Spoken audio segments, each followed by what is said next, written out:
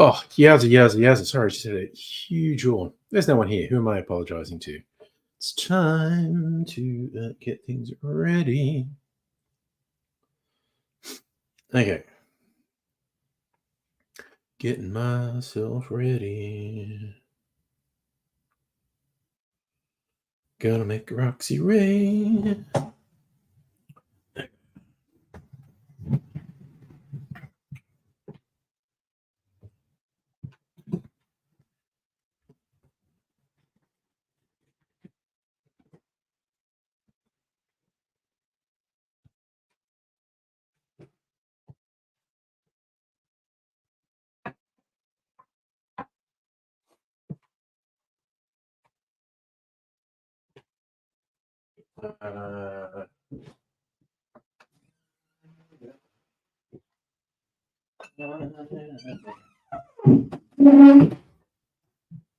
Okay.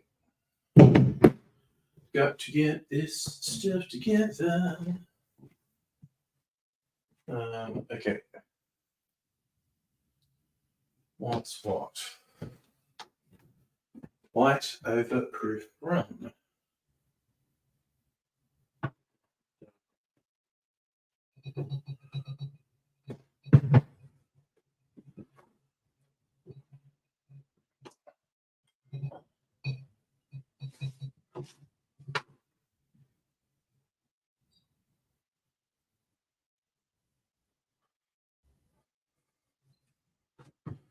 Okay. So, not this. Not this. Not this. Okay, get these out of the way for now. Do. You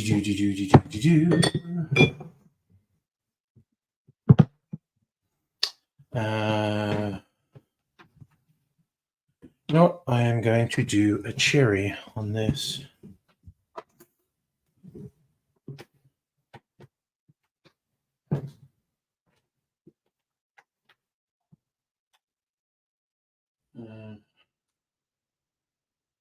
Nice first go.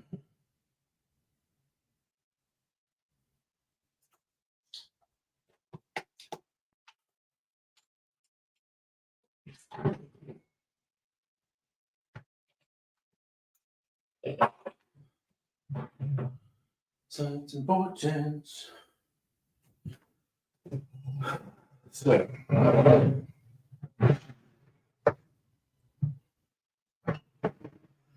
circle,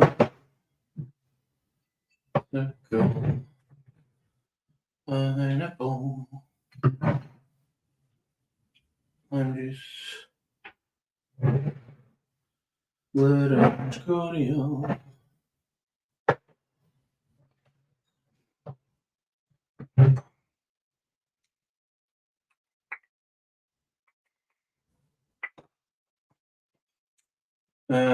Right. Oh, probably want that. And this. But what's this one?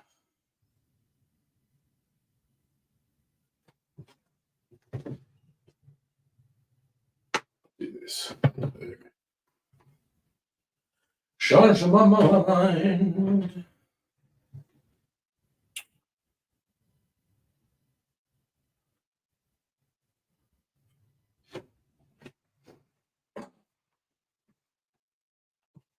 Okay. Getting ready. 'Cause here I come now. Get ready. Here I come now. Never met a man who made me feel with you. Alright.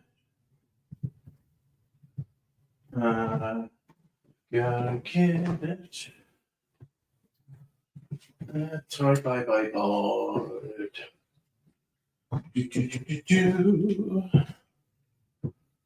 Sitting up. Okay. So get this.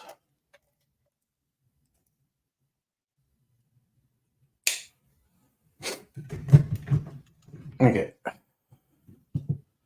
That's all ready. That's all ready. All right, I'm gonna make this sucker. Okay, what are we gonna get ready? White overproof rum.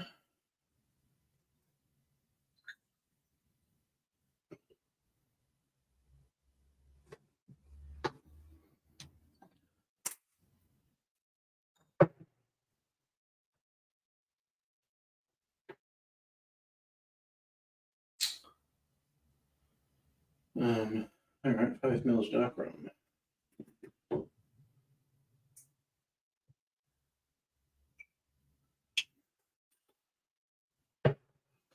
All right. Hello. A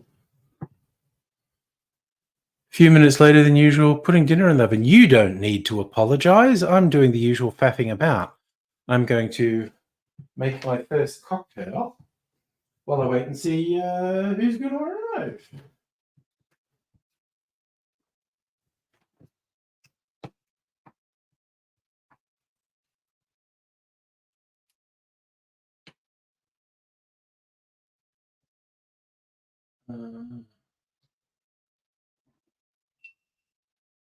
What's it look like? Looks like that. That looks pretty good.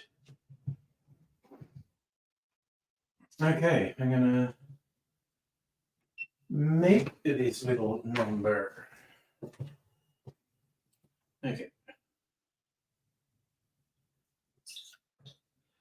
I should have taken the stoppers off.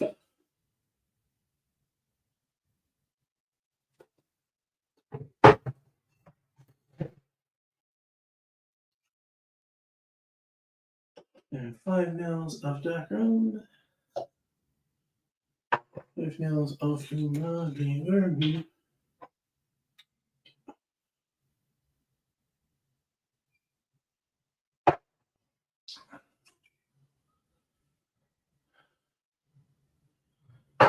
Ten mils of lime juice.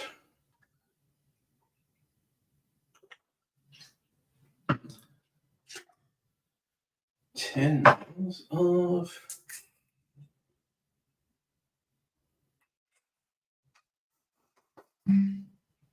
what's blood orange? What was I talking about?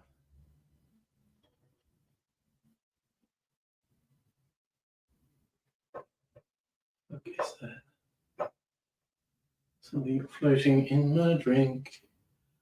I don't like it.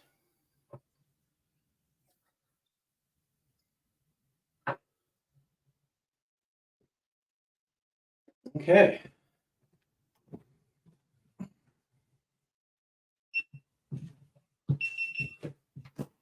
Now we will put this glass there. Yes, malted eggs.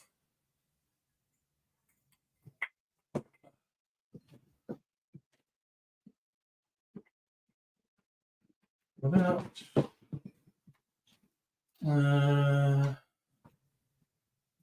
put some ice in here. Ice, baby.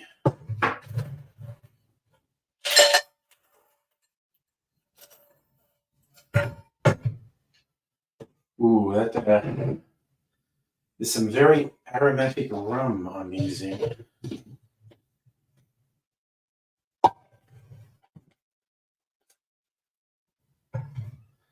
Okay. Phase 2 of the making.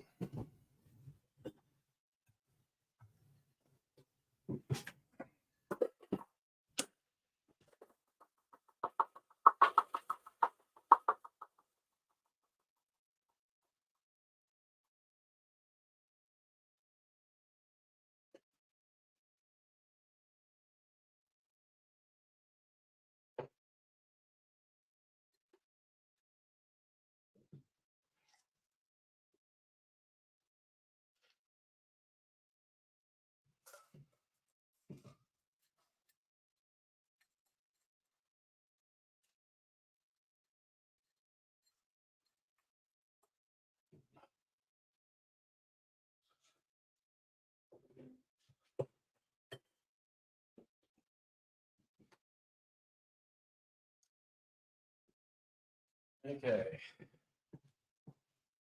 That's made. This Dune Vanille.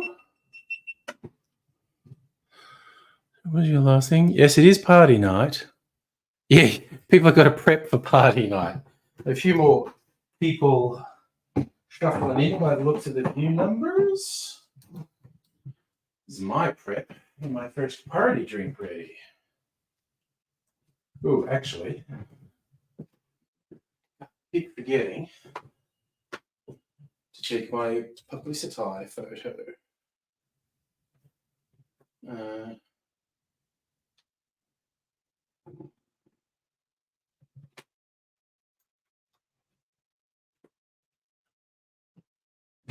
This back around.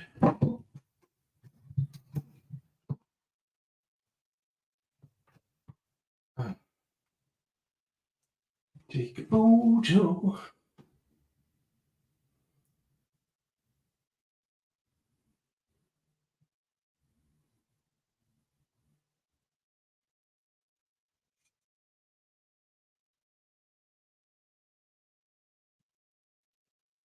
Okay.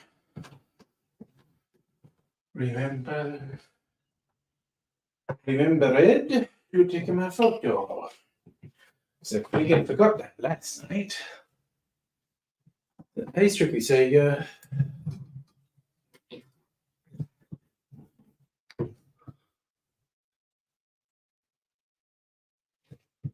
all right, now that was on. Let's get this on.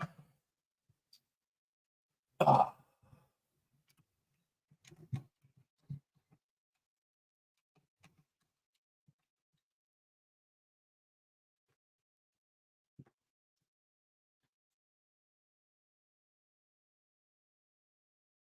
Okay.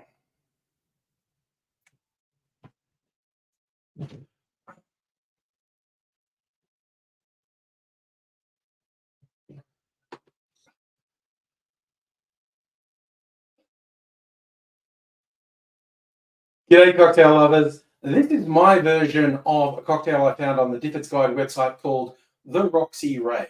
And I loved the sound of it on the site. And then I saw it was named after an Australian singer who I'd never heard of. So I looked her up, and she's really quite good. If you like the bluesy, jazzy style of singing, I think you'd like Roxy Ray. You should go and check her music out. But she inspired this cocktail on the Difford's Guide website. Now, in terms of your more classic cocktails, the inspiration for this Difford's recipe was a reggae rum punch, and did a few tweaks. Now, me being me, I thought, well, if it's going to be about an Australian singer, I'm going to use Australian content in the drink as well. And yeah, I know, big surprise, right? Me insisting on using local products. So I've riffed on what they did on Difford's Guide, which, as I said, is basically a riff on a reggae rum punch, and come up with my version of a Roxy Ray, which I will give a quick taste. Ooh, and there's a few ingredients in here, but it's just, to me, a surprisingly light drink. It's got that lovely pink shade. The recipe on Difford's said to use a strawberry syrup, and I used syrup I've made from blood oranges, it being blood orange season in Australia as I make this. So I'll take you through the other local ingredients.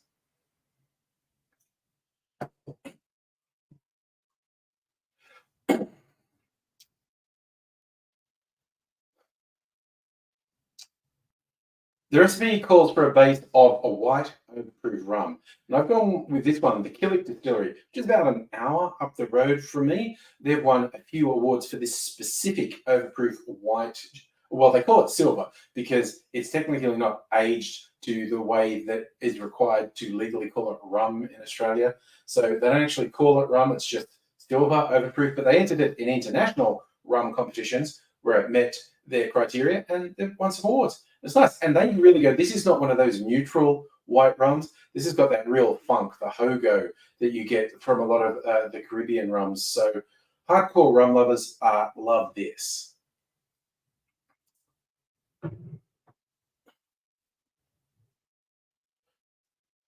It also calls for a splash of dark rum, and I've gone with probably Australia's best known rum distillery, the Bundaberg Distillery up in Queensland. They call this 1961. It was the anniversary year for them, but this was aged for 1,961 days, and it's quite a tasty dark rum.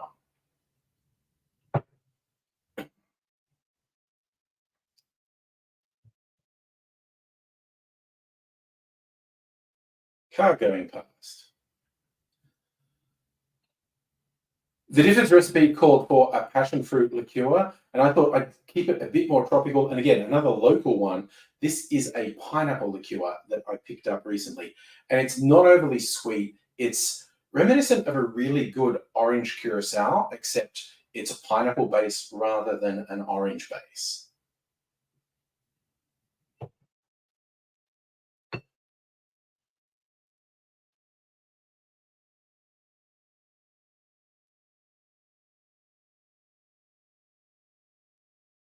God, so many cars. What are they all doing?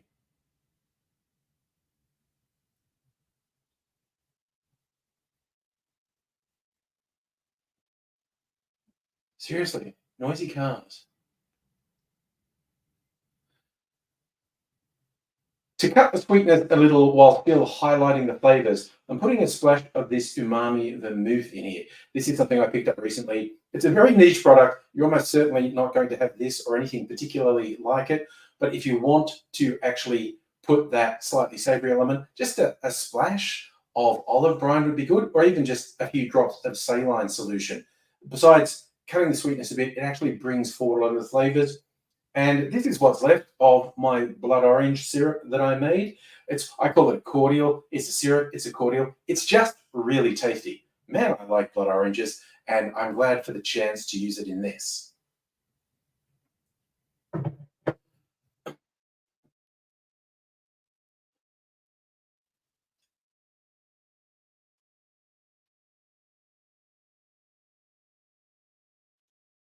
So that's all the elements which comes together into this cocktail, and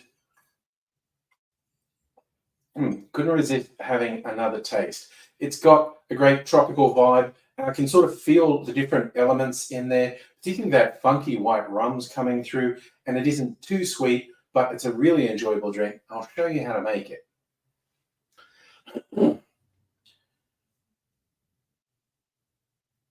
In a shaker, put 1 ounce or 30 mils of overproof white rum, and then 2/3 of an ounce, around 20 mils of pineapple liqueur, then around a bar spoon or 5 mils of dark rum.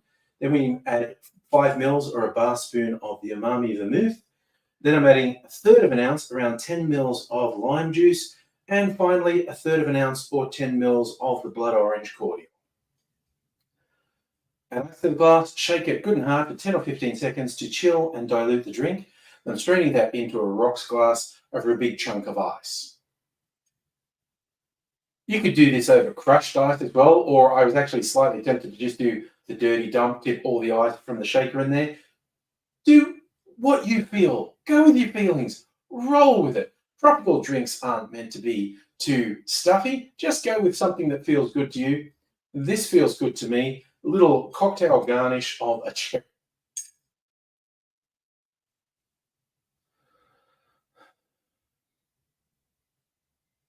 Now I'm going to remember this in editing. For a garnish, I'm just doing a maraschino cherry on a skewer.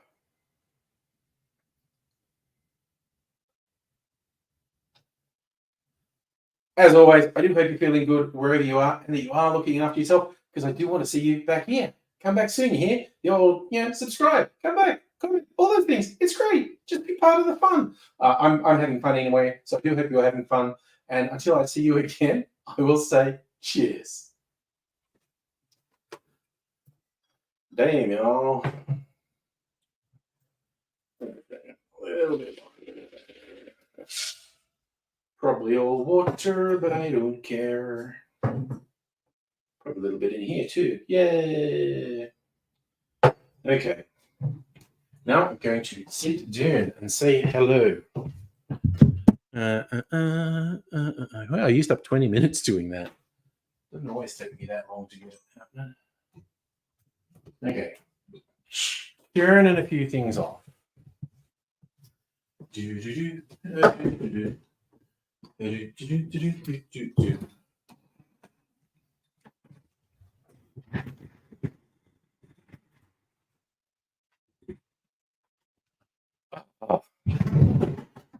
thought that was happening.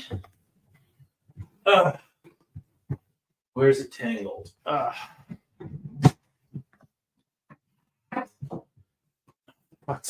Chords.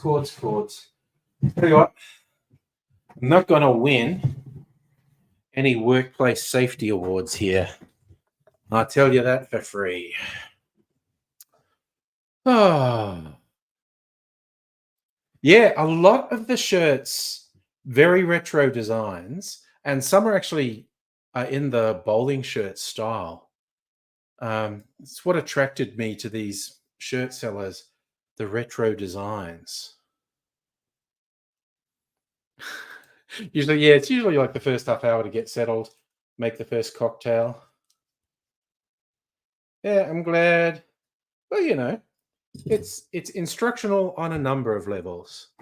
How to make the cocktail, and you get the behind the scenes of the video making as well. Ray's, how you going? Just settling in here. Oh,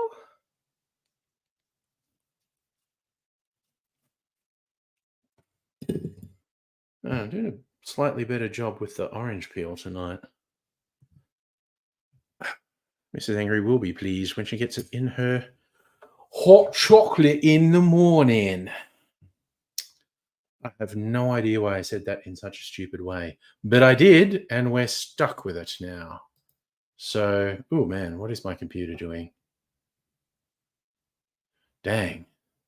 I just went to look at the Discord and it fucking seized up.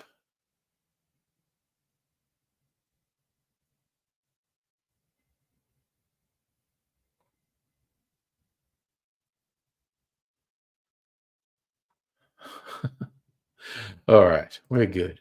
We're good. Dude, you don't want to know the positions I get into in the morning. Left 10 minutes before the end, chucked on oh my God. Yeah, that was set in Bathurst Jail, or at least inspired by Bathurst Jail, which was just the most fucked up, brutal prison in New South Wales at the time. Is that idea that people, even left-wing people, regularly get in their heads that people in prison have to be punished. It has to be harsh. It has to be abusive, or they won't learn. It's like all people learn from systems like that is if you have power over someone, you should hurt them. Yeah, Rays, if you've never seen the old Brian Brown movie Stir about prison, I think you would like it. Hannah came back dinner, put headphones in, sound of silence, then angry chuckling. Yeah, no, that would be unsettling. I get it. You watch it while you're at work. Why not? Yes. Nice. Homemade chips with chicken salt. I made tortellini in cream sauce tonight, and it was yum. I mean, really simple. It was all supermarket. I didn't make anything. I just mixed things, basically. It's all supermarket made. But it was yummy. I mixed all the things and then covered it in cheese and baked it, actually. It was super yummy. Well, was it super yummy? It was yummy. I assembled dinner. That's what I did. I assembled dinner. Been learning the Hearty Breakers all by yourself on bass. Okay.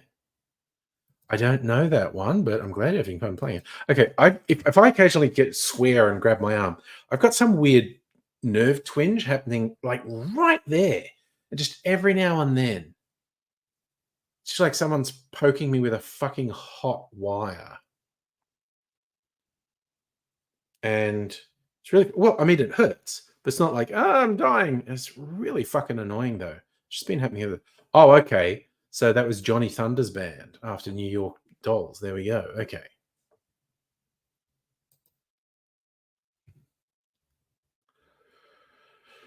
All right. Sounds good. Uh, yeah, I'm actually really looking forward to trying the next one I was planning to make a video of called Father's Advice. More white rum, and then a couple of vermouths and sherry and banana liqueur. Just sounds really interesting.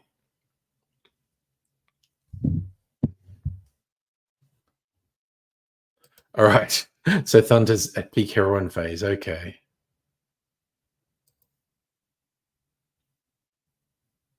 So you had an interesting week of movies. Terminal Man, 3 out of 5. George Segal with a story by Michael Crichton. Over the computer. That sounds vaguely familiar. Yes.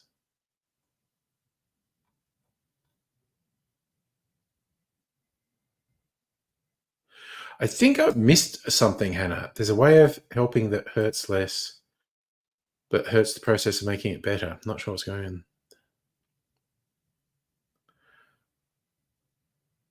Right. You had, oh, it's the nerve pain, chronic nerve pain problem in your wrist. Physio made you nerve floss. Not always comfortable with fixes nerve twitch. Yeah, if it doesn't go away, like it's not like, oh, I'm dying. It's just really fucking annoying.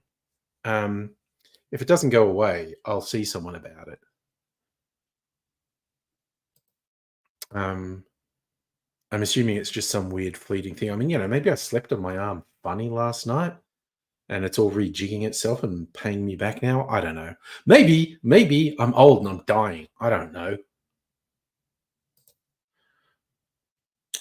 So you saw another one called The Vagrant. Bill Paxton gets harassed by a homeless person. Marshall Bell from Total Recall goes to the cops and is helped by Michael Ironside from Total Recall. Okay. So you hold your hand up like you're telling someone to stop, arm extended straight out in front of you, like, stop. A crazy comedy horror, 3 out of 5. Okay.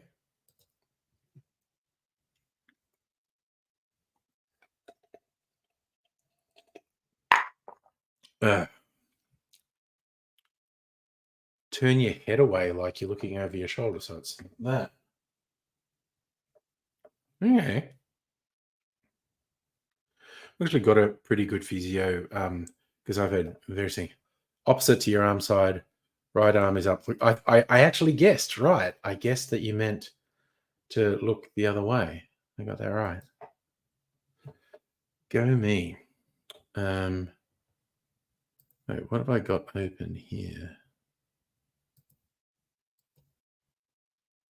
Get my web browser.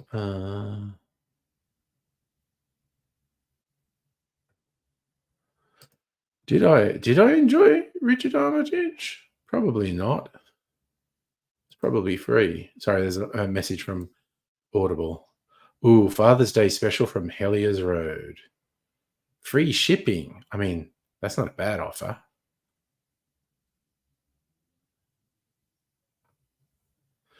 But I gotta be good and not buy more booze because I've got a bottle coming in the next couple of days. So you got to do that 4 or 5 times. Okay. All right. So you look back to the front, pull your hand back like you're telling someone. Oh, so you do that and then that. Come here, come here. No, get away, get away. Oh, come here, come here, come here. No, get away, get away, get away. Oh my God, you watched The Core in 4K. Yeah, Aaron Eckert. Yes. Yeah. Oh my God, The Core was a silly movie. Yeah, a fun disaster movie. Hack the Planet. Oh, wait. Okay, then there's another move in this. Hold your hand up by your shoulder, like you're holding. So it's stop, come here, and here are your drinks. When you're telling people to come here, pull your hand to your chest like a lifesaver, telling him to get the fuck out of the water. Oh, right. Okay, so it's stop, come here, I've got some drinks. Sorry, I've got dance moves like Ray Gun now. Stop, come here, I've got some drinks. I could be in the Olympics. Actually, uh, I'm so conflicted on the whole Ray Gun thing because the performance was objectively fucking terrible, and anyone who says otherwise is just full of shit. Um, but people go psycho, and I was like within a day, I was really worried for her mental health, because people are just fucking mutants when they attack someone online. It's not cool.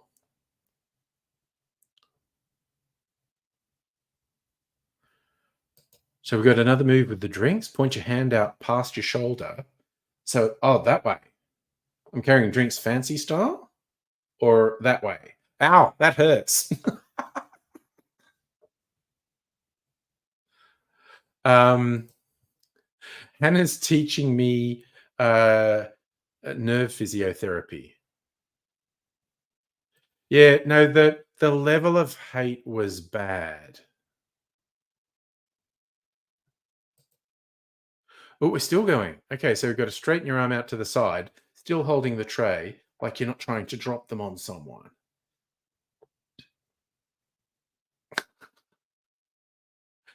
Yeah, we hit on uh it's definitely a nerve problem because I was doing the physio. It was like a twinge. Ow. Yeah, no, Hannah's teaching me. It's like you got to start by saying stop, and then look over that shoulder, and then do this, and then that, and I think I'm getting that wrong, but you know. So it's stop, come here 5 times, carry the tray, and don't drop them 5 times. Ah, neat. All right, so I am going to make one. I don't even know why I'm bothering to make a cocktail video because I've got stuff scheduled into fucking December now. But, you know, maybe I'll get motivated and get back to working on the documentary idea because I haven't done a goddamn thing on it in a month. It's just sort of got one thing derail me and it just put me off. Is that your physio? Whip your arm out like you're about to bowl a Shane Warne spin special. Noosh. So that's exactly how your physio told you to do it, like a fucking psycho, but it works. Oh yeah, well it was your idea. I'm gonna do it. And ow. Now the fucking nerve twinge is back. So I've also gotta go stop. Come here. I gotta all the way in here and stop. Come here. Stop. Come here. Stop. And then we've got to do the waiter. And all the way out there. And then I got the drinks, but all the way out there. I mean, the idea of the cocktail videos was to have at least 3 months of them done, so I could take 3 months off to focus on the thingy. Yeah, well, I got the guy from Starwood agreed to an interview. So I'm doing the groundwork for it. And I mean, I liked the one with the whiskey bar too. Now I was going to do another one, then they're going to close. It's like, damn. Okay, I'm going to make this other cocktail. Oh, I was just going to look up what they suggested for a garnish on it. Do. What's Stifford's doing?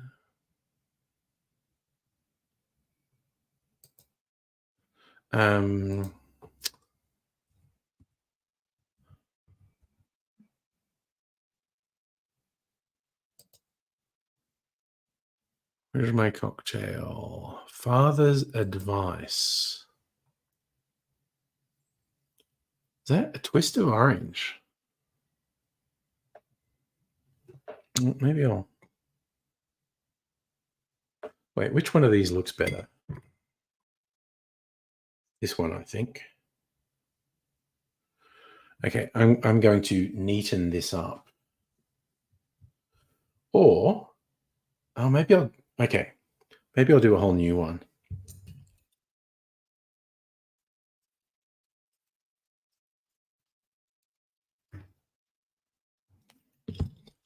You fucking whore. God damn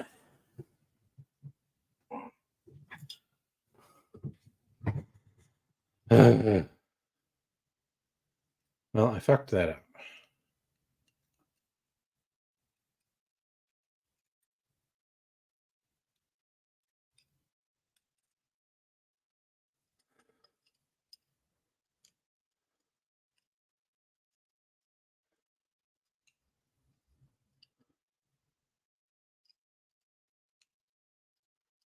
Don't know why I used whore as an insult or expression of exasperation then.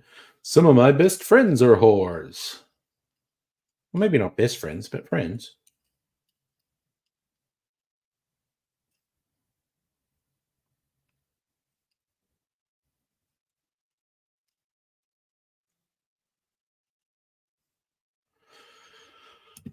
Fuck me, that'll do. Getting ready for shift? Fair enough. Long old night.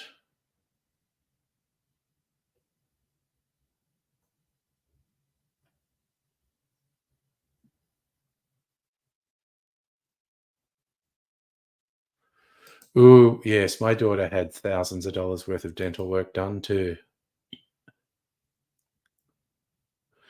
Do I intend for my cocktail channel to be encyclopedia? Yes and no. Yeah, I could categorize them, as you say, do different playlists.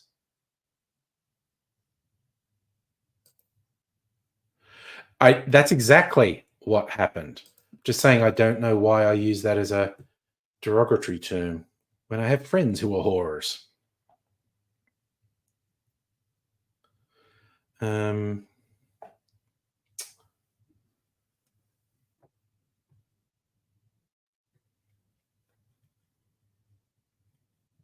Very pro sex worker. Anyway, so what do I want for father's advice?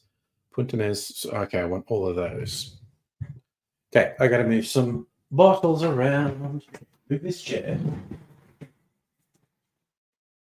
Let's do this. Move that in there.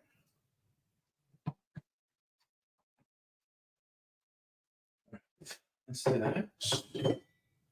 And that. Let's get this and put this here. So many tripods, and let's get our GoPro. Put that there. Right, so this goes back. Wait, it all goes back. What am I talking about?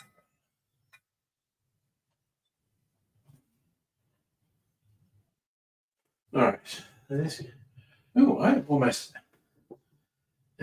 Next time I go to kill it, I'm going to get more overproof rum. But we'll go standard Killick silver for this one. And this goes back in the cupboard. Actually, I'm going to add that to my mineral water and finish that off tonight. This goes in the cupboard, and I need Benino. Put this back, disappearing into the mysterious cupboard of mystery. Okay.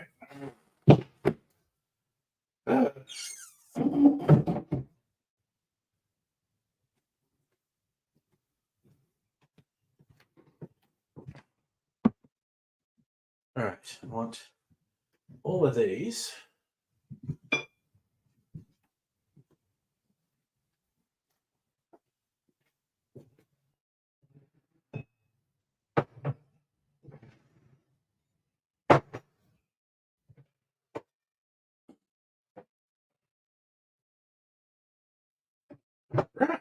Okay.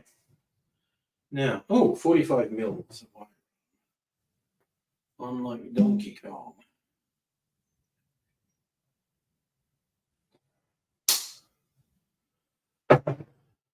$7.5 mils of banana liqueur.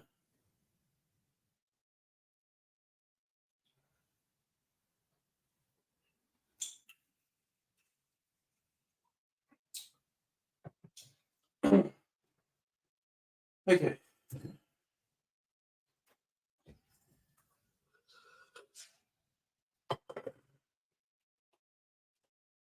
Should have done that earlier. Gonna do in this glass. Let's put a bit of ice in. Chill my glass. Not my egg. Not pile gas. Just my glass. Alright. Okay, now I'm finally ready. Okay, so.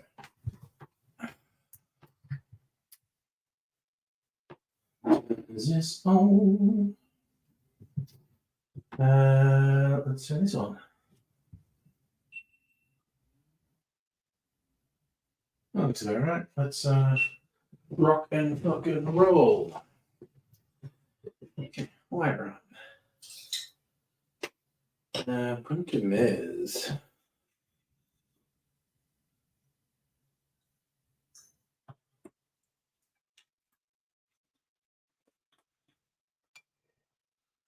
Punta Mez.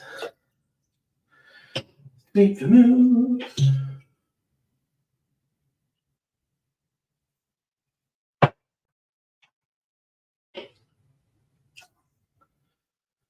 Sherry. Sherry, baby. That's what's going to make it interesting. And the real surprise ingredient, banana liqueur. All right.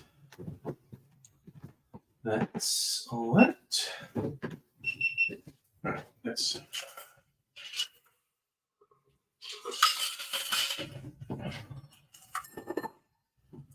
That's ice and ice. And we're ready to go.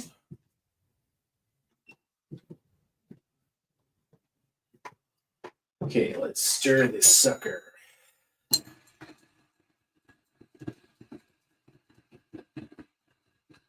Good. 20 seconds.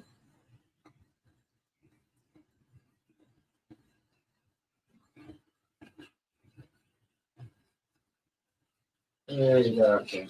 All right.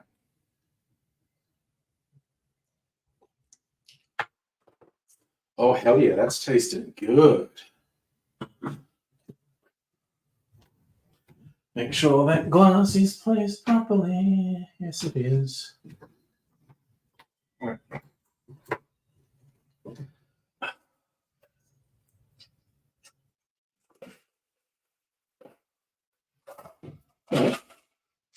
It's a nice wash line.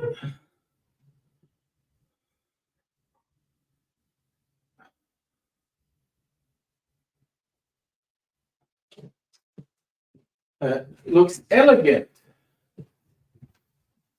Ooh, I'm a classy motherfucker.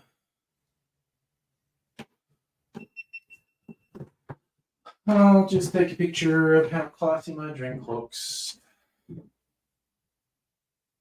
for publicity purposes. Let's do that.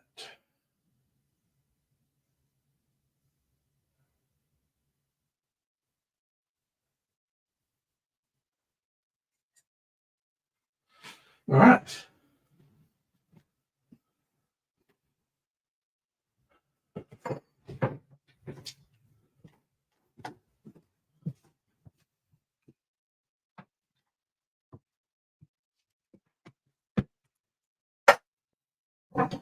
Feel like I just Narrowly avoided a couple of disasters there, but avoid them I did. All right, turning this on and this on. This fucking twinge in my wrist keeps happening. All right, we're ready to go. Ready to go.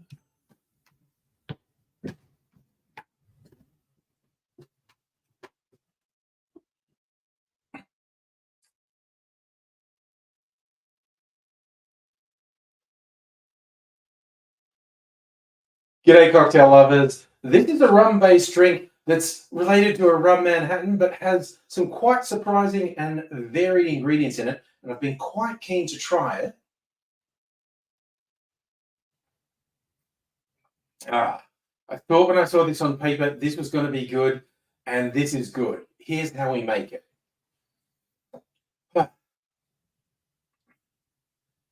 In a mixing glass, put 1.5 ounces or 45 mils of white rum, then half an ounce or 15 mils of Punta Mez, then half an ounce or 15 mils of sweet vermouth, then half an ounce or 15 mils of sherry, and finally 1/4 ounce, around 7.5 mils of banana liqueur.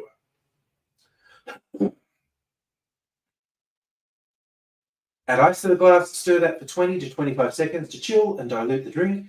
Then I'm straining that into a chilled Nick and Nora glass and garnishing it with a twist of orange peel.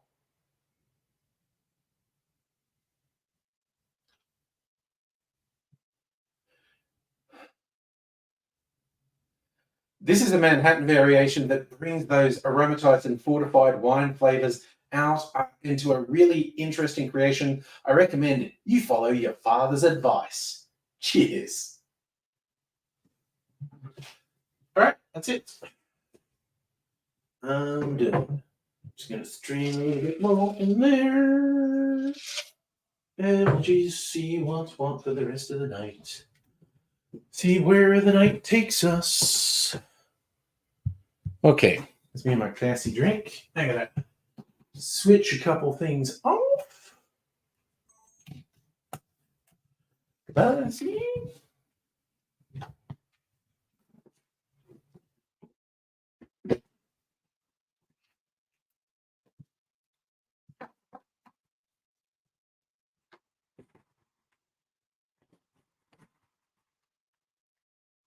Oh. Okay, what are we doing?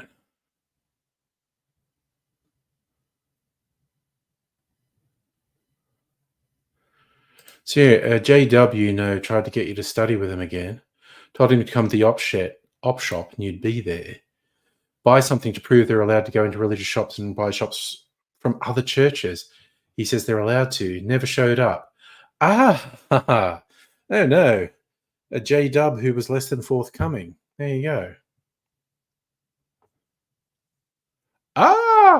So you've actually read their book, Organized to Do Jehovah's Will. So they're not supposed to interact with other religions, is what you discovered. All right. Again. Wow. There we go. Just trying to simplify my life.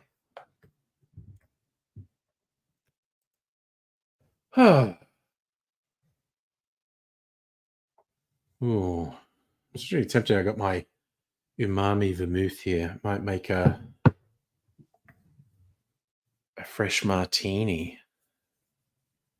Seems like a good idea. Get booked up.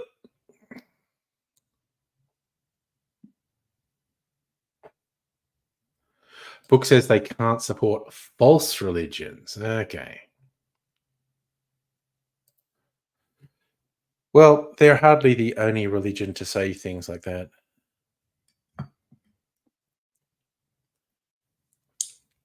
The schisms within religions crack me up, like the schisms within Christianity, schisms within Islam, schisms within Judaism, schisms within Buddhism.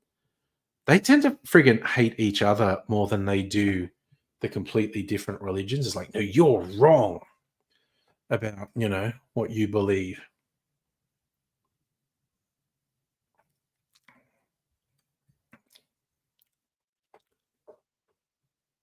Actually, that one's a bit weird, actually. First sip, I thought I liked it. Second sip, I'm not sure. Hey, Pat, how are you tonight? Yes, well, I know what I'd say to them, Celtic, about supporting false religions.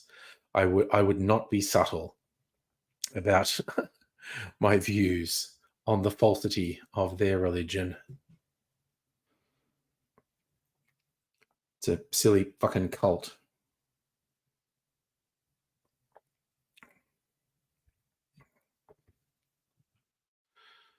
I read once, like, because you know how they do the door knocking, and 99 times out of 100, people are going to shut the door in their face and tell them to fuck off. Oh, well, not tell them to fuck off, but shut the door on them.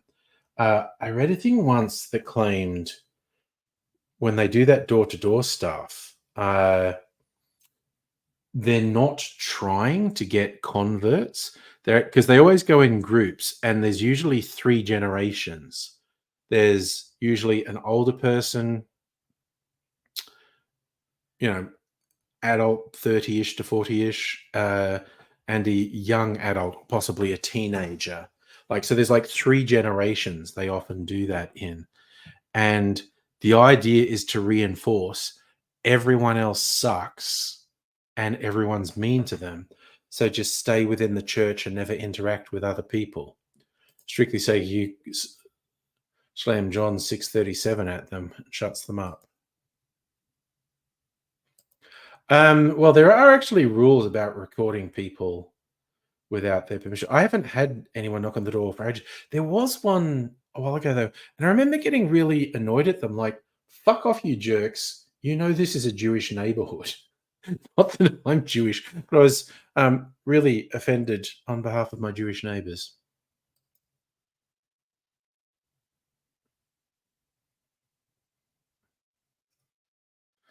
So what is it? John 6:37. I'm going to look it up. John 6:37. Do not work for food that spoils, but for food that endures to eternal life, which the Son of Man will give you. Okay. How do you respect they're doing what they believe? Yeah, I am usually not abusive to them. Now they skip your house when they're in your neighborhood. Yeah, no, it is. And that's the thing. I always thought the three generations would be there'd be one generation you're uncomfortable with telling to fuck off, whether it's the old person, the adult, or the young person. Pat, you've got best news. Got to hear the best news, mate. I love best news.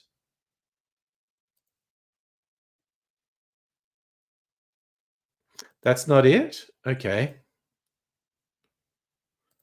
All that the Father giveth shall come to me, and him that cometh to me I will in no wise cast out. Okay. Celtic would put up a sign saying, if they knock, give you permission to record them, upload to the internet. That would kind of stop people from knocking on the door. I think you're right, Celtic. Yeah, same deal. I don't know if it's legal, but I think it would make them not knock on the door.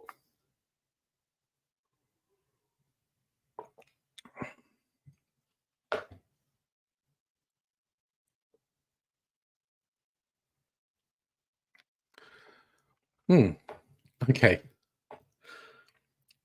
Is it the Punta Mesme? Okay, there's something about that one I don't actually like. I thought I'd like it. I don't hate it, but it's not getting more than a 7 out of 10. You're getting a dog. That's exciting news.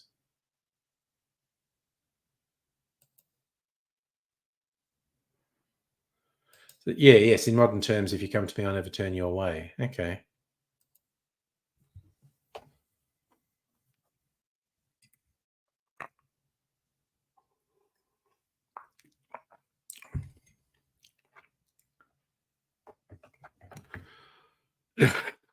I just remember seeing really shit preachers in the street, like really boring.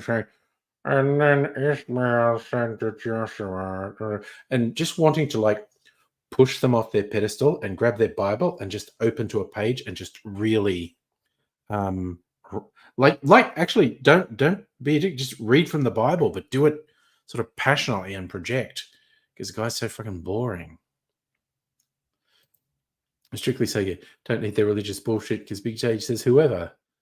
Yeah, no, the number of religions that contradict themselves, or that, and you get this particularly with the fringe and extremist Christian sects uh, who say and do stuff that the Bible explicitly says makes you a bad person. Like it's not at all ambiguous. It's like if you do the things that these people do, uh, you're bad. You shall not enter the kingdom of heaven.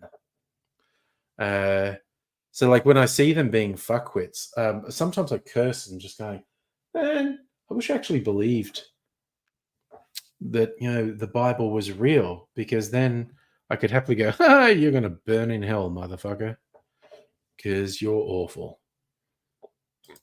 Celtic will not change New South Wales laws. See if putting up something that would allow you to film. The laws do actually vary from place to place, but yes, I think you're largely, I think it is a reasonable amount of protection. If you had a sign saying, if you knock on this door, you are agreeing to have any interactions with me recorded and they may be uploaded to the internet. The act of knocking on the door is your acknowledgement that you agree with this condition.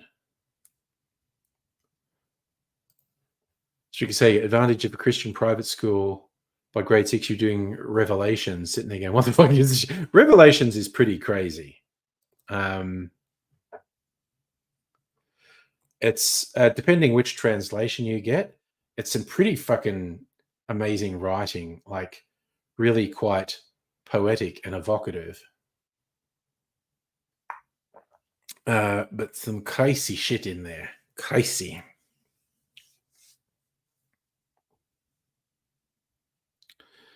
And yes, I read a lot of Bible at Catholic school, which is, as I said, when I see these hypocrites and these just evil bastards who use this veneer of Christianity to justify their hatred and bigotry.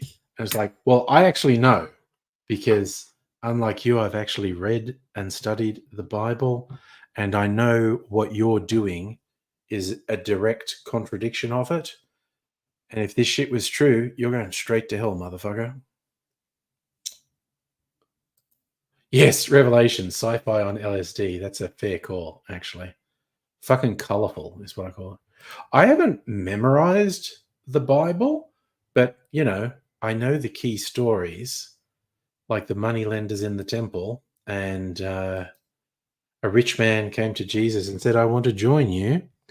And Jesus said, cool, just give away everything you own and join me with nothing.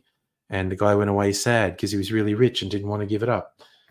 It's easier for a camel to pass through the eye of a needle than for a rich man to enter the kingdom of heaven. I will not entertain anyone who comes to my door. J-Dubs, Mormons, anyone else. Seventh-day Adventists do it sometimes. I will not entertain them. It's just like, nope, go away.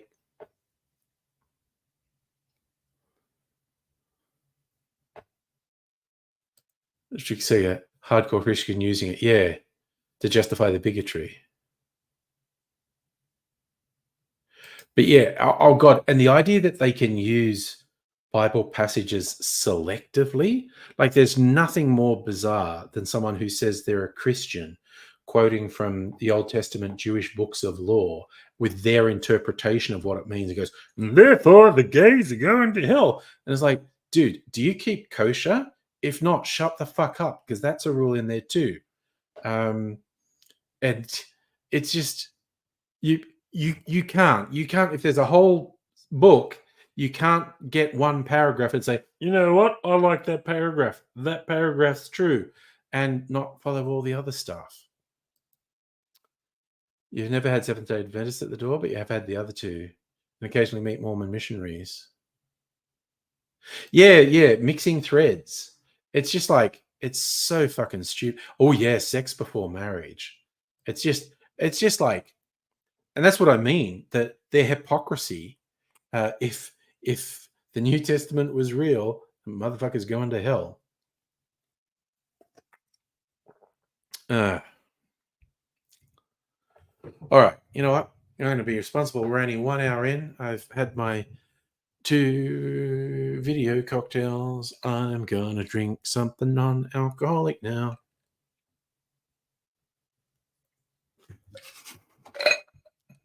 I've got a drinking problem. Not with alcohol, it was with water. Half that water missed my mouth. Oh yeah, slavery. Yeah, don't get me started. Yeah, it's just it's ridiculous and offensive, basically. Oh god, the Mormons are just fucking stupid. Like, I mean, I reject all religions, but for fuck's sake, Mormonism is such an obvious scam. Is Jesus Christ, it's fucked. They talk about that planet's going to hell with Revelations. Oh yeah, they love getting signs and portents. Yeah, they don't. The God is love, and the weird thing, like you get, and this is, I think, probably unique to American evangelicals, but they start getting this thing of macho Jesus, like literally the fucking opposite of the biblical Jesus. It's like macho Jesus who's not going to let anyone push him around. And they have this big muscly Jesus breaking his way off the cross and it's going, no, no, that's the fucking opposite of the message, for fuck's sake. You're like, who am I talking to? The one saying God wants to kill us off because we don't believe in him. Yeah, it's it's ridiculous.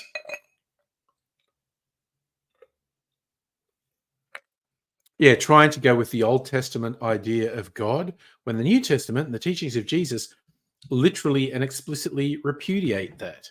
And it's just like, motherfucker. I always go back to one of my favorite Ned Flanders when he's wondering why things are going wrong and he's praying to God like, why are you doing this to me? I followed everything in the Bible, even the bits that contradict the other bits. It's just like Jesus. Celtic. The more you learn about Mormonism, even the sanitized version. Yeah, no, it is. Yeah, I'm glad that you approve of that phrase. It's the Ralph Wickham of Christianity. It's just like, god damn. It's such an obvious scam. What's funny, the South Park episode about Mormonism and the origin of Mormonism and Joseph Smith was pretty fucking accurate. Like, Joseph Smith was such an obvious scammer, and the absolute fundaments of Mormonism are so obviously stupid. But at the same time, they throw in, you know what? Individual Mormons can be super nice people and can do great things. They can do good things for other people. It is true. Mormons aren't universally bigots. Mormons are definitely not universally horrible people. Mormons can do good works, but holy shit, the belief system's stupid as fuck. Even by religion standards, it's very, very stupid because it's so obviously a scam. And this is when you get particularly these terminally online capital A atheists shit me up the wall, because when you point out that Mormonism is so obviously a scam, they go, "All religion's a scam." And you go, I don't believe in any of the religions, but saying they're all the same actually makes you sound really fucking stupid, because they're not all the same. They have varying degrees of fucked. They're all the same. It's like, well, you're a fucking zealot as much as a Mormon is, mate. And they hate that when you say, like, you're just behaving with the zealotry of a Mormon. I'm not a zealot. It's not belief. It is belief, motherfucker.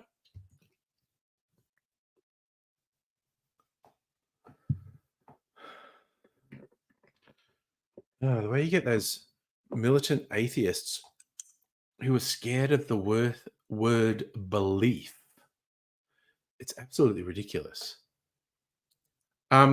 I agree with you. All religions are full of contradictions. Absolutely. Learned a lot about being a left winger from the Bible. I mean, yeah, the Bible's pretty well, the New Testament is pretty fucking radical left. Very hippie-ish. Which is why it's so weird that you get these right-wing Christians who are absolute fucking bigots. And you're going, sorry, guys, your book says not to do that.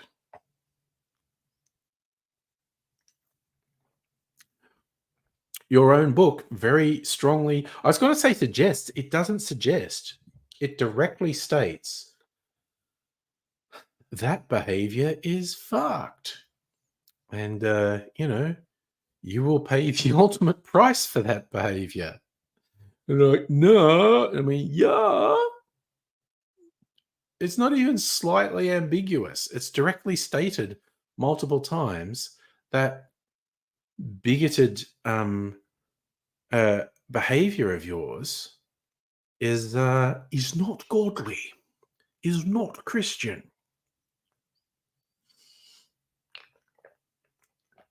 I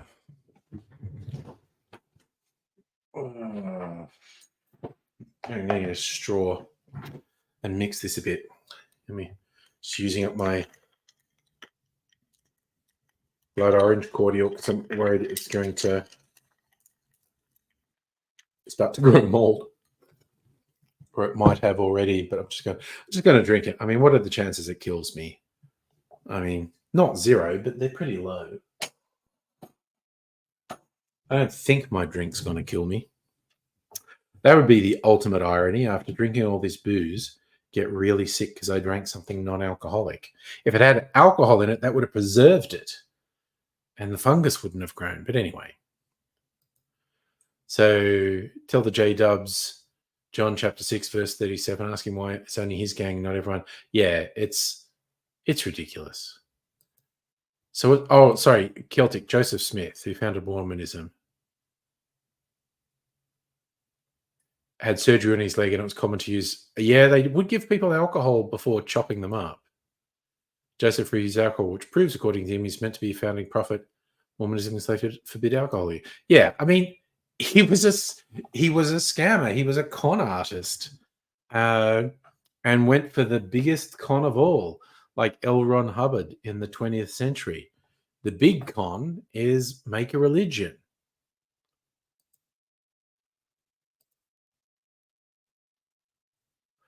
Wait, sorry. What? Oh, you said verse 37. I put verse 27. 37. All those the Father gives me will come to me, and whoever comes to me I will never drive away. For I've come down from heaven not to do my will, but to do the will of him who sent me. And this is the will of him who sent me, that I shall lose none of all those he have given me, but raise them up on the last day. For my Father's will is that everyone who looks to the Son and believes in him shall have eternal life, and I will raise them up at the last day. There we go. That's why I had the wrong thing, because I put 27, not 37. Hey, Justin, how you doing? Actually, all the weird contradictions of any concept, because any concept of God. Actually, no, I take that back. I'll be a bit more precise. Any concept of an omnipotent and all-knowing God is like fundamentally stupid because it's unsupportable. But there are a lot of religious beliefs where the gods aren't flawless, where the gods have failings and foibles and whatnot. Greeks, Romans, Norse, even a lot of the Eastern religions, the gods have very human failings. It's just anyone who creates this religion where the gods infallible and omniscient, it's just stupid and doesn't hold up. It's like, well, why allow evil in the world? A satirical version of this that I actually think was pretty good was in the 90s comic Preacher, And there was a streaming series of that a few years ago, about half of which was shot in Australia, a lot of it in Melbourne, which I don't remember there being a shoot in Melbourne, but they did do it. Um, the streaming series is not bad. I think the comic is better. But the central premise of why did God create humans with all their flaws and whatnot and allow suffering and whatnot? Because, like, he created the angels first who were perfect and who loved him and all that sort of thing. Uh, and the premise in Preacher, which they ultimately get to, is God made a creation that had the ability to choose not to love him because he wanted them to love him anyway, but he wanted them to love him of their own free will, uh, which is a beautifully flawed human thing to do. And I actually quite like that as a concept. Like, why did God create this fucked up world? He said, well, he was creating a really flawed, fucked thing in humans and hoping humans would love him anyway, while giving them the free will to not love him. Uh, I quite like that. You think Big J would like Pixar? Pixar's great. I love Pixar. Oh, sorry, Justin. Qantas gave you a $30 FBOS card. Oh, that's right. You had a delay on the flight. Nice. Got your dinner tonight. Nice work, that man. Celtic, a reasonable explanation for his refusal. His dad was an alcoholic. Alcohol's not good. Alcoholism's bad. I mean, assume any story about Joseph Smith's a fucking lie, honestly. But I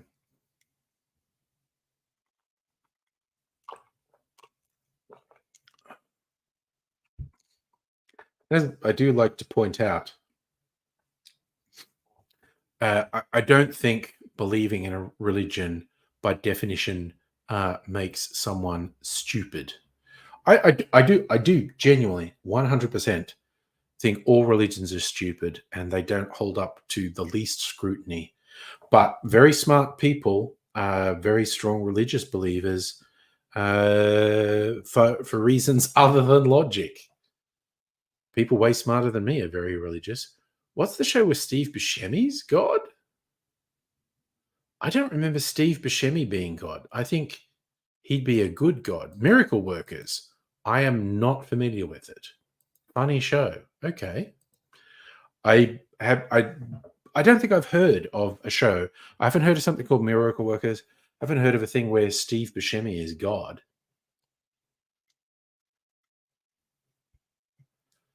Oh, I mean, Joseph Smith was literally arrested for being a con man when he was alive.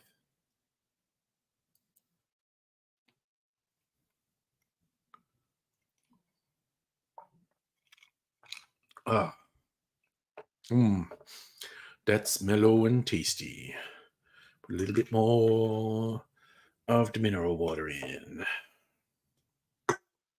Trying to be responsible tonight, but you know, that might wear thin and I might be super fucking irresponsible.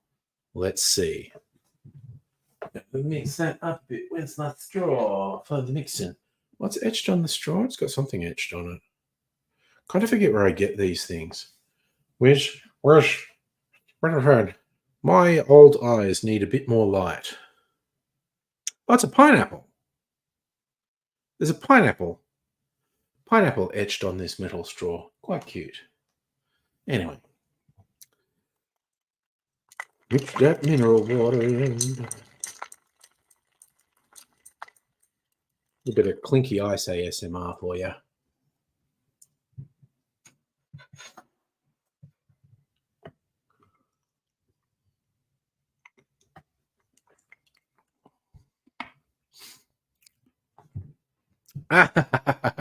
Well, now I'm drinking non-alcoholic things. So, but you know, Friday night's my big night. Well, I don't believe there was an historical person, Jesus Christ. I believe it's just fucking folk tales. Actually, ASMR. Okay, I just have this urge to find a bit of it. I'm gonna go on Twitch. Am I logged into Twitch on this browser? Yes. Okay. I need to find an ASMR,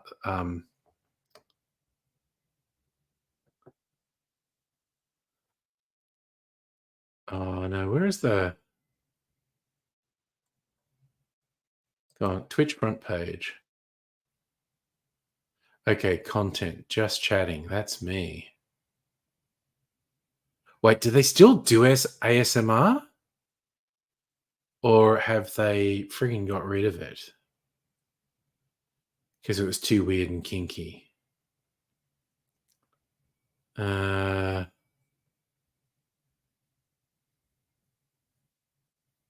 I've got browse. No, that's what I want. I want the browse page. Okay, that's all the games people are playing. IRL streamers. Ah, ASMR. Okay. Oh, what a surprise that most of the ASMR channels also feature women with cleavage. But is this one?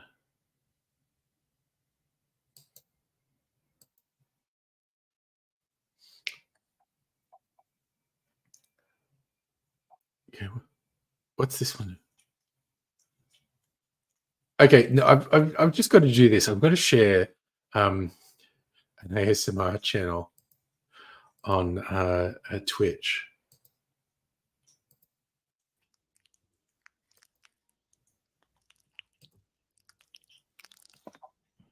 She just put lotion. Are you wearing headphones? You should be wearing headphones for this experience. She just put lotion on her hands and is squelching them in there. Oh my god, that noise is wild.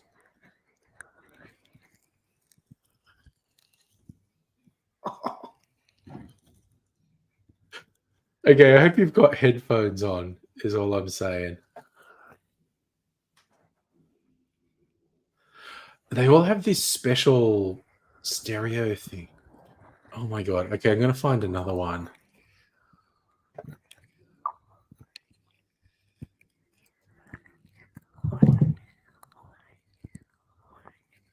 What's this one doing? Oh my god, she's eating on.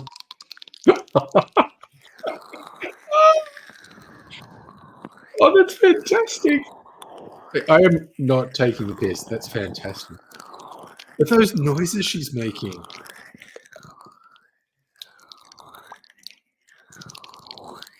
Oh my god.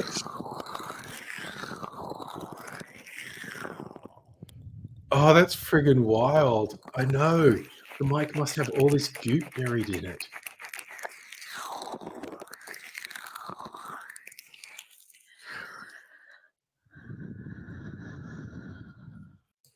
All right. I'm just gonna get rid of that before I get banned from YouTube.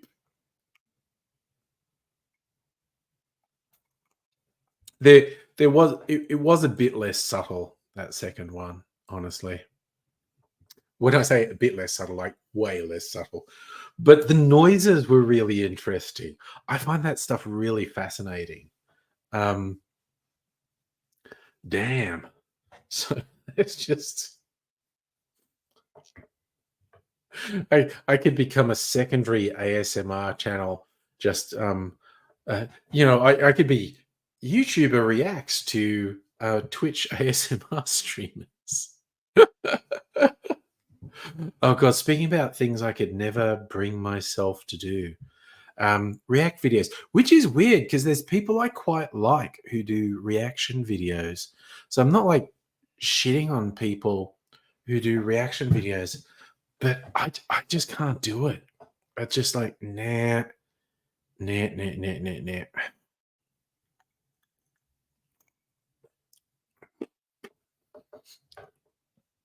Yeah, those things must be for sale because they're two channel things, but they often have this little cylinder thing that has a latex thing on the end that look like ears. I've seen those. It's yeah. Um, they genuinely have little like latex ears on the end of them, and it's a stereo microphone. I mean, I can make this microphone go stereo. I've been admonished when I've done that in the past and tried to make it ASMR-y and been told it was creepy.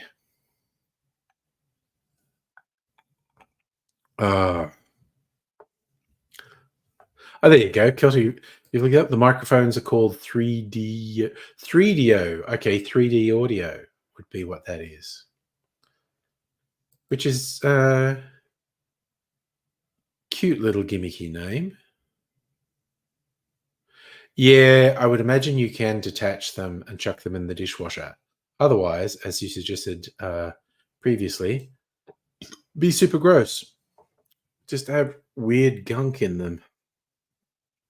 So yes, one assumes they are washable. Otherwise, they'd be truly horrible. Oh dear. I swear, the temptation to skip between Twitch ASMR people is a bit wild. ASMR in Australia, ASMR Marie. No, I'm not quite getting what you're going for there, but that's okay. That's just me being slow. I am occasionally slow.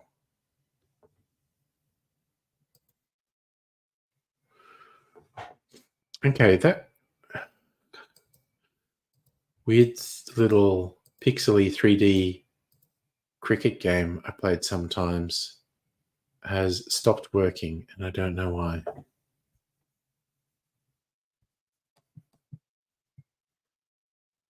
Fucking whatever. Would I do a video similar to the lady snacks one? Probably not. You know, the only sort of pre-recorded scripted thing I do these days is the cocktail stuff. So all those old ones, they're time capsules. They're a moment in time.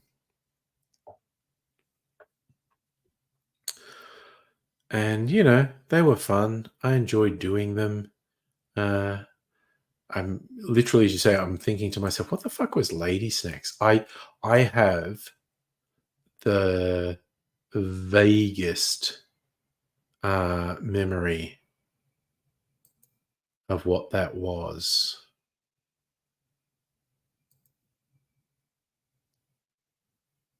Videos.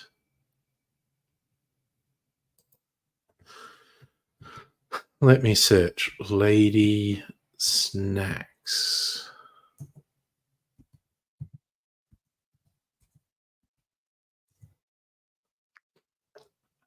Oh, there you go. Lady Snacks, a victory for feminism.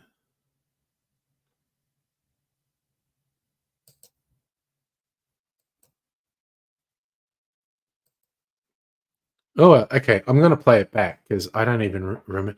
It was like ASMR style. Well, I'm gonna play it back because I don't even remember it. I vaguely remember it. What's that? Okay, so let's put the volume up and full screen it and play this.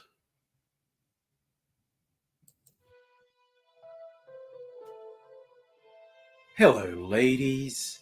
You've probably seen snacks and thought, men really seem to enjoy those. What a shame they aren't for ladies. Well, have I got news for you. Get ready for lady snacks. Lady snacks. When you see a man enjoying corn chips, it's all crunching and licking of fingers, and you think, a lady could never have that. What lady would want that? Lady snacks. No lady wants to draw attention to herself by crunching loudly in public, licking her fingers, tipping those tasty, tasty crumbs straight from the packet to her mouth. This is not how a lady behaves. Lady snacks. So get ready for lady snacks. Less crunch, but we guarantee there'll be some taste, but not on your fingers. And yes, ladies, I know what you're thinking. You can fit it in your purse. Lady snacks. Lady snacks. It's the freedom feminists have been waiting for. Lady snacks. That crunching scene made a real mess. I have to clean up. A lot of the crumbs went back in the bag, and I'm just going to put that back in the cupboard and not tell the kids what happened. What they don't know won't hurt them. Hey, yes, I don't usually do stuff like this. So if you liked it, let me know. And if you didn't like it, I mean, hopefully you'll get your fingers slammed in a car door before you do anything as moronic as type a comment saying you didn't like it, because I really don't give a shit.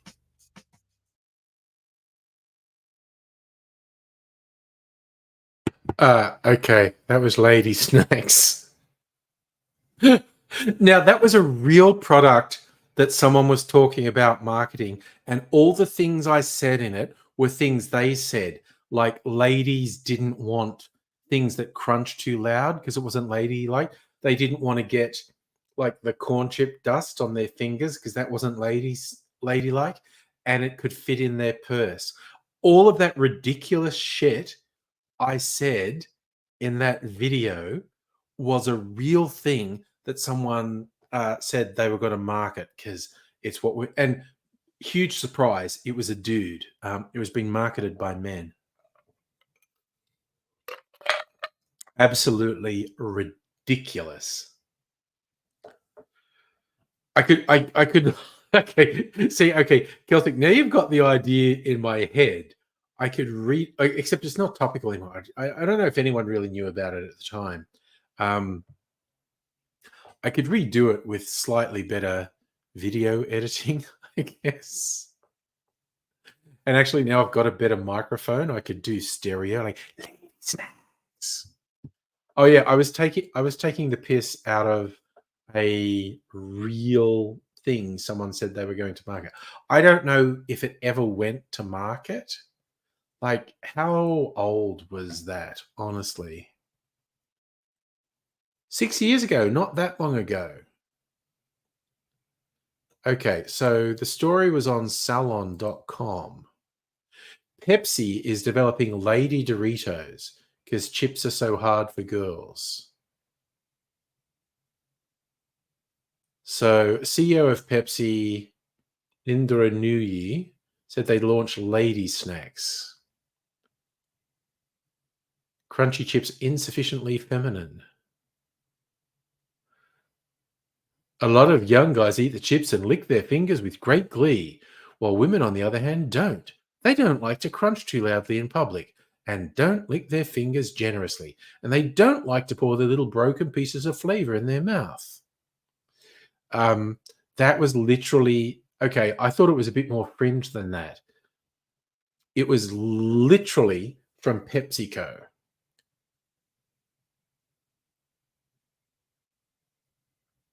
They'll also answer the question, how can you put it in a purse? Because women love to carry a snack in their purse.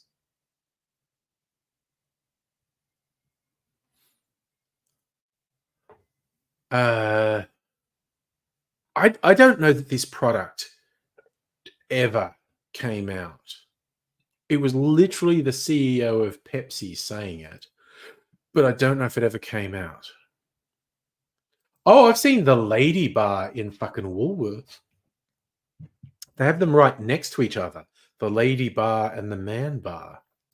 Full and Dreams, hello, how you going? You just missed us playing one of my old videos. This is not that old, 6 years, because I it's only just prior to COVID, I call that. Everything changed with COVID. Yeah. Lady snacks was a thing. A sign of, the collapse of civilization, but still a thing. You know what? I really do have a desire to make a martini with umami vermouth. See, I've been good for half an hour, just drinking non-alcoholic drinks for half an hour. Angry snacks. Snacks that punch you in the fuck. Sorry. Angry snacks. Snacks that punch you in the fucking face. All right. And very quickly, I'm going to make a martini with umami. Now, I've decided which gin to make it with. Wait, am I trying to use up a gin? That's a question. Fucking shit, man. Oh, wow. That was almost a disaster. God damn. This is a fucking minefield. Right. Move aside, Bubbles. We've got umami.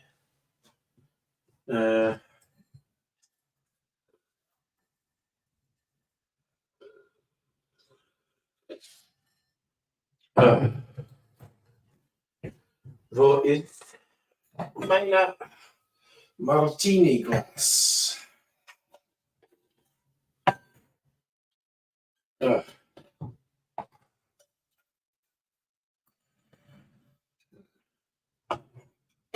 Put the lime in the coconut and drink it all up. Okay. Of my... God, how many gins do I have? 1, 2, 3, 4, 5, 6, 7. I got about 25 gins. Which one will we make it? I'm going to do a dry gin. Oh.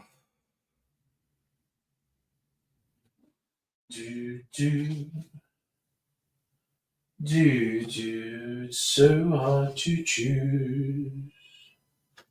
I know. I thought of one. I love it. Where is it? There it is. 4 pillars. Old leaf gin. Just because I can be really persnickety, I am. All right.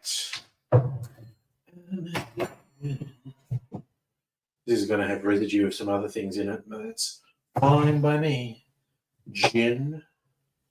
It's like drinking gin with nothing else in.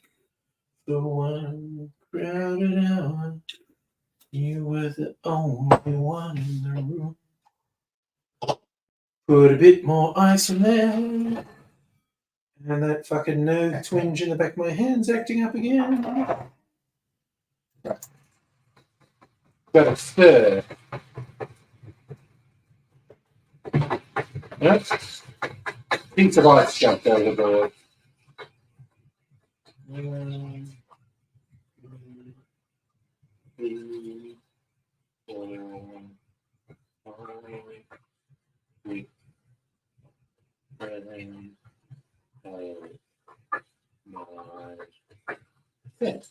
All right. Ooh, this is a classy fucking martini. Fuck yeah. All right. Gonna sit down now and be a classy motherfucker. Woo!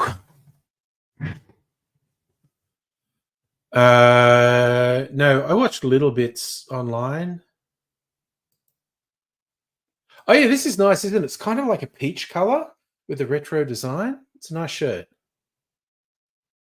So you can say the snack line, wanker fat bacon, totally fucked up chicken. Oh yeah, it's there's no color in my hair anymore, so this is all natural. But in certain light, I am super grey. The light's not as bright here, so I'm not looking quite as grey. Favorite martini is a dry martini. About 5 parts gin to 1 part vermouth.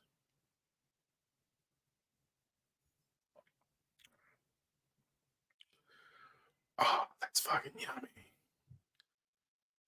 Oh my god, that's so fucking yum. You just watch the highlights of the Democrats too? Justin, you're a political junkie. Did you watch lots of it? Oh, okay. Celtic. You know, I love imparting the wisdom. When people talk about martinis being dry or wet, that's about the ratio of vermouth to gin. Some people like to do 50-50, uh, um, half gin, half vermouth. That's very wet. That's dripping wet. That's sopping wet. Bone dry, like Kirsten has it, like 7 parts gin to 1 part vermouth. Like some people will literally just rinse a chilled glass with vermouth and tip it out so there's just like a little bit of vermouth clinging to the glass, and then put the cold gin in. So the less vermouth, the more dry the gin is. Now, this gets confusing because there are actually different styles of vermouth as well. There's dry vermouth and sweet vermouth. And in general terms, when people are talking flavors, dry versus sweet, it kind of is what they're saying. Like, dry is not sour, but it's less sweet. So it means different things in different contexts. Like dry ginger ale is meant to be less sweet.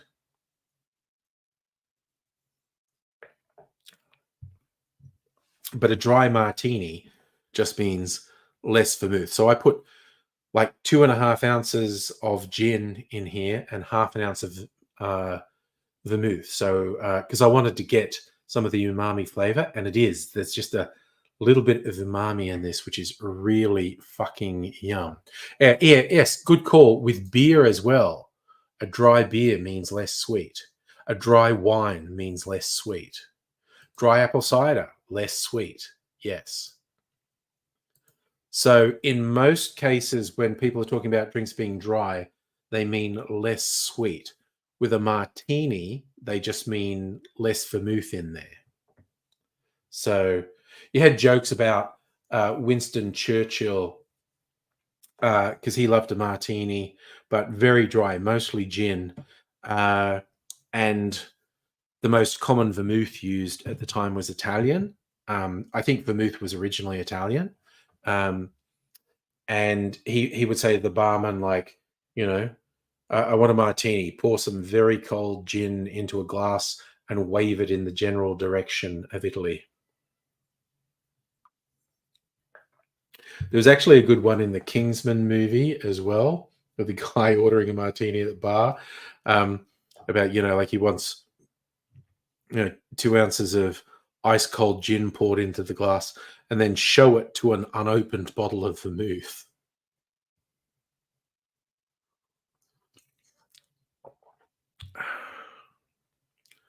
But to me, a good martini just has this really clean taste. And the stirring it on ice chills it and takes the edge off the vermouth. Sorry, edge off the gin. And just get a little bit of a contribution from the vermouth. I really like it.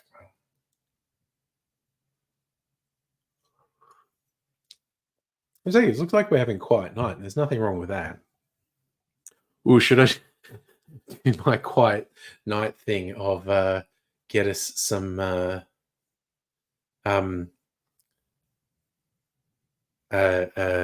Dead Redemption? Actually, I'm just kind of tempted to go back to Twitch. Actually, I was going to go to Twitch and not do more ASMR.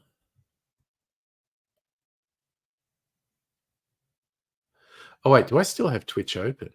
I do.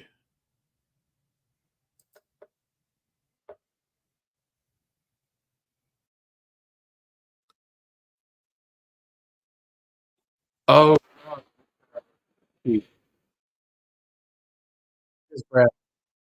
go away, VTuber. I want okay, I want to find an IRL, which is in real life. There's usually like people out in the world. Oh god, there's just all this fucking cleavage. I think you're doing one and have the sound turned off. Is anyone is this someone out in the bush? I'm gonna okay.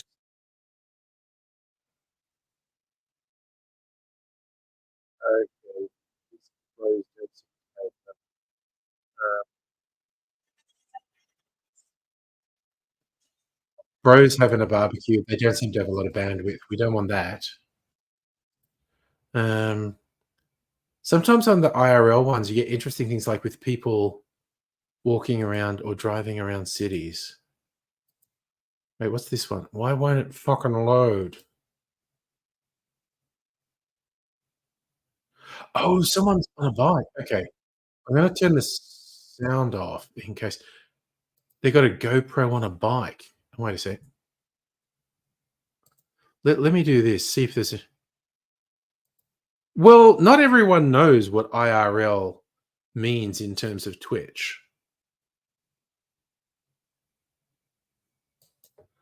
Um, where are we? Zed the cyclist.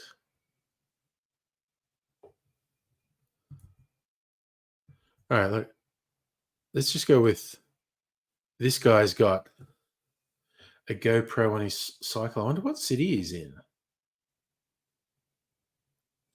It's just like waiting for the lights. Okay, this is all right. Now he's going again. This thing is proving less interesting than I was hoping. Oh no, geez, did he crash? Just like when the video went out, I thought, oh god, did something bad happen? Try and okay, we got to try and guess which city he's in. Can anyone guess where that is?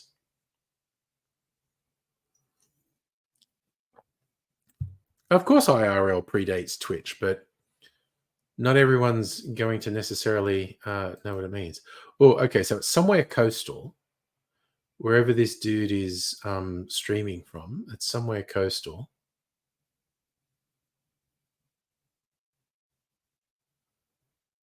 Uh,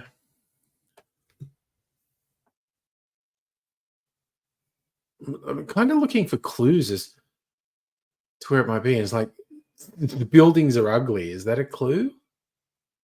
So it's not like a really. It's not looking like a really old European city or anything. Oh wait, this is edited. This isn't live. Oh wait, there's a thing saying Trieste there. Is he in? Okay, whatever. What happened there?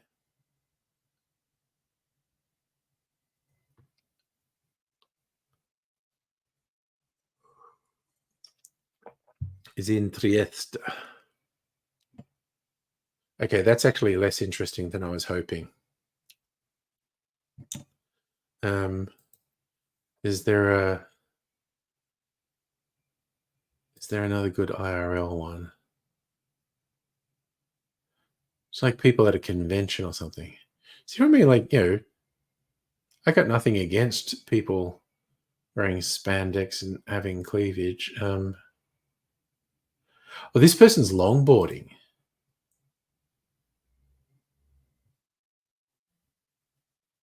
What's happening here?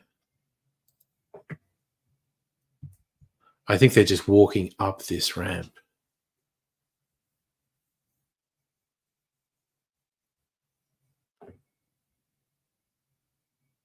Is there like, is that a river?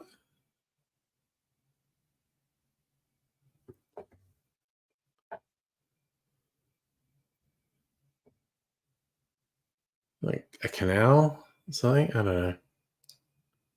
Right, this is it's like this is not holding my attention. Should I get some more ASMR? The ASMR was pretty funny. So we can watch people gaming or IRL special events. Oh my god, sleeping. They're not sleeping. Those people are lying. Oh, that person seems to be sleeping. There's a couple of people seem to be streaming while they're sleeping. I don't know. I'm suddenly uncomfortable. I don't want to do that. Music always on. Art. Talk shows and podcasts. Okay. I'm going to get another ASMR. Oh god, there's some VTubers doing ASMR.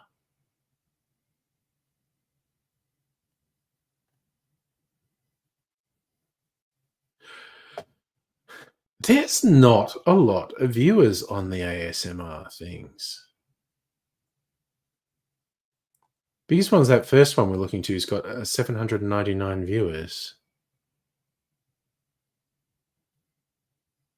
Okay, I want to see what the VTuber does. We'll actually put sound. Crying or pissing. Don't piss yourself. VTubers, they're like video game characters. I think I'll make the ribbon here. Make the ribbon the light pink. So they use like video game avatars. Oh, they're doing some art. This isn't ASMR though. Can somebody add Stella, please? Hopefully she sees it. Ding dong. Ding dong. They're not doing. Did you eat all the 75 nuggets? Yeah, they're all in my belly. Exit. Pink. Ha. Pink. Yeah. Ha. Na, na, na, Okay. na, na. Ear massage ASMR. I want to get. Oh yes, this is doing the wacky things with the ears.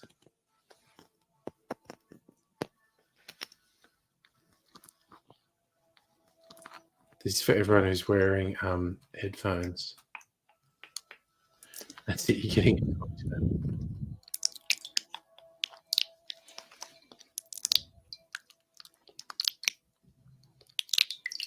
Okay, that's putting quite different sounds in each ear. Sorry, just.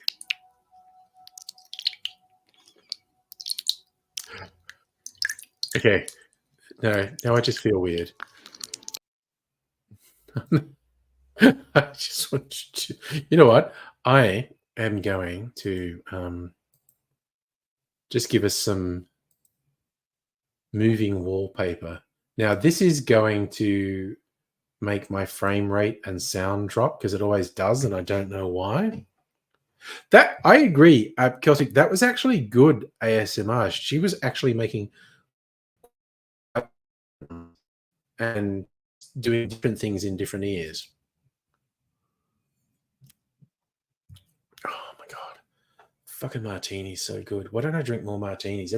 Every time I have a martini, I'm just like, fuck, martinis are really good. I should drink more martinis. So frame rate's probably going to go to hell, and probably the audio is going to go really choppy too. But that usually only lasts a couple minutes.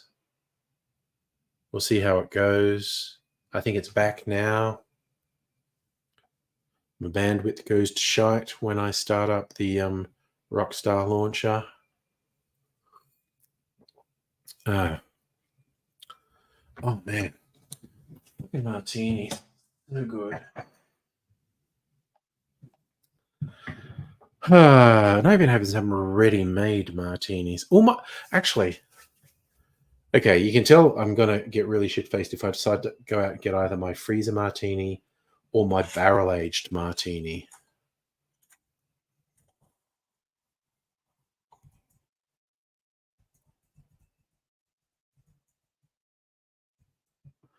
Okay, what's happening with my Red Dead? It's just thinking about loading. Okay. I just like the idea of having some. Okay. We want to play story.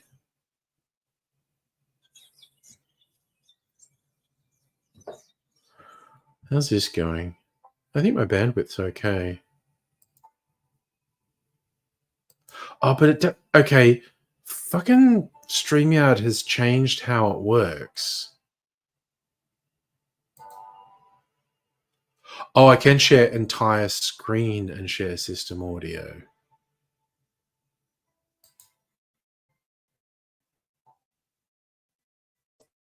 Oh, and it just went to hell again.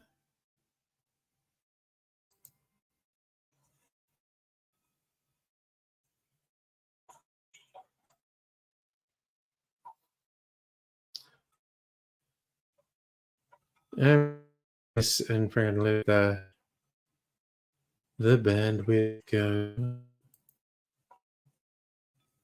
Wow, this is just acting like it isn't going to work at all.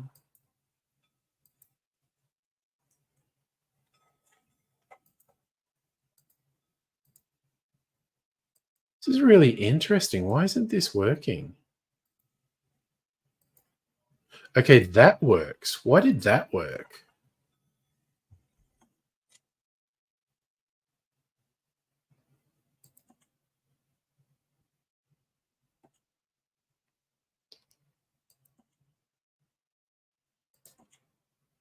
I'm going to load the oldest game I have.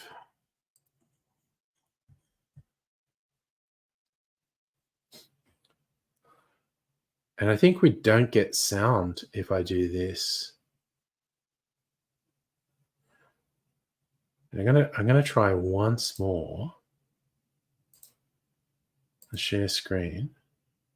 Share entire screen. And that just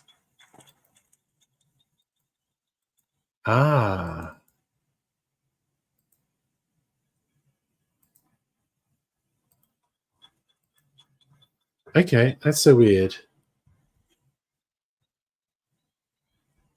Oh, I kind of like this as moving wallpaper. Let's get on my horse. And what's happening? We can interact with someone at Willard's Rest. Oh, actually, this one's kind of fun.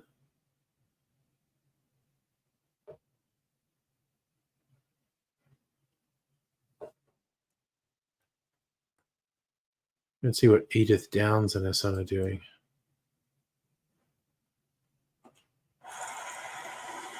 God damn it.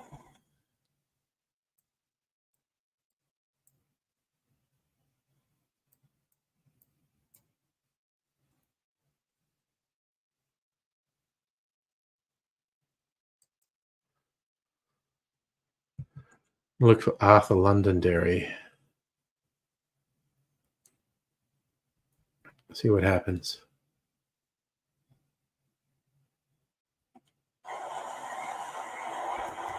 Oof. That rain. All right, we're just going to ride into town. I think this is good ASMR, the rain in Red Dead Redemption. Man, it rains so hard in this game. We'll just ride through the rain. Oh, okay, this is going... Oh, no. I thought the horse was going to get stuck behind that rock.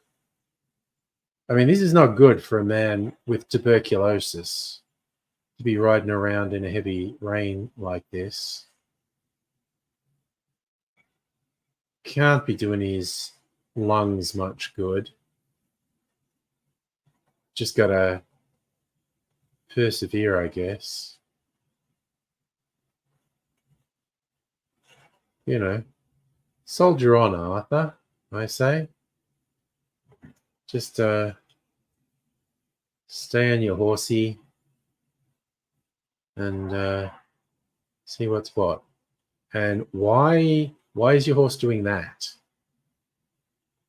Don't try and climb up the rock wall, horse. Oh, wait, what's happening? Is there a fucking snake or something? Ooh, there's something. What's the horse worried about? Is there a bear up here?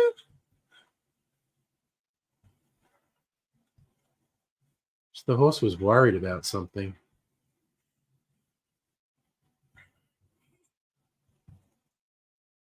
What is it?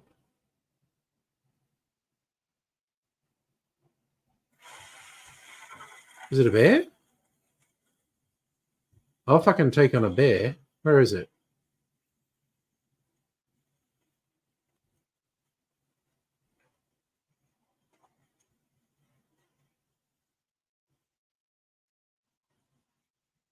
Oh, good. Now I'm just wandering through the... There was something troubling my horse.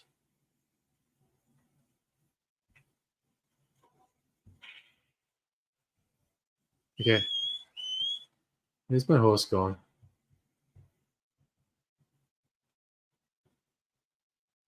Where are you, stupid horse?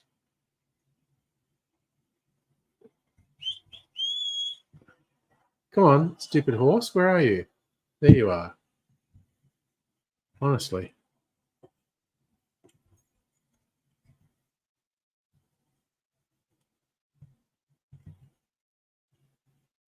There was something troubling the horse. I don't know what it was.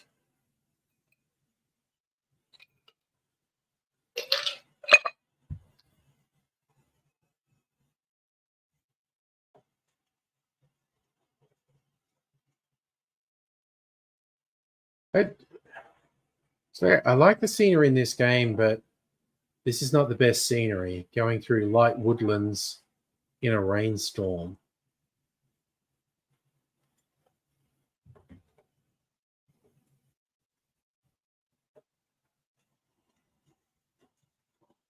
And we're going to the fucking shitty town of Van Horn. Like a mining town. All the trees have been chopped down and there's a bunch of pollution. Rainstorm. Nice. How are you doing, by the way, Rain? Nice to see you. I feel like I haven't seen you for a little while. It's just raining in Red Dead. Wait, is there anything in that house that I can steal? I like stealing things from people's houses. Can we go in there? Hell yeah. What can I interact with? The cupboard's here. Is there anything in the cupboards? Anything I can steal?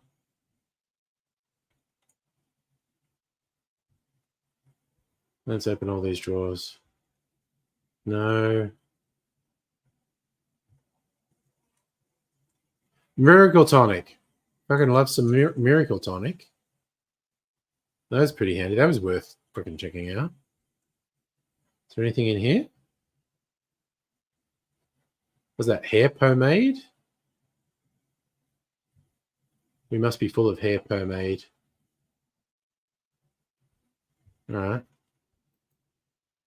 So, okay, over here. What's over here? Wait, what's that? Is that a can of food? No? Okay. And we're full of coffee and crackers. Been a while. Where are you vacationing? Just out of interest. This is Red Dead Redemption 2.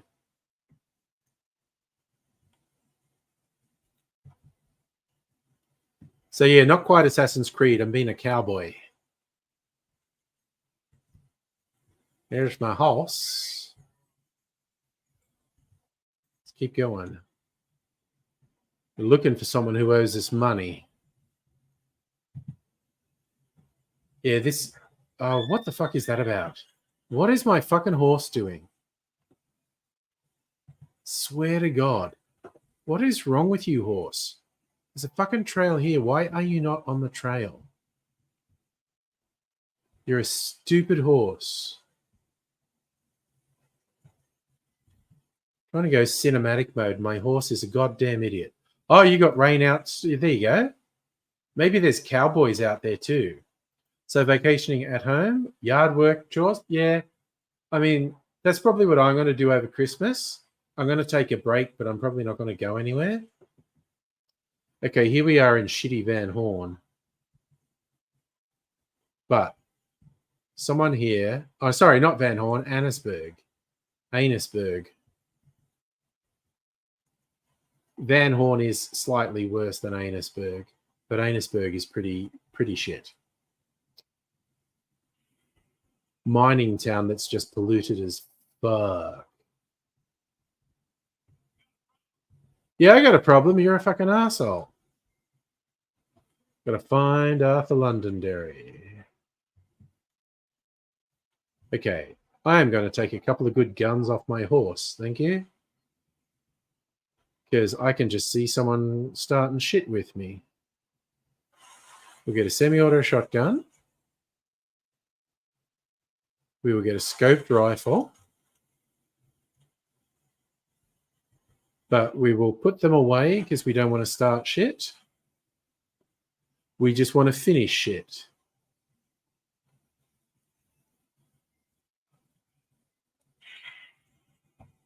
Trying to mine coal here.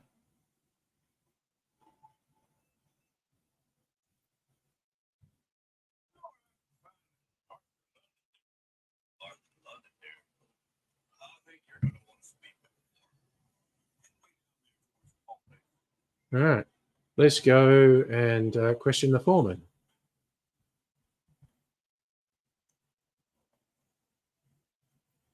Wow, you're doing power cables to your greenhouse? Digging a trench, shielding pipe, pushing through. Wowzers. Dude, that's full on. More power to you. Okay. Where's the fucking foreman down here? Working in a coal mine, going down, down. Working in a coal mine. Woo, about to slip down. Working in a coal mine, going down, down. Working in a coal mine, woo, about to slip down. Oh, is he over there?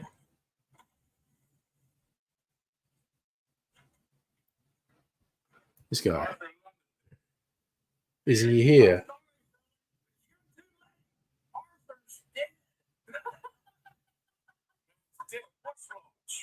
Oh boy, you can't exactly beat it out of the now, can you? You might get something off his widow just across from Butcher's Creek, but I hurry. You ain't gonna be the only one to knock it. What an asshole. You want to be ashamed of yourself. I ain't got sinking money. Fuck you, dude.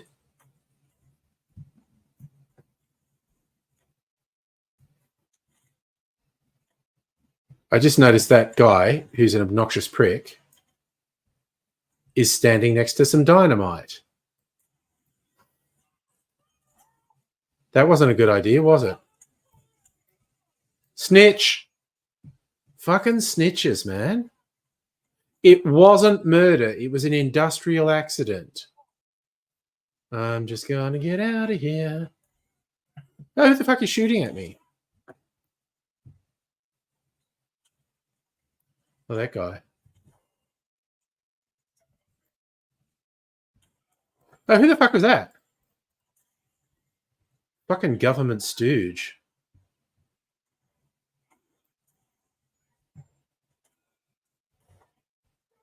Right, well, that all went out of control pretty quickly. Is there going to be... Oh, God.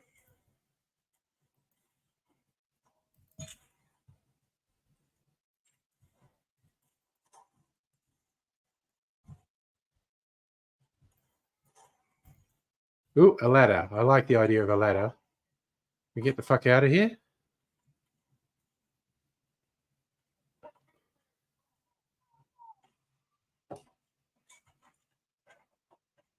Let's just scoot our way out of here.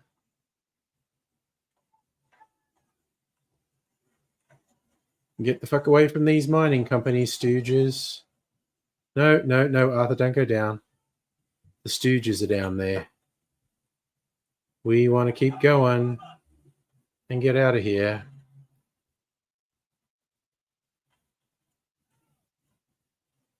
Working in a coal mine, going down, down. All right. Where's my horse? Somewhere in the... We'll just get away from those weird mining guys. Blaming me for an industrial accident. It was not my fault that dynamite exploded. And I think they're just doing this to me because I'm black. Get out of their search zone.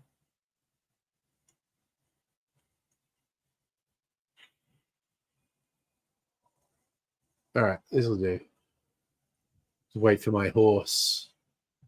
What's happening in the chat?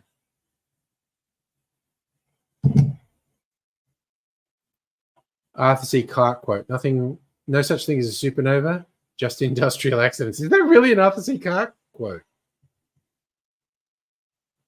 All right, there's my horse. Oh, who the fuck found me just before the search thing ran out? That's bullshit. Okay, come on. Let's just get out of here. I will kill those fucking law dogs if I have to. Oh no, they're gone now. Excellent. I just blew shit up in a mine. Okay, where's the widow? Over here. Mrs. Londonderry.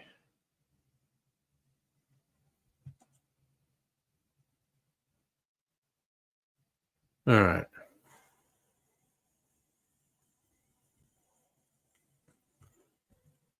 I think it was bogus they tried to blame me for that industrial accident. It was poorly maintained dynamite. It just went off. It's victimization saying that I made it happen.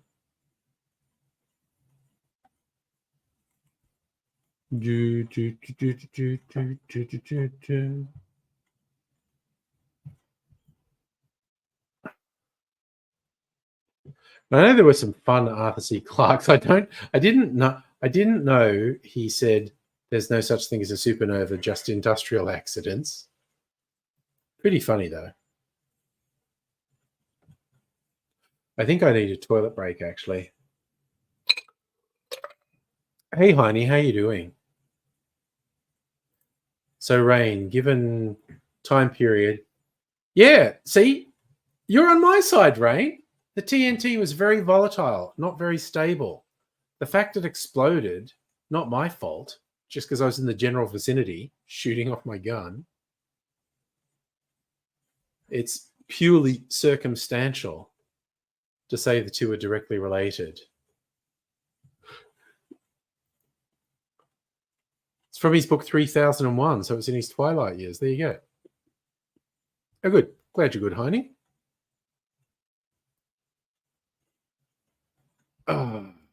Oh, is this the widow's house? Okay. Let's check it out.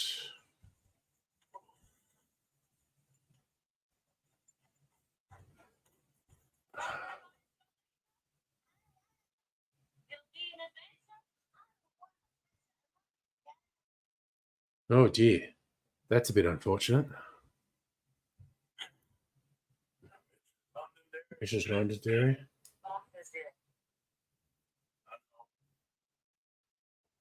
Sorry for it. It's just we land on for some money, you see. So what was he? Son of a bitch. What do you want?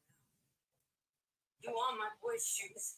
You want the food out of our bellies? What little there is? I won't be glad now. No. Oh, damn. You want me to lie down for you? And now there's some fellas coming to take that house. There ain't nothing left, mister. So absolve the debt and give money, or just absolve the debt? Now let's give him some money. Arthur's just such a noble guy.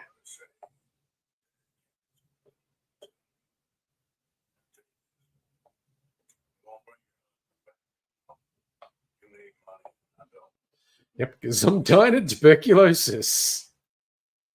I just wish he'd done it before he worked himself in the grave.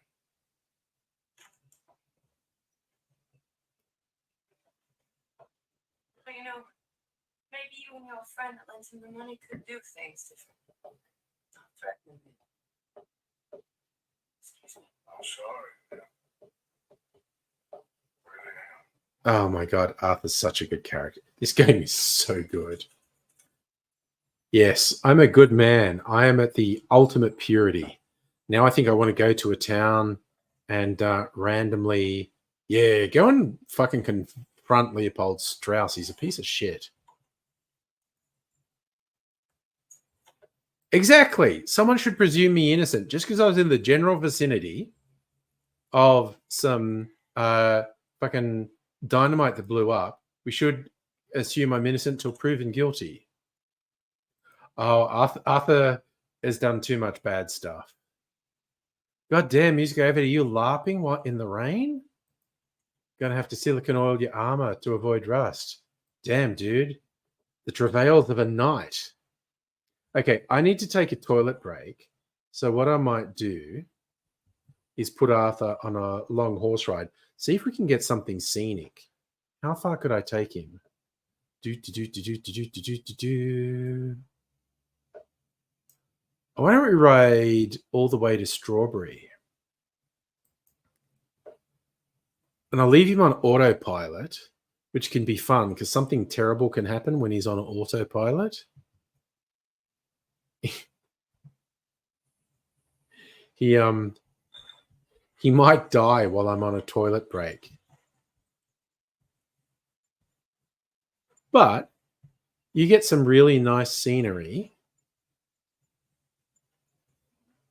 And maybe I'll even play some music. I'll play some elevator music while I'm gone. Acoustic cinematic. There. That seems fitting. I'm going to be gone for a couple minutes. Hopefully Arthur doesn't get eaten by a bear or a cougar while I'm gone. But if he does, that's fate.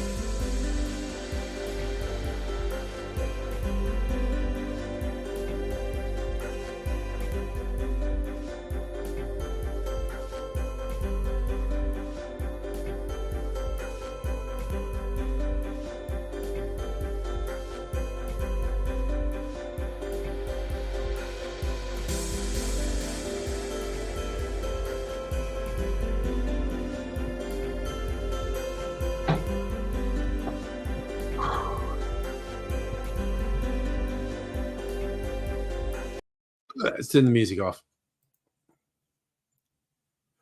Something in the chat. Heine asking Dr. Oh, we're talking nerd talk, which I love. You scored a networking kick switch. Want to put into dumb mode, passing multiple. Some fun nerd stuff. Okay, so nothing happened to Arthur while I was on a toilet and ice break, getting some ice. Okay, look, okay. I have to admit, games. Oh, what's that in front of me? Is there anyone there? Oh, that's the old fort. What's that smoke down there? Come on.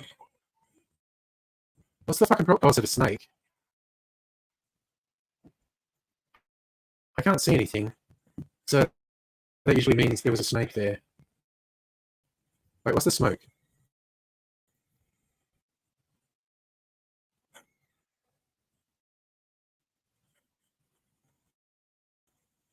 It's a campsite? Somewhere we can stay? Can we make a new friend?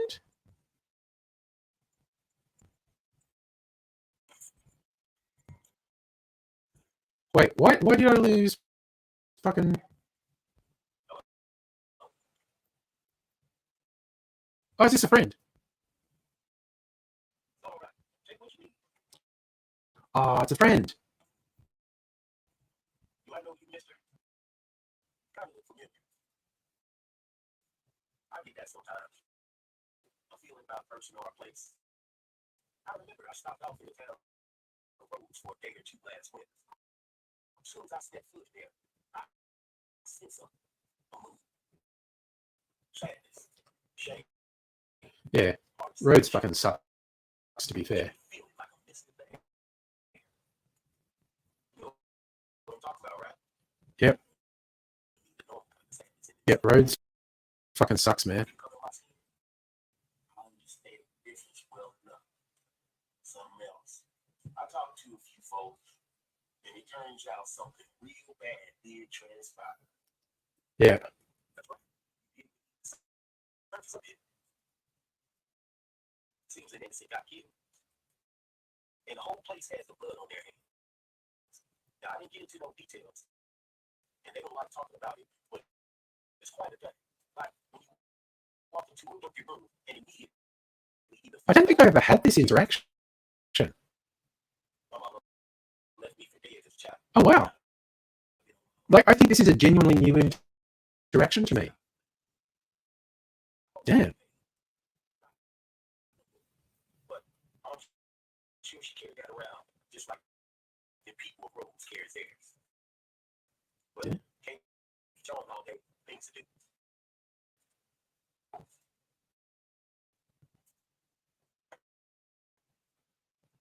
Okay. You're just leaving. So the camp's mine?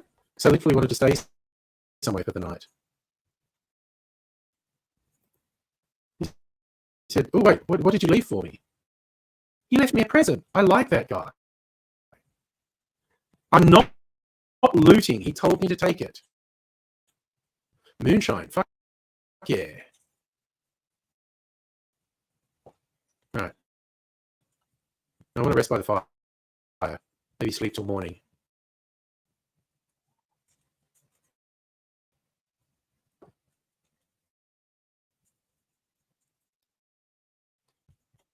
Well, I'm being a cowboy and we're doing tech talk. Restart your audio engine.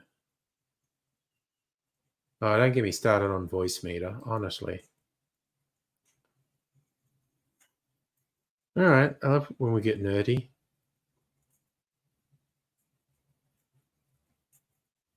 Oh, you read click snitch, click snitch, click switches, kick switch. There you go. Celtic, what's happening here? Reading a Wikipedia article on religious consumption of alcohol. The Maya have used alcohol enemas as part of their culture. Dude, you're going down a Wikipedia rabbit hole. Perfect. How hypnotic is that, though, staring into a fire? I fucking love fire, man. All right, we can get some more ice, but I might actually drink more alcohol.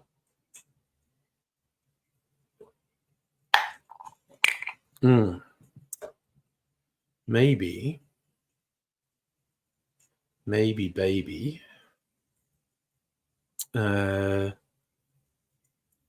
Old-fashioned, sweetened with a liqueur. That's my idea. I know, but Dr. Abigail, I'm old and don't like to learn new things. But one day we will have to have a sit down and work out how to use, work out if my brain can adapt to using voice meter. I know it's good. So, Rain, you're talking about it. I love now we've got 3 people talking hardcore nerd shit. Nice.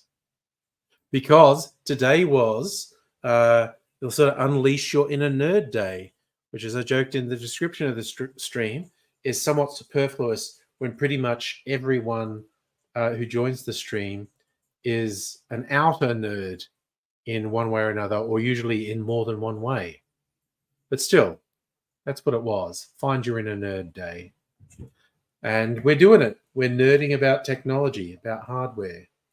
All right, I'm going to leave that. That's almost like hypnotic. I don't know if you're getting, I don't think you're getting any of the sound because fucking StreamYard changed how it works. But it's a nice visual with the fire and Arthur and his massive fucking beard. I'm going to go over and this. It's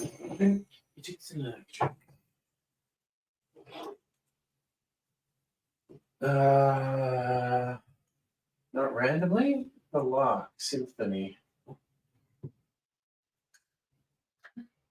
Why not? It's quite expensive. Trades on its name. Lark Symphony.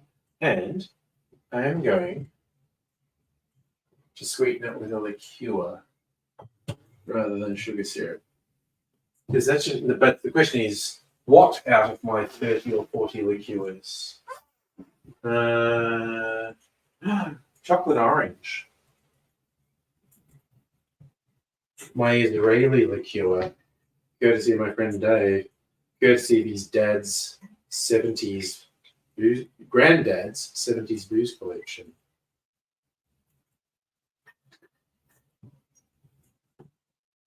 Oh, put that back. Let's put that in there. And some aromatic bitters.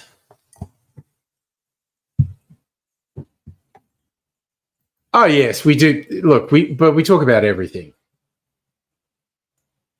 Your network knowledge is limited to cutting and crimping cables, setting up wireless routers. Yeah, but you know I'm a big fan of when nerdy shit happens. At least I hope you know that. Right. Some aromatic bitters as well. All right. Maybe a dash of orange bitters. Fuck it.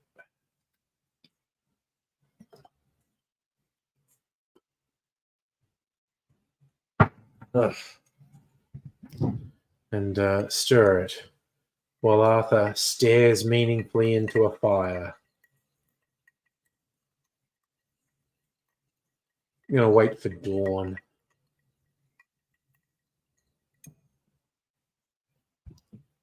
So again, we're going to do factory resets. Nice. Celtic in Minecraft? Sure. Am I going to admit to criminal behavior? No. But yes. I think a lot of illegal drugs are less dangerous and less of a health risk and less of a social ill than alcohol is. And here I am merrily drinking alcohol because it's legal.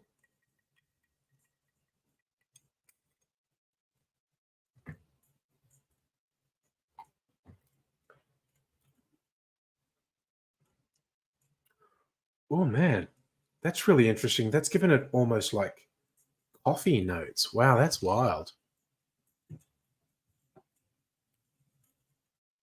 You found the reset hole. Honestly, you're giving me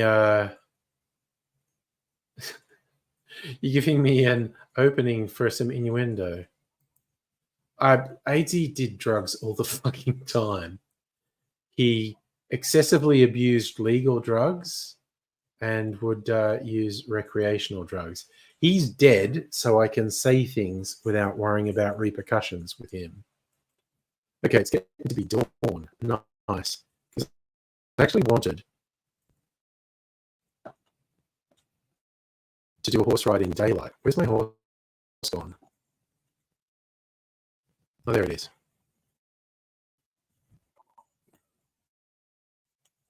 Wait, am I near Butcher's Creek at the moment? Where am I? It's the fort. McLean's house.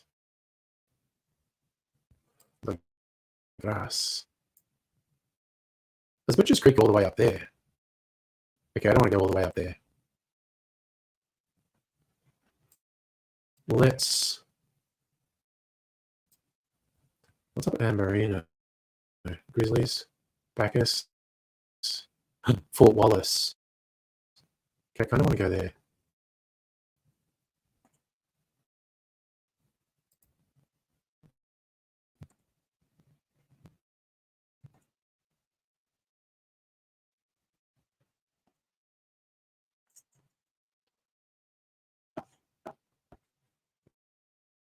Okay, where do we want to go? Got to go on a horsey ride. Horse, calm the fuck down.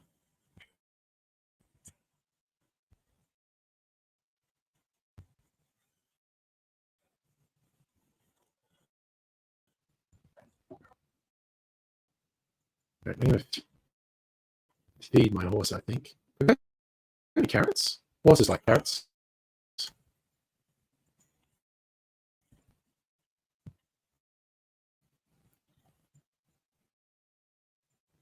All right. Just go on a horsey ride. What are we talking about here? Cocaine, I think, actually. He always wanted to do it, and he's trying to convince me to, and I didn't. Oh my, no, it wasn't CO2, it was nitrous. He wouldn't suck carbon dioxide. That would just make you short of breath. It would be nitrous oxide, which is kind of harmless unless you do it to excess. And AZ did literally everything to excess. So he actually had some health complications from doing it too much. Rain, switch back and forth the game to stream. Audio goes to shit. Oh. How's the sound now? Is the sound fucked now?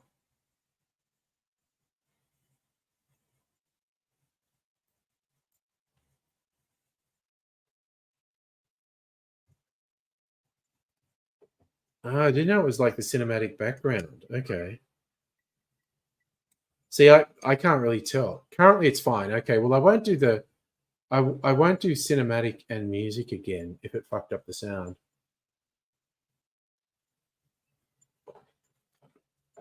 We can just chat. Just gonna let Arthur ride through.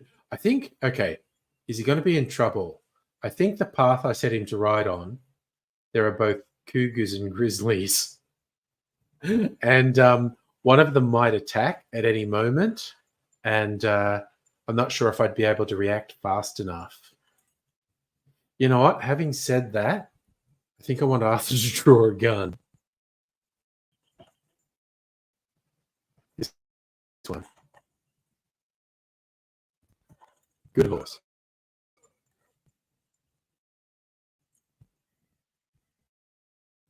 My weapon's in poor condition. Is it?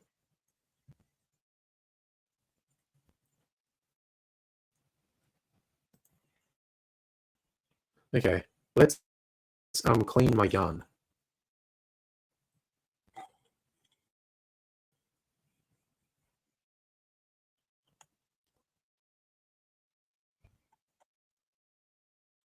And I've got zero fucking Deadeye. Oh, everything that boosts my Deadeye is bad for me. I'm gonna do that. Oh my god, Arthur's so fucking sick.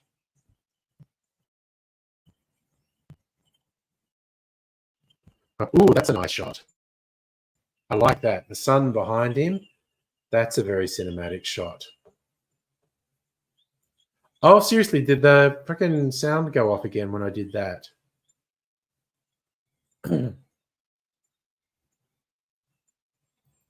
Yeah, fucking StreamYard's changed how it handles audio.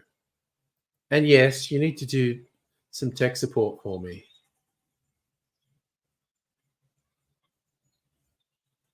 Celtic, if you'd reincarnate as anyone, come back as AIDSy, seeing the kind of shit he would do. Oh, well, that's a big assumption that you don't have to deal with all the illness as well. Because he had his first serious illness at 30. Rheumatoid arthritis. And then just had a fucking succession of cataclysmic health challenges for the next 20 years. God, it genuinely still feels weird to acknowledge the fact that he's dead. That is still weird to me.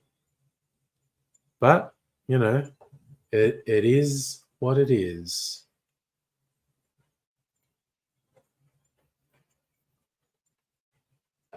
It's just the cosmic nature of things, really.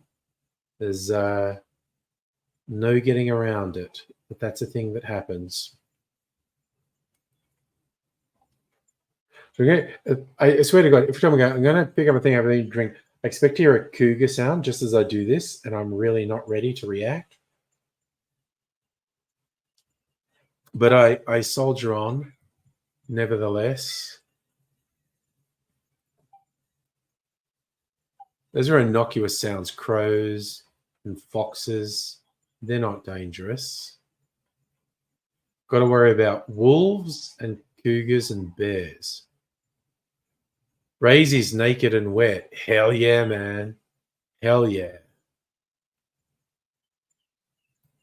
Well, that's the thing I said about AIDSy when he died. His death was both the most difficult to believe and the most obvious thing ever. Oh, yeah. Cancer's a fuck up, man. Cancer fucking sucks. Also, what was that in the game? There was something back here. What was it? Is that just a... I fucking love this game. Has weird details. Is that just a dead animal? It's just a dead animal there. A rotten white-tailed buck. What a fucking random detail to put into a game. A rotting animal corpse. Damn. God, I love the weird little details they put in this game. Okay, you were meant to be going, horsey. Come on.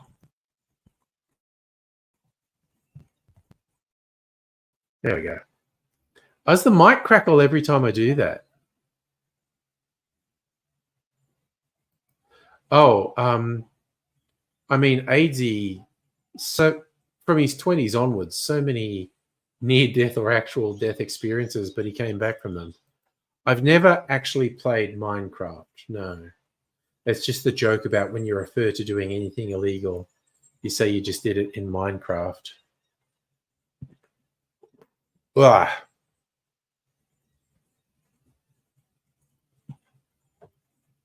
Yeah, I swear to fuck, a freaking StreamYard changed how it handles audio with Windows, and it's not good.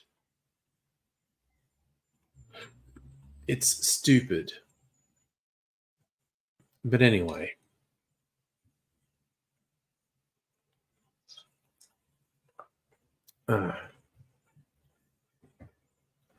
Is it?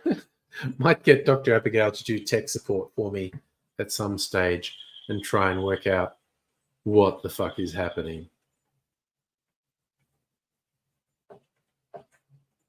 There are certainly a lot of People saying this. So the original problem was when I played the audio, the elevator music. I should definitely not do it.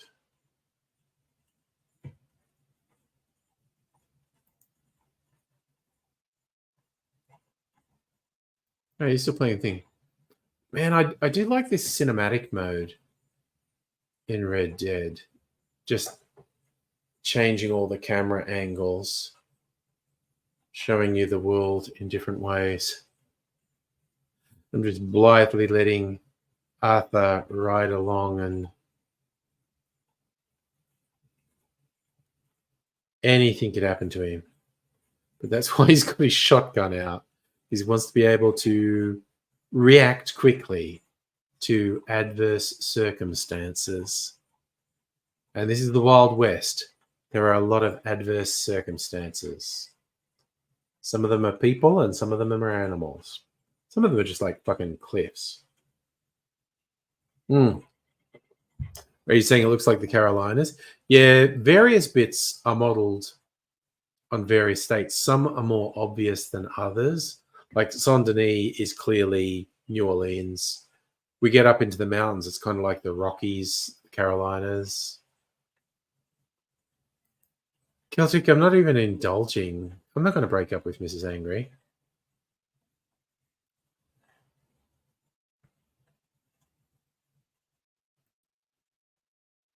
Tennessee, again, someone who knows the US better could argue, because when you go into the South, that's Rhodes. Rhodes is kind of Tennessee. Celtic, I'm pretty sure I'm the lucky one. But we're very happy together. So that's all there is to it.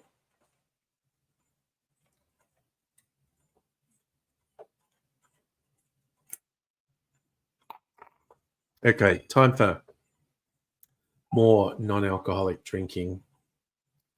Going up into the mountains now. We've got to be careful of, I think, both cougars and bears up here. I don't think there's wolves here. I think the wolves are in different areas. But apparently the trick is if one of them attacks you, get up on a... Oh, God, I'm going through an Indian burial ground. That can't be good. Okay, let's get a view. Look at this view. Look at this goddamn view. This game is so beautiful. Look at that.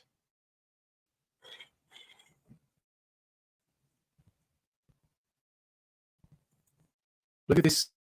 Look at this countryside.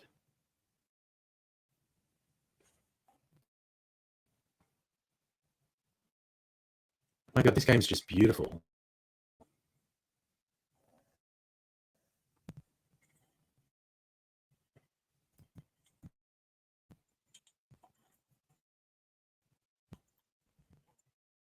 Oh, I love how beautiful this game is. What's it with you? Friday night thunderstorm. Not thunderstorms here, but a bit of rain. Racy thought because he's late, something terrible had happened. Oh, he's here now. Yes, yellow snow on the top of that mountain. Why not?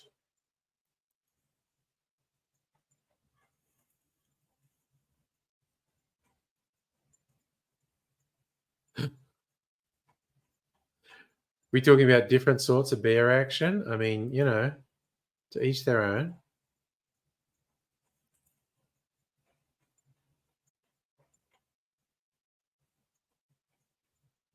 We went up the mountain. Now we're going down the mountain.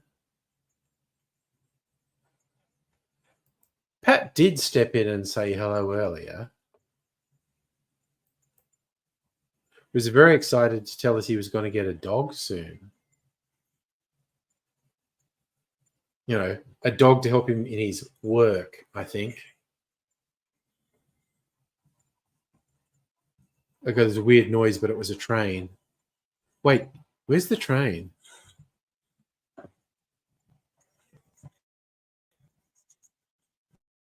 Fuck you, dude. Wait, something's over here. What's over here? Something threatening. Me, I take threats head on. Oh, it's a black bear. Black bears aren't actually a threat. They run away from you. It's grizzlies. See, that's a black bear up there.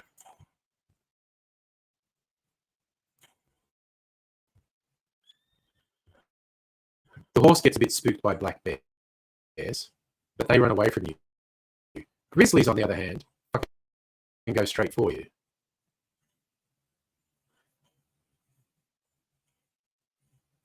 Oh, yeah, Dr. Abigail. So, okay, I talked Dr. Abigail into watching a particular Red Dead RPG streamer, Little Lula. She's actually Australian, and the main character she plays is male, but is suffered from arrested puberty because of a thyroid problem.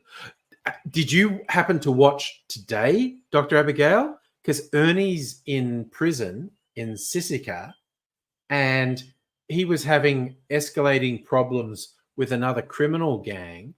And while Ernie's been in prison, his fiancée, the love of his life, Kathy B, was kidnapped and tortured by this criminal gang to try and antagonize him and to get him to go into a conflict.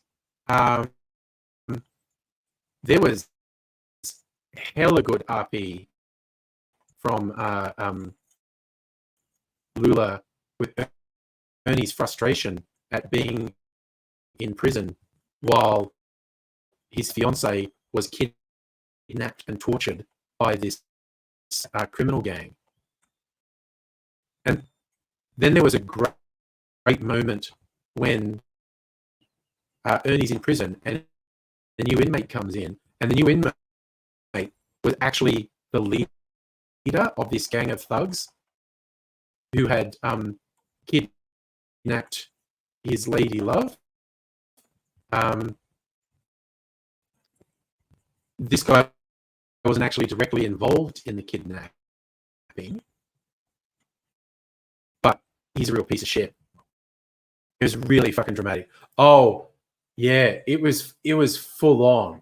Like Ernie's in prison, and he finds out, and he's in prison in real time until at least Sunday, and because that's for about 100 robberies and a murder. And okay, oh god, I was crackling a lot. Sorry.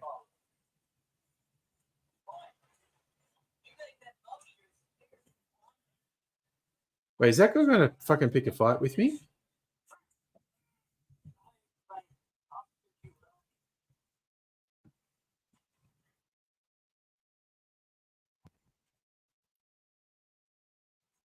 Okay, maybe I should switch the Red Dead off, honestly.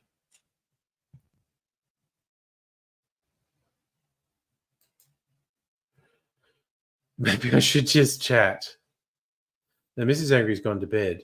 Yeah, so Ernie went to prison, but while Ernie's in prison, he finds out his fiancée, his lady love, Kathy B, has been kidnapped by this other gang and tortured, basically to antagonize Ernie. And Lula was just doing such good role play of Ernie being frustrated as fuck being in prison. And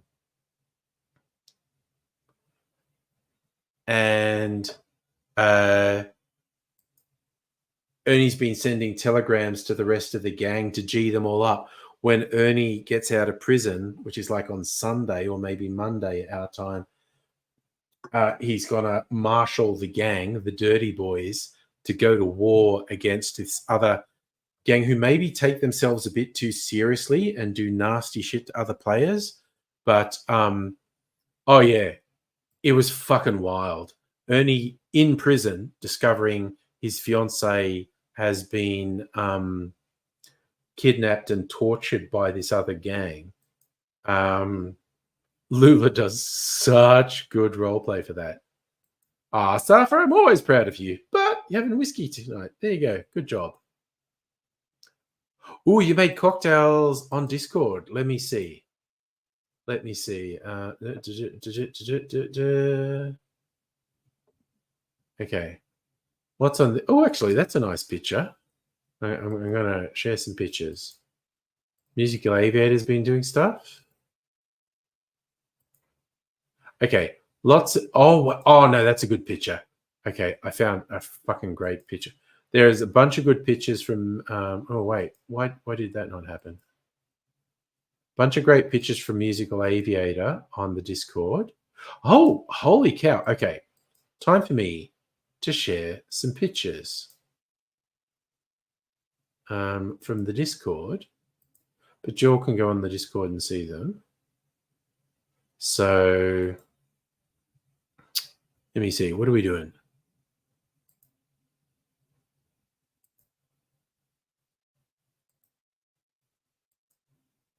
Okay, so that's just from Musical Aviator promoting an upcoming performance, which is always cool.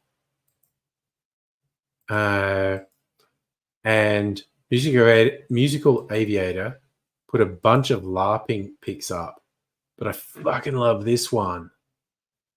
In armor, trumpeting in the rain. That's fucking wicked picture. That's a great picture. Fuck yeah. And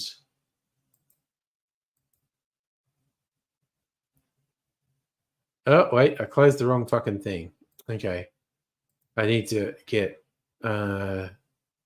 Strictly Sega's cocktails. These look amazing. I need to share these with the world again. You can go and get them on the Discord. But these look pretty fucking amazing. Yeah, Musical Aviator is in the chat, or was in the chat. It's very wet and LARPing.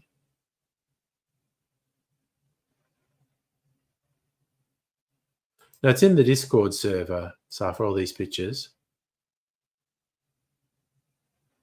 So what are these? These are Dolgona Mati. They just look like fucking wicked chocolate drinks.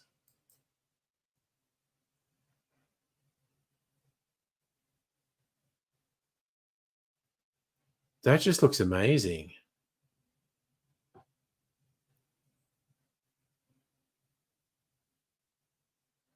I love Safa and Rain talking about Russia and various countries around there. But those looks, God, those look so good. Strictly Sega. Did Dr. Abigail post about anything? Are you going to deal with the Eshays? Damn. Did Dr. Abigail boast about being to Estonia? I'm not sure. They do look good. I think Strictly Sega's version has alcohol. But also, here's me being responsible again. No, wasn't Dr. Abigail hasn't been to Estonia. Okay. All right, so I'm trying to be responsible and vaguely hold it together. So we're going to have another non-alcoholic drink. Ooh, yeah. Do, chicka, chicka. Do.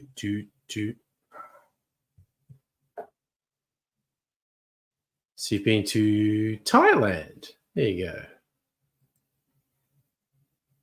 There you go, right? So, yeah, but I mean, we talk so much crap in the chat over the years, Rain. It's very hard to keep a handle on who said what when. So don't be too hard on yourself that you got a detail wrong. Put more of my blood orange cordialina. So I might try and get some more blood oranges. Now I've used all that up. Also, I found out from my Facebook memories, I made my blood orange liqueur a year ago.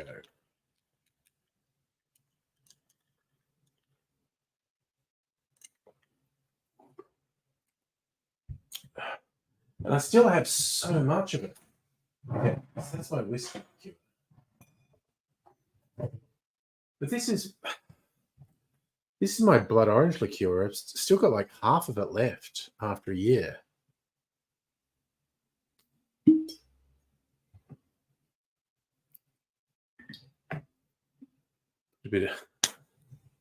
Just a little bit of that in there. You can't impress me. I've been to Bali too. Been to Fiji and Bali. I've been to Philippines, United States, and England. That's my big international travel. Oh yeah, no. Sapa definitely speaks Russian. Native Siberian. There you go. No, you were kidding. Bro was born in Russia.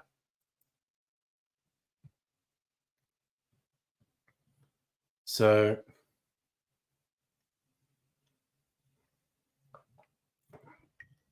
oh man. Okay, that's pretty fucking good.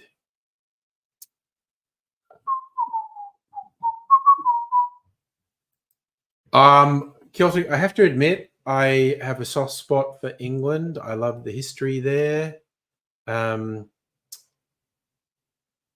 Philippines is awesome. Yeah, God, how many 100 islands make up the Philippines? It's amazing. And in fact, there's not a set number of islands that make up the Philippines because some of them disappear at high tide. I've done very little bits of other languages when I was at school. Latin and German, basically, and I remember some German and some Latin. But I've never properly done language learning. China does have a quite antagonistic relationship with the Philippines. Don't know that China wants to conquer the Philippines, but China wants to control the sea lanes, definitely. So there's quite a bit of tension between China and the Philippines.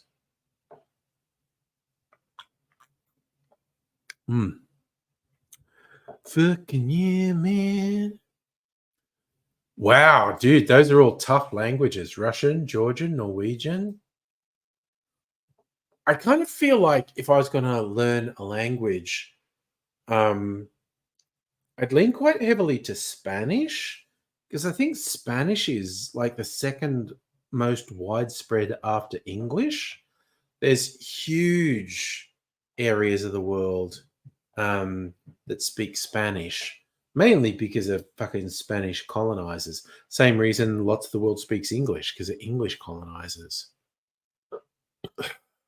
Yeah, that's kind of what I thought, Safa. Celtic King's being very adventurous, saying he's going to do Russian. Pat, you're back. Man, I'm doing fairly well today, man. I hope you are too. Oh god, my fucking okay, even though I stopped sharing the screen with Red Dead, it's actually still live. My laptop fan's going over time. I need to switch it off. So my fucking laptop carrot calms down. Your dad's getting up at 5 a.m. Melbourne time. Where is your stepdad? Is he in Australia or is he somewhere else? It's very wild to talk about him getting up at 5 a.m. for Spanish lessons. Celtic, you want to learn those languages because you like to visit. That's the perfect reason to want to learn those languages. I kind of think like English might be the most difficult language to learn because borrowing grammar from 6 different languages makes English sort of very inconsistent and weird. Okay, that's freaking yum. Okay, ooh, it's still a bit more mineral water in this can. Let's pour that in. I get a bunch of angry cans here. I got to save them for the container deposit scheme. now that we have a container deposit scheme in Melbourne. I save stuff up for a month or two, and then I have like $5 or $6 worth. But it's so little, I can't even be fucked sort of having cash. I just sort of give it to a charity when I go there. And it's and usually a cancer one, just because the amount of cancer in my family, cancer killed so many members of my family. I'm going like, okay, it's just like $5 or $6. I'm just going to donate it to this cancer charity. Feel a bit magnanimous when I do it. Yeah, isn't it nice of me giving up $5 or $6? Yeah. You grew up in Kelly country? Yeah. I swear to God, like when I watch these Red Dead Redemption role players, I so want to do it, but the process of applying to the servers is actually really involved, which is a fucking drag. But also, I'm worried it would take over my life if I started this role playing stuff.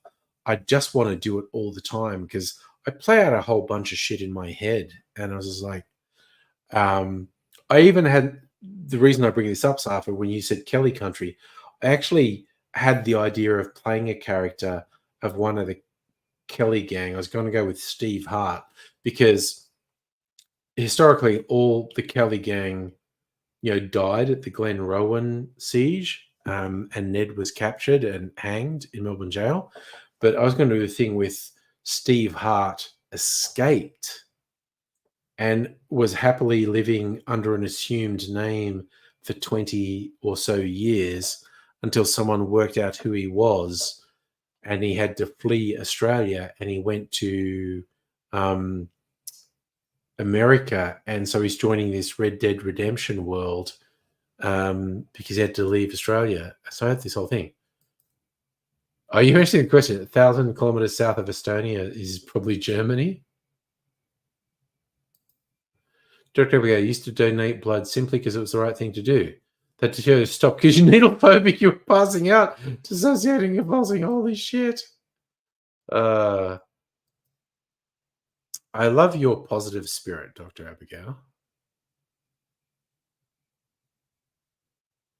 So, Safa, you're saying Ukraine is 1,000 kilometers south of us. Okay, I'm going to bring up a map. Okay, done. We're bringing up a map.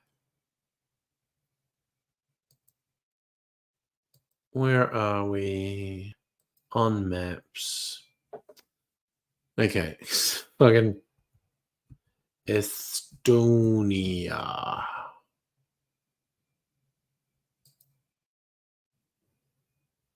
Okay.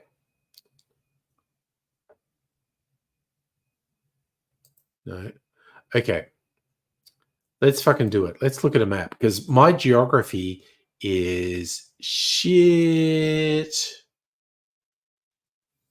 But let's have a look at a map.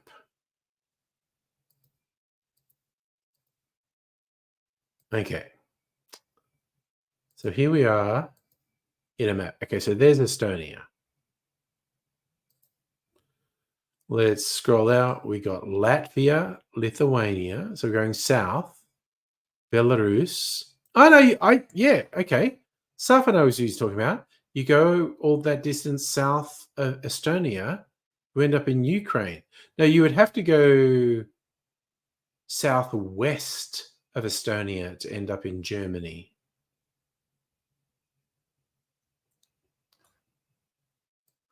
That's fucking Russia there. There you go. Yeah, I am shit at geography. So, yeah, you go that distance south of Estonia, you'll end up in Ukraine. Go through Latvia, Belarus, is Lithuania, Poland, Moldova, Romania, Slovakia, Hungary, Czechia, Austria, Germany. So, yes, Germany southwest of Estonia. You go north, Finland, Sweden, and Norway. and Denmark down here. UK over there, Netherlands, Belgium, France, Spain, Portugal, Italy. Seriously, as I look at this, all I think is, man, I don't know shit about geography. So Ren, you're saying if you travel on the roads, you'll end up in Poland.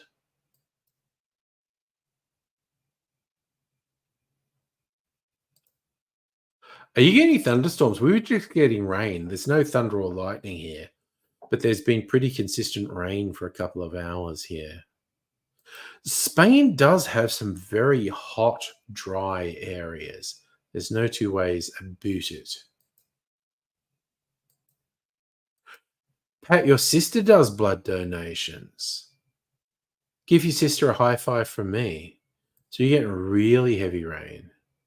You got an A in year 12 geography. See, I didn't do geography at high school. I wish I did. I wish my geography and history were way better than they were. I did not get on that well with standard schooling.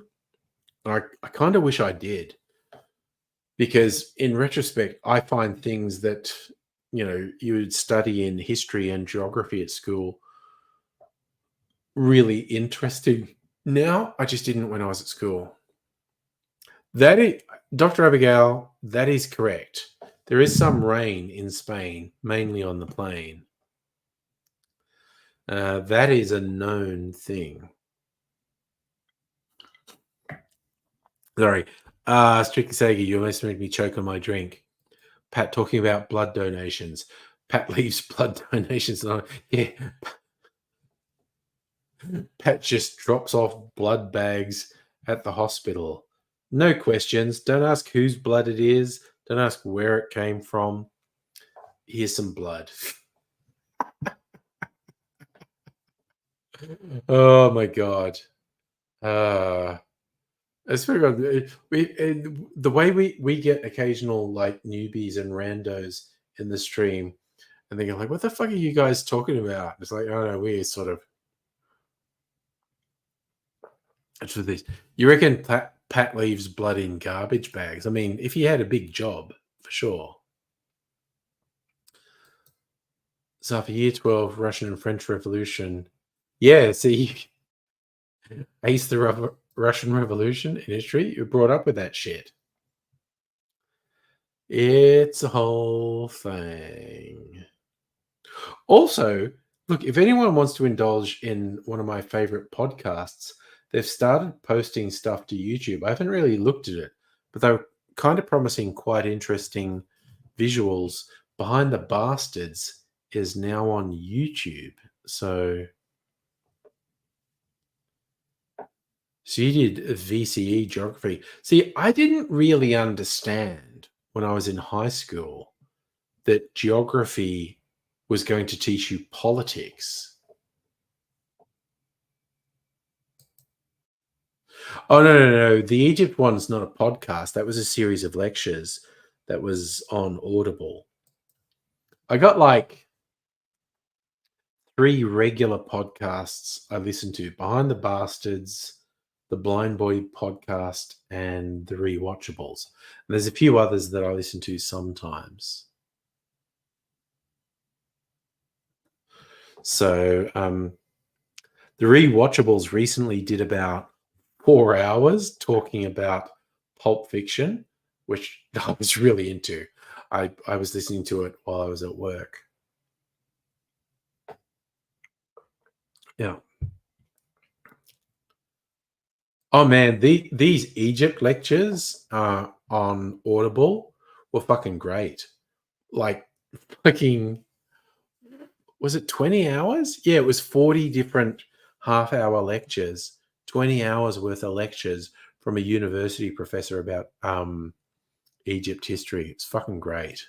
I know. It was kind of like they talked about it for twice as long as the movie runs. Ooh, you sent me Google Maps. Okay, what the fuck? So that would be on Facebook. Facebook. Come on, Facebook. What's your fucking story?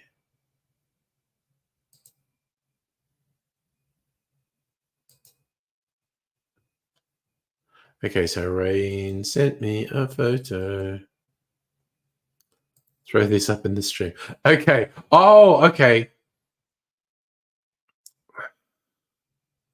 So this is what Rain was talking about with traveling. Let me show it.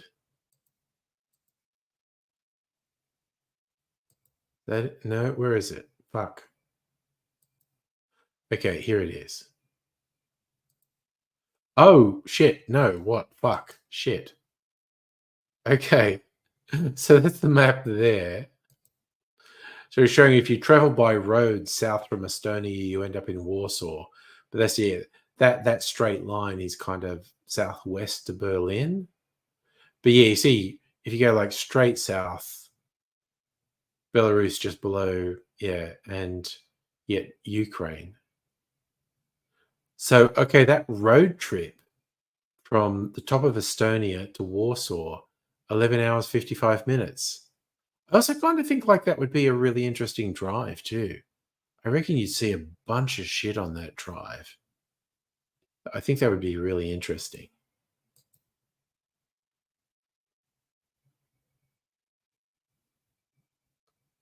I mean, 160 hours of Egypt would be a lot. The ones I listened to were 20 hours, 40 half-hour episodes, 40 half-hour lectures. How do we pronounce the country under Latvia? Belarus or Lithuania? Below Latvia is Belarus and Lithuania.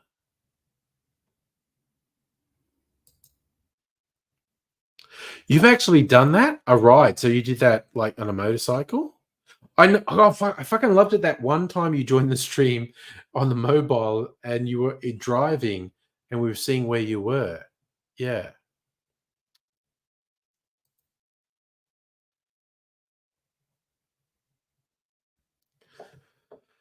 But yeah, I think that would be a hell of a trip. I think that's something I'd really enjoy doing that trip actually. I know it says a straight run was 12 hours, but I'd like to do it over a couple of days because I'd like to just stop in towns and cities and see what the individual towns and cities were like. Do it over a couple of days. I'll say it was a car. Yes, it was it was the ride where you joined on the stream from the phone. That was so fucking cool. South of Latvia is Belarus. Under Latvia is called Under Latvia. It's where the vampires live. Yes, I think you make a good point there, Dr. Abigail. That sounds right. That sounds. Oh my god, those Hostel movies. Fucking hell. Oh, Hostel and Hostel 2. Those movies are so fucked up. Hostel 3 is kind of funny because that's set in Vegas, if I remember rightly. But Jesus Christ, those movies made me go, nah, maybe I don't want to do a holiday in Europe. I don't know.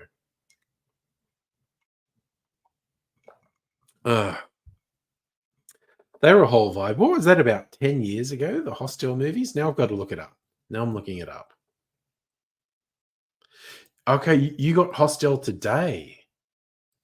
Yeah, I think Hostel 3 was in Vegas. Okay, I'm going to look it up. Let's go. Hostel film series.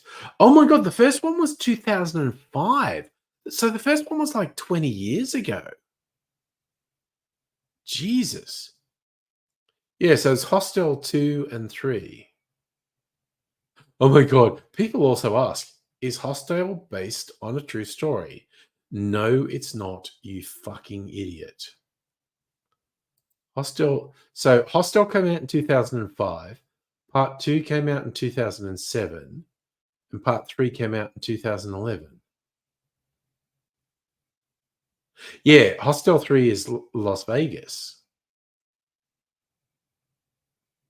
Hostel 1 and 2 are Europe, but Hostel 3 is Las Vegas.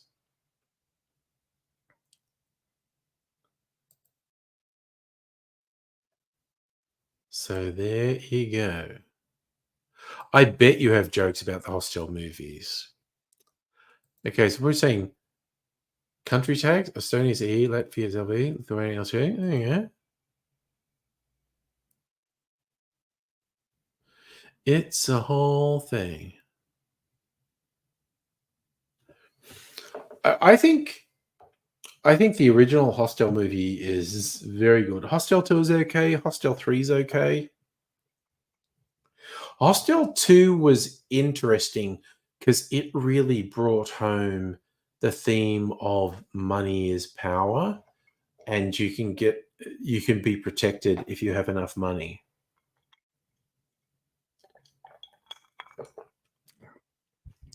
But yeah, the original Hostel movie, extremely unsettling. But I was genuinely surprised looking it up that it was made basically 20 years ago. Jesus. Very early. Fucking what's his name? We were talking about him the other night. Cabin Fever was his first movie, but Jesus.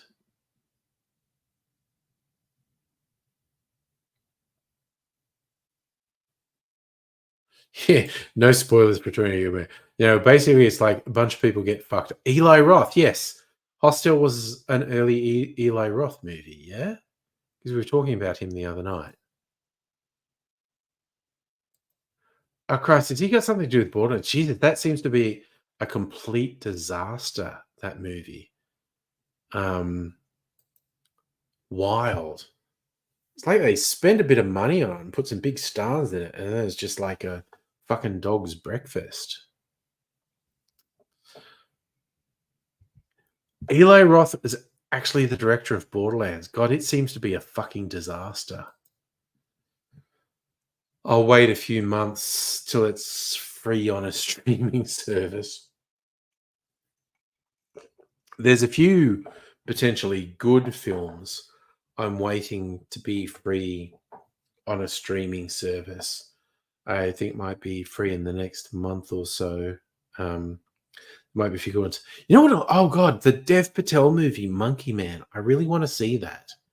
I'm a bit of a Dev Patel fan. I think he's quite good. And Monkey Man seems kind of intense and fucked up. I'm looking forward to it. You did say the other day you didn't like his films.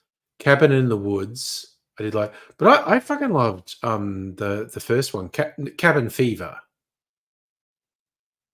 He made one called The House with the Clocks in the Walls. Okay. Oh yes, Borderlands 4 video game. I finished Borderlands 3 not that long ago, actually, which is fun. Borderlands 2 was probably better, but I've got the extension one, Tiny Tina's Wonderland, which is supposed to be really good. I got it like super fucking cheap.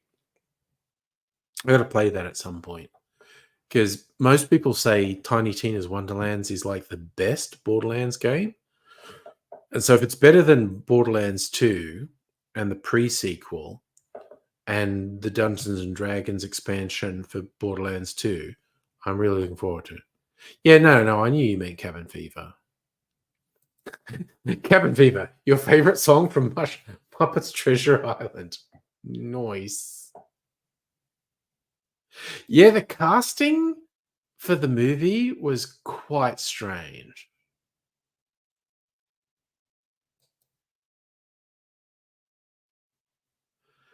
Borderlands 2, very good. Oh, I got to share you a picture. Young Mr. Angry just moved into a share house with some of his nerd because he works at a nerd bar. Got to find the picture I helped him move in.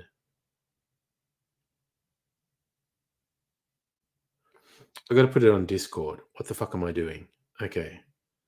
Where is... That's not right. Where's the socials? Discord. Look at that.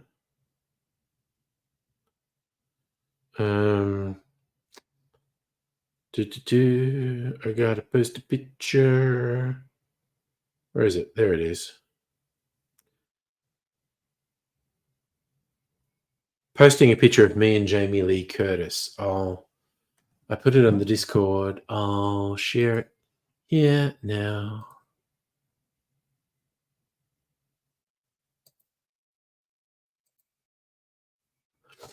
Okay, I have to share this picture of me hanging out with Jamie Lee Curtis. Look at that. Me with my close personal friend, Jamie Lee Curtis, i.e. young Mr. Angry housemates have a cutout of Jamie Lee Curtis from Borderlands.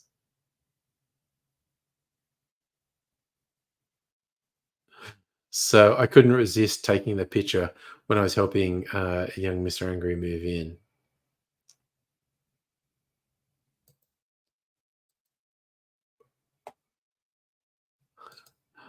I gotta close some fucking tabs on my browser because it's confusing me too much. I am very easily confused. So after saying what you do, my eyes are a bit blurry. I mean, like, maybe. But yeah, I couldn't resist taking that picture when I saw. It's like you moved in with everyone who works in this gaming bar. So you got all this nerd shit there. Oh man, that's fucking yummy. Now I want to go in and get I only made that blood orange drink because I happened to go in the supermarket and there was a bag. You know when you get the stuff in the supermarket, it's like marked down for a quick sale because it's going out of date. It was like a bag of blood oranges for like $2 or $2.50. I was like, fuck yeah, juice them all, add some sugar, make a syrup. Then I milk clarified it, made it in a cordial. It's so fucking yum. So if you had 3 standard drinks, God, how many standard drinks would I? No, let's not talk about that. Medical authorities would be worried about how many standard drinks I know. Also, great take, Heine. That picture of me with Jamie Lee Curtis, the ray gun version of fake photography. Oh, that's right. You came in late, so you missed me. I actually talked about my dinner before you joined, Safa. I did some tortellini, a cream sauce, and then covered it in cheese and baked it, and it was fucking yum. It was really good.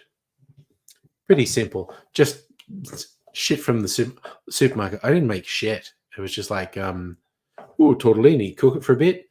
Got this cream sauce from the supermarket, mix that in, put some cheese over the top, some bacon on the top, sprinkle some smoked paprika on it, then put it in the fucking air fry for 10 minutes. Did you have Indian food?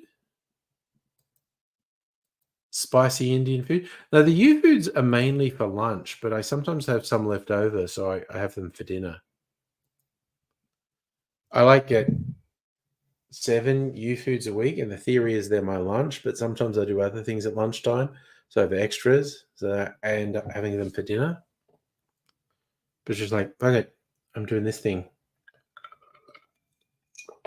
Ooh. Yes. Oh, yeah. What did I order? I don't remember, man. I go through the list and just order shit. Gotta go. Gonna barbecue stuff. Oh my god. Say hi to your guests, Rain. Tell them everyone in Australia is wishing them the best. Fucking awesome that you dropped in and said hello. Have a good time doing your greenhouse. Have a good time with your guests and your barbecue. We'll be thinking of you. So have a good one. I was just thinking of market thing. I'm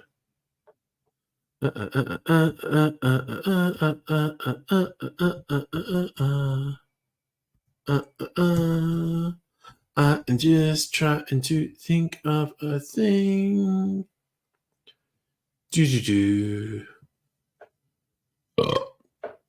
Okay.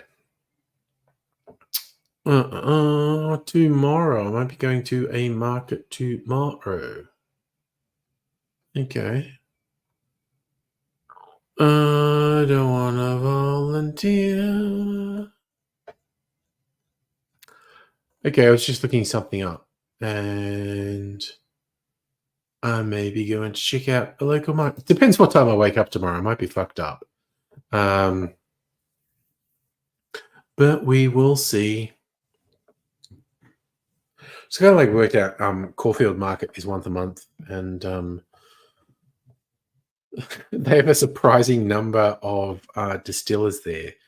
Usually somewhere between 2 and 4 distillers will have stands at Caulfield Market.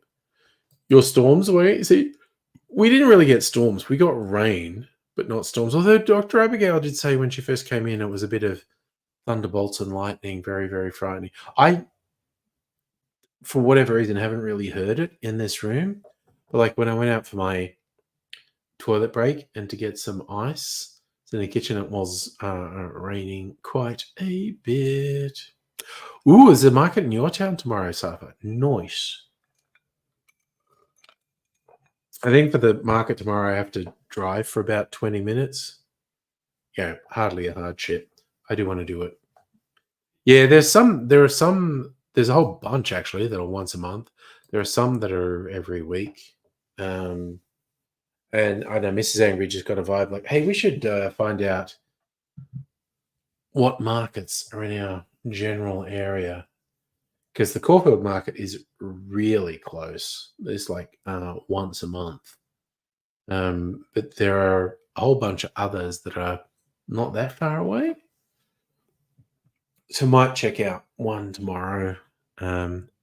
All completely dependent on what the fuck time I wake up tomorrow. So how the fuck I am after this stream, essentially.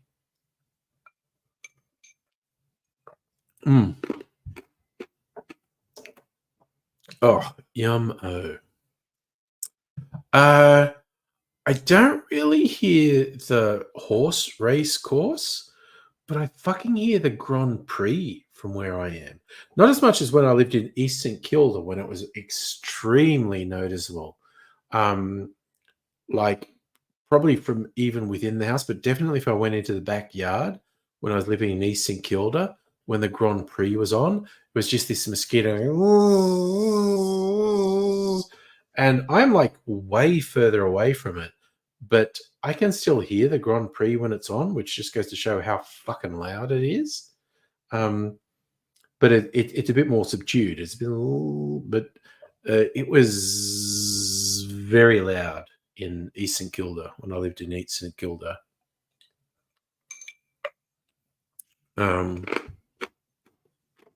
But no, I don't hear the horse races. I am not all that far from Caulfield Racecourse.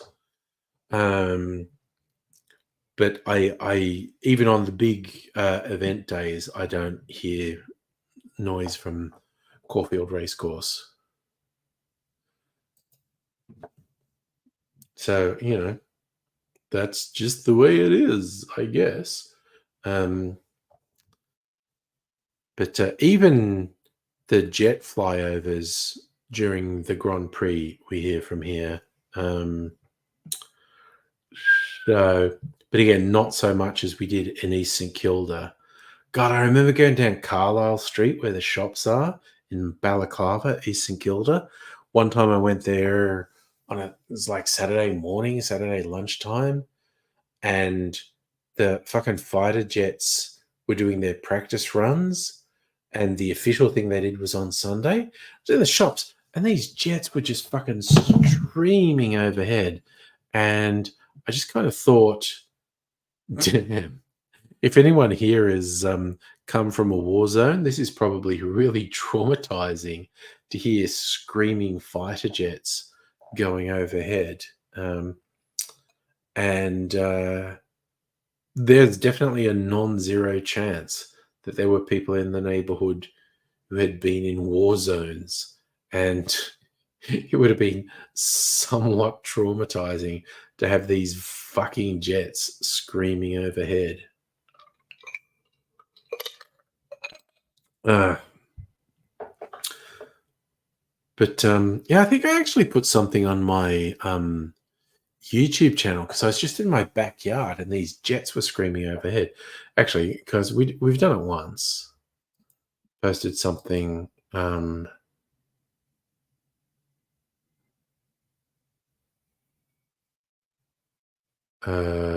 Where's my channel? Videos.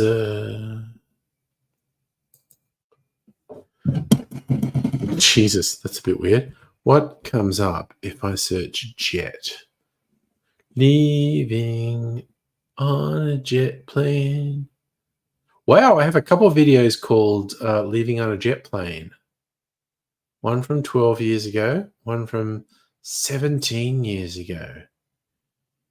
Jesus Christ, I have been putting videos up for a long time, haven't I? Toasting pigeons.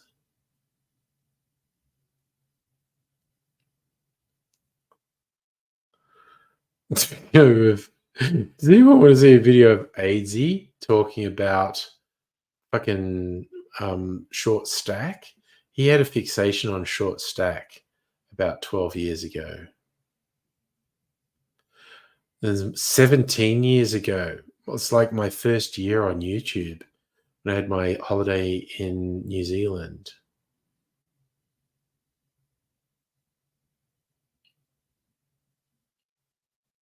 Ooh, 16 years ago. That's like a video just before I took the mask off. God, I kind of feel like I want to share that one.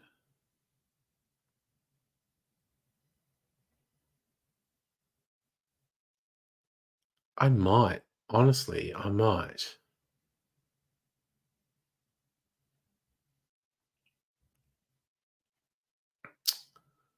Oof. Oh God, bagel heads in Japan. That was a weird one. I remember it was a trend in Japan youth to inject saline, like massive amounts of saline under their skin so it bulged out. And then they'd sort of poke a hole there. So they'd have like this bagel or donut shape on their forehead. And the body would just absorb the saline over a period of hours.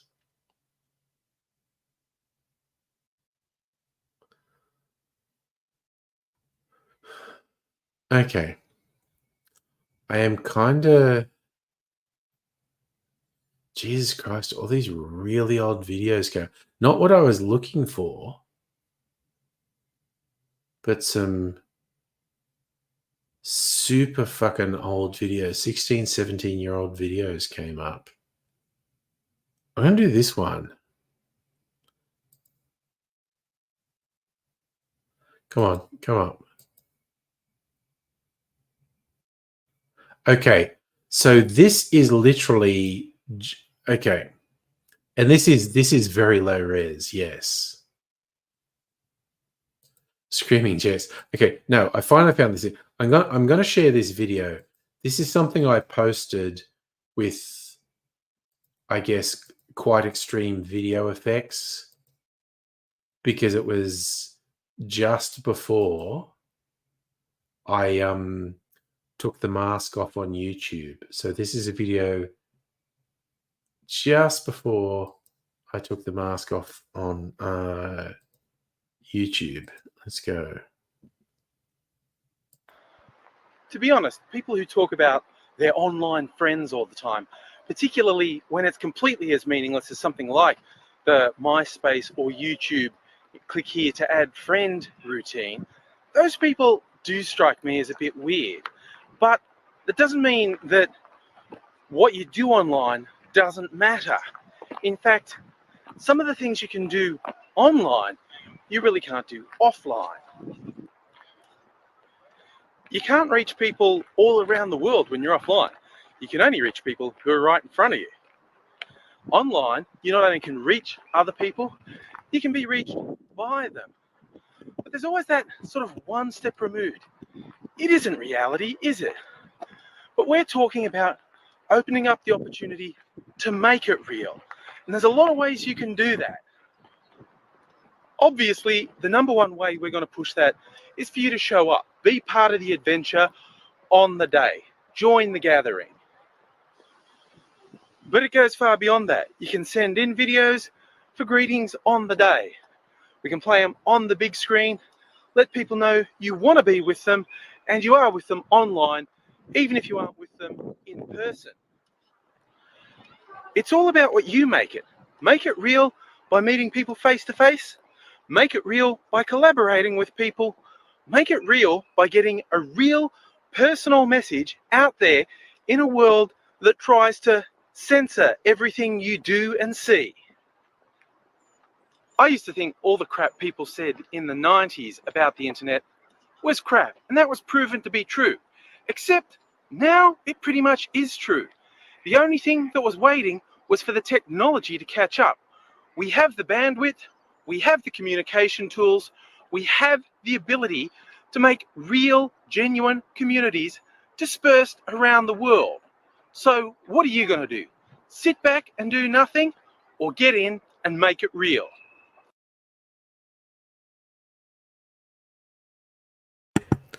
That was referencing the first major meetup we had in Australia. First big YouTube event.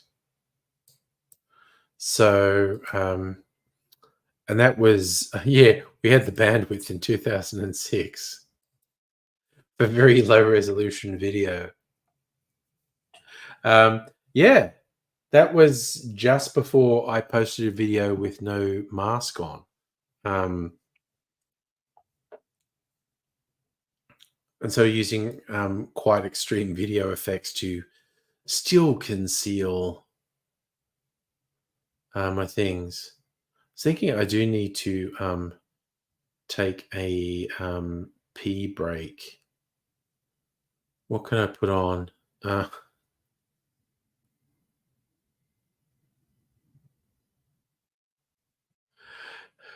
A video where AZ cries because I told him Short Stack had broken up.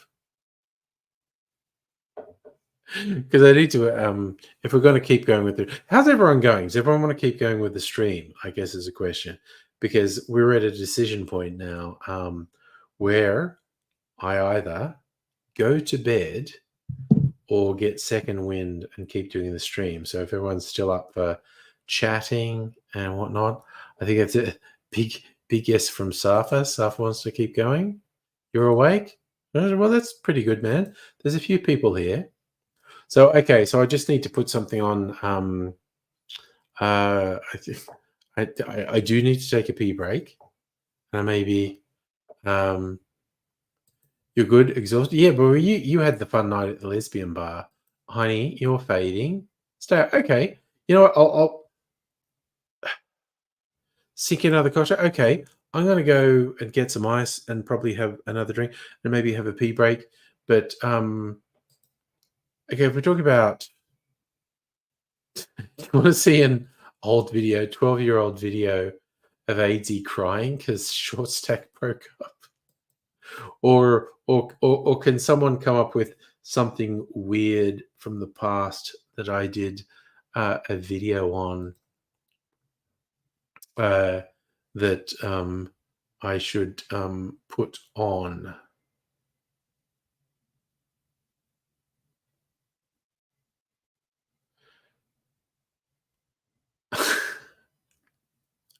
So there's so many weird videos on here. There's a 30-minute video of me walking around the English village of Colin talking about Coney 2012. So yeah, it's a 12-year-old video where I'm talking about Coney 2012, when Coney 2012 was still a thing. God damn, that's a whole thing. Coney 2012, Jesus. Oh God, sorry, I'm going this random list of things. Safa, 12 years ago, I did a video about Russia invading Ukraine. It's probably a TFU Friday. Yeah, it's a TFU Friday video.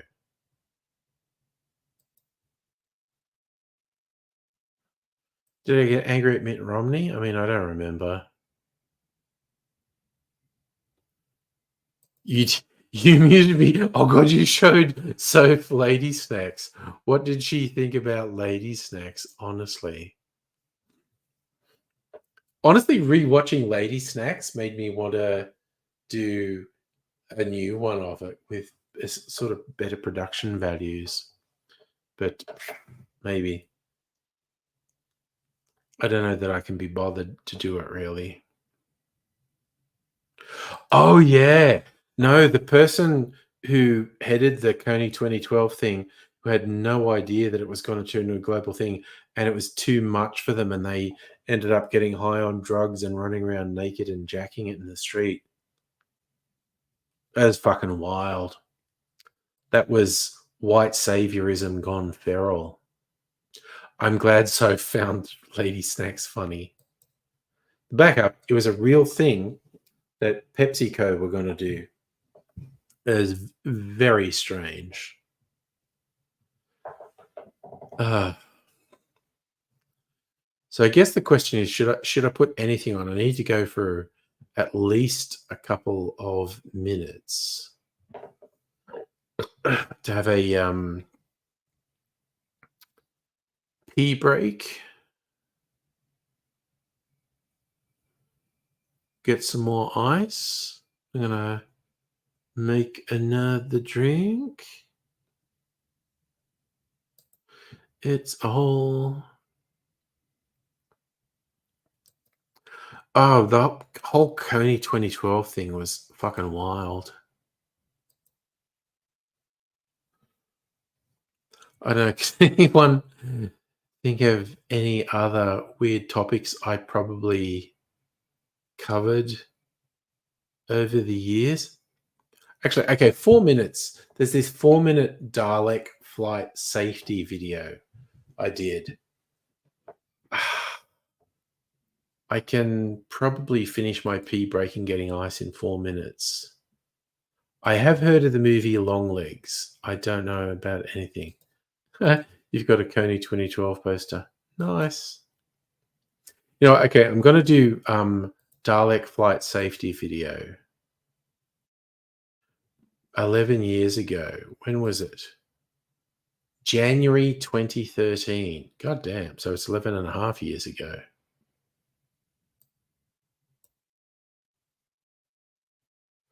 All right. I think 4 minutes is enough for me to have a toilet break and get some more ice. Let's see how we go. I'm going to play this and see how it goes. Welcome aboard Dalek Flight 101, non-stop to the Star Slave Pits. Before the flight, we will show a brief safety video. Please pay attention, even if this is not your first time being enslaved by the master race. This video is for your safety. Pay attention! Pay attention! Obey the Daleks! Obey! Overhead luggage compartments will not be required as prisoners are not permitted any luggage. If you still have luggage in your possession, please attract a Dalek flight attendant who will arrange for your immediate extermination. Please note that smoking is not permitted on any Dalek craft. Toilet toilets are fitted with smoke detectors. Punishment will be swift for those who transgress this restriction. The Supreme Dalek has pronounced the ultimate penalty for those who breach the no smoking rule. If you are such a pathetic example of an inferior life form who cannot wait for your addiction to be fed, please signal a Dalek flight attendant who will incinerate your lungs. Trust me, it's quicker and less painful than the cancer that is waiting for you. In the unlikely event of an emergency, and the even less likely event that we care if you live or die, an oxygen mask will drop from above you. Fix the oxygen mask over your mouth and nose and tighten it with the elastic straps. You may be tempted to help a lesser being attach their mask before your own. Do not do this!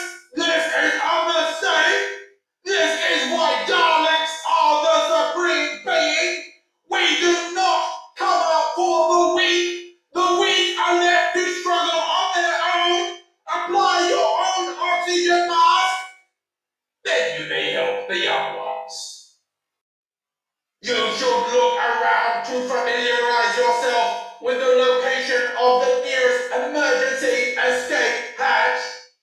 Then you should resign yourself to the fact there is no escape from the Daleks. None! Nobody escapes the power of the Daleks. All electronic devices must be switched off for takeoff. When we are safely in space, you will be allowed to switch on approved electronic devices. Note that some devices are not permitted during flight at any time. Yes, I'm talking about sonic screwdrivers. Not falling for that one again. So enjoy your flight with Dalek Air. Or not. It matters not to the supreme beings whether you enjoy your flight. Wait, that's not the engines. What's going on? I should have known this would happen. Why did I take this job? Oh, this is such bullshit. Okay. That's my idea of humor. Thank you. I'm glad you liked it. When was that from? That was from... Come on.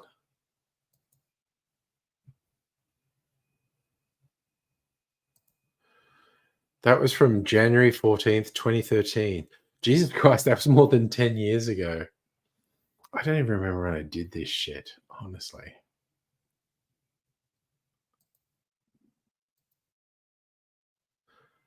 So, 10 and a half years ago? I don't know, 11 and a half years ago? Something like that. It's that whole thing of doing Dalek stuff at one point. Daleks are funny. Man, there hasn't been Daleks on Doctor Who for a while. I hope Ncuti Gatwa gets to come up against Daleks in the next season of Doctor Who. We'll see what's what. How will the Daleks deal with a sexy Doctor? That's the big question. Because we're all trying to deal with sexy Doctor at the moment. That's a whole thing.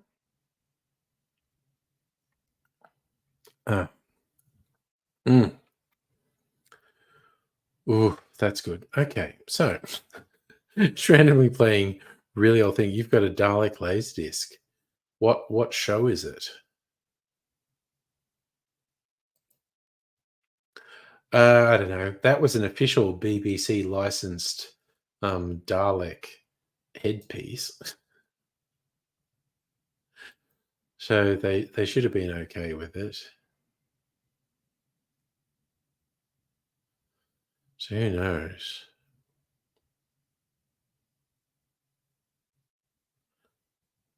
There's one from 17 years ago. Oh, wow. This is like from my first year on YouTube, from like 17 years ago. And God, I'm still living in an apartment. I'm still wearing the mask. This is before I was dating Mrs. Angry, but hadn't moved in with her at this point. Okay, I'm going to play this. Because this is weird, because this is the shit I used to do.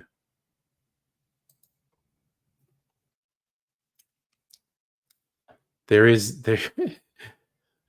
no R in Dalek, by the way. It's just Dalek. This is just like a 2-minute video. I'm going to show this because this is the sort of shit I used to do in my first year on YouTube. Do this. Yeah, I mean, let's just fucking do this. Hey viewers, just a quick video before I head out on my New Zealand holiday. Wanted to send a few words of thanks to everyone who's been watching all along, and as a little present for my holiday, I got a few milestones I'd really been hoping for just before going. Hit 500 subscribers, I think 300,000 video views, all good. Still really small potatoes on the grand scale of things, obviously, when you look at who the really big names on YouTube are, but I'm pretty goddamn happy, and I'm going to keep going. So, I may or may not be doing videos while I'm in New Zealand. I'd certainly like to do a couple of videos in the nice scenery that I'm going to be in and amongst. We'll see what happens. So, you might see new videos over the next 2 weeks, or you might not. Won't that be fun to see which way I go? Anyway, last minute packing, then I'm going. Now, I've packed all my clothes. A few extra things I've got to squeeze in. Well, that's my camera bag. I'll put that away when I'm finished this. This is something I'm traveling around in a camper van, a little power converter, so I can charge my electronic devices, phone, camera, etc. while I'm on the road. I jam the vitamins in. That's probably going to look like a friggin' bomb on the X-ray machine on the airport. So, hey, you might get to see my face on the evening news when I get arrested as a potential terrorist, because the recharge things probably look like detonator cables as well. Here's a weird thing.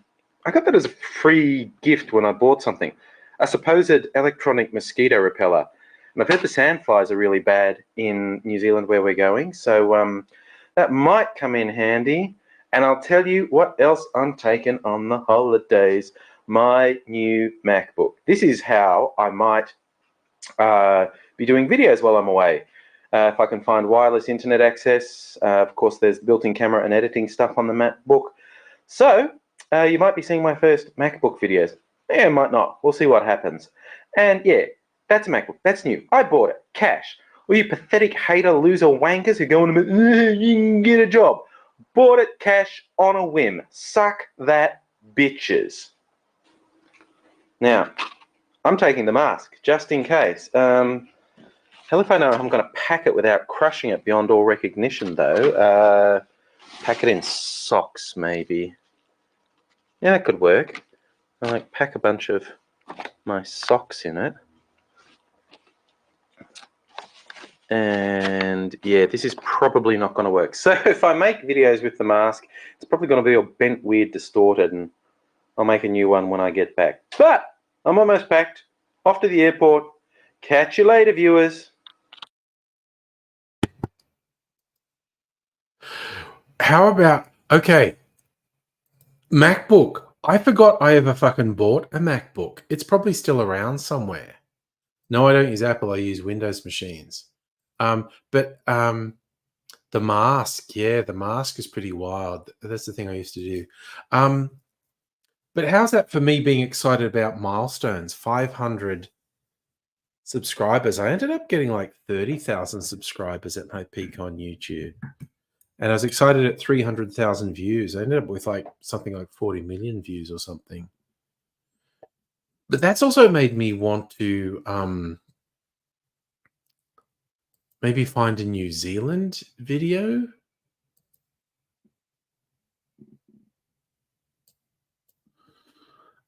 Because there were some pretty fucking cool New Zealand videos. But what was funny is in some of the touristy places, I put my mask on, which really freaked people out, or at least amused people. See, I did actually post a bunch of short 1-2 minute videos in New Zealand. Wow, I would post really short videos. There's a whole bunch from New Zealand that were like 1 or 2 minutes. Fox Glacier. Wow, I actually ended up posting a lot of 1-2 minute videos from New Zealand. Oh, because I'm searching New Zealand at the moment. So my Anzac Day videos. Oh, I was God posting from the very early days. Damn, I used to from 2008 onwards. I used to post Anzac Day videos. Damn.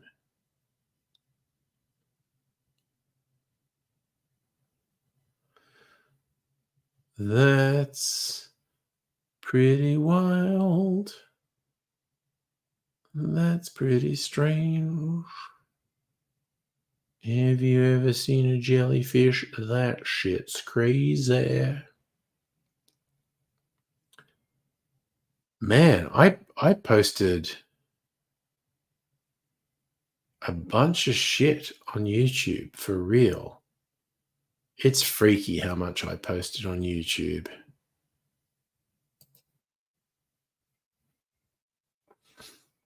I've only been to New Zealand once and it was great. Strictly Saber, you did 500 subs vid, took all the subs, made a giant credit roll. Nice. And yes, I do believe you. Do you need a passport to go to New Zealand? I don't remember.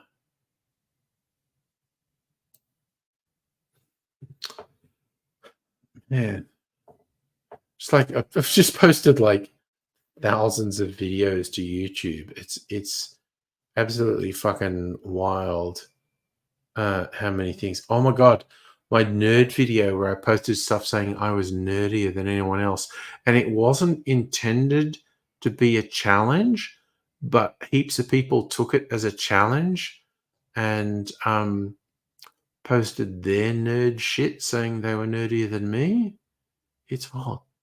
Jesus Christ, I posted a heap of videos that are only 1 or 2 minutes long. Damn. I did a lot of that shit.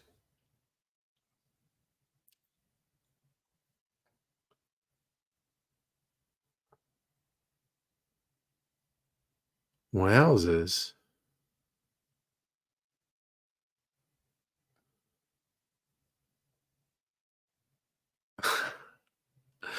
Sorry, I'm just scrolling through shit. And I was just like, damn,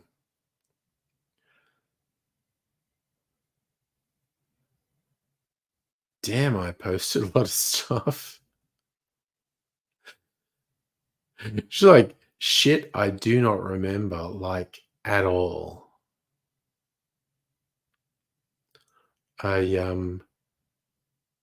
That's one of the dead people. Sorry, there are so many people in my videos who have died subsequent to being in videos on my YouTube channel. But damn, there are a bunch of dead people on my videos. Every time I bring that up, I say, yeah, I don't even like to think about how many dead people are on my videos, but there's a lot of them. Yes, you can leave Australia without a passport, but you just need a passport to enter a bunch of other countries. So yeah, there you go. But yeah, it's kind of funny. Every time I search on something on my YouTube channel, I get really surprised by all these things that I go, okay, I have no idea what the content of that video was. And then seeing how many 1-2 minute videos I uploaded, it's like, Jesus, I was fucking hyperactive for certainly my first 2 years and maybe up to my first 5 years on YouTube, I was really fucking hyperactive. I know, because I loved having the creative outlet, particularly the first year on YouTube. I still remember getting some sort of hater comment saying I was a loser because they were looking at how long my channel had existed and how many videos I had. And they go like, "Oh, get a life. It's like you're putting up a video every day." And I was like, motherfucker, you have no idea. Some days I don't put anything up, but other days I will just have the impulse and I'll create video. Some days I was uploading 3 videos on the same day. Because there was no sense of YouTube being a career at that point. You couldn't make money from it. I was just obsessed with creating things, and people would watch just weird, random shit that I created. And that was just mind blowing to me. There's like, oh, I can just do some weird fucking shit that came into my head and put it out there, and people will watch it. And it's thinking, and yeah, see, strictly these days we get streamers, people who stream every single day. Um, because I sometimes, when I'm working from home, I sometimes have my favorite streams on in the background, listening to someone. And Mrs. Angry is going like, "Can you work while you have that?" And I was going, "Yeah, because I can tune it out if I need to."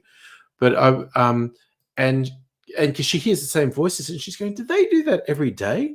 So, yeah, some of them are making a living doing it. And I was particularly pointing out a political guy, Hassan Arbi from the US, and it's just a dude who during COVID had nothing to do because he was stuck at home, and he was streaming like fucking 12 hours a day, and he ended up getting this massive following. Now he's a major media figure in the US just because during COVID he was bored, and he's kind of for someone from the States, he's pretty kind of radical left, and he would just stream like fucking 12 hours a day because he had nothing else to do because of COVID, and he still does streams most days that go for probably 4 hours at least. But yeah, streaming's some fucking mad shit, quite honestly. So strictly saying you'd spend hours over 2 weeks to do 10. Yeah, if you're doing really intricate video editing, it's a whole thing.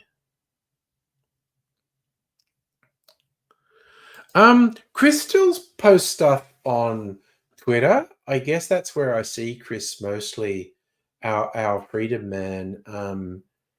He's still active on Twitter. I should harass him or embarrass him on Twitter saying, "Join the stream again, motherfucker. We miss you." Hassan was on. He was at war with Destiny. Yeah, I don't know, man. It's just like all these personalities, all these clashes. I don't know what the fuck is happening with them, quite honestly.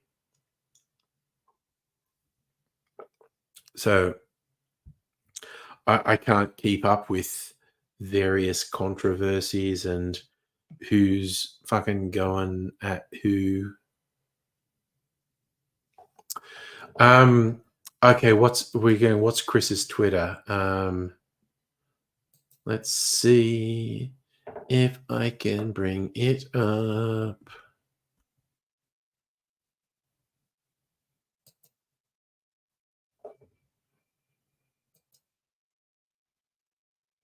Am I logged into? I'm not logged into Twitter on this browser. Okay. Fucking fine. And this fucking laptop. Am I logged in?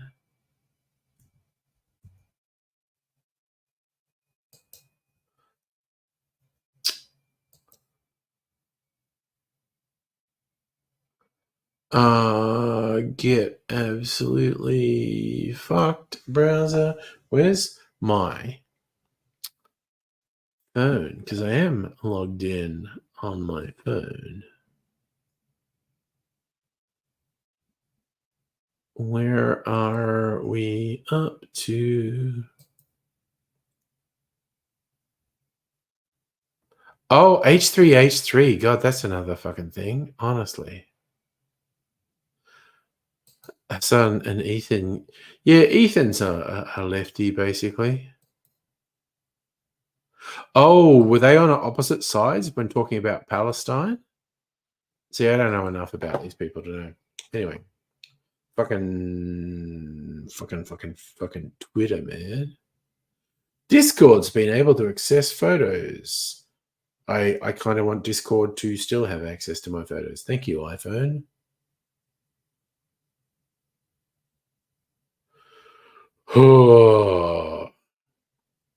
The Kneecap movie. I want to watch. Okay, there's a movie coming out that I want to watch called Kneecap. It is an Irish film in the Irish language about these lads who started being rappers in the Irish language. And kneecapping was, the IRA thing. Anyway.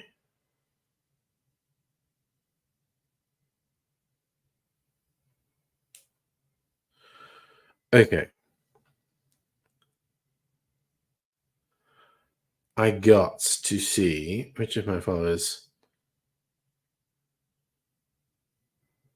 No, not Chris Maloney, even though he's, fucking sexy. Not Chris Lebon. Not Chris. Not Heavy Slip.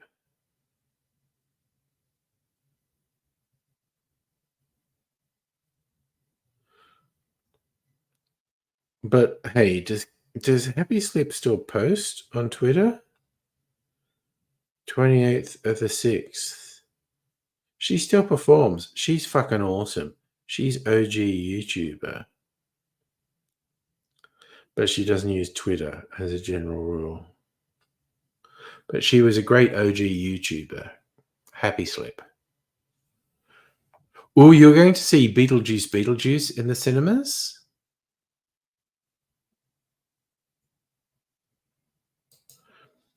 I'm kind of tempted. There's a few things coming up. I follow Zaddy, Chris Maloney, on Twitter. When was the last day he posted on Twitter? 5 days ago.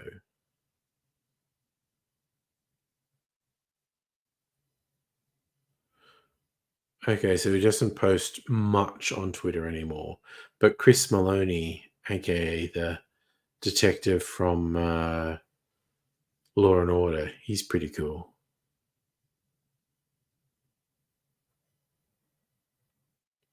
Okay, I thought I could find our freedom man Chris on Twitter, but I clearly fucking forget what his handle is.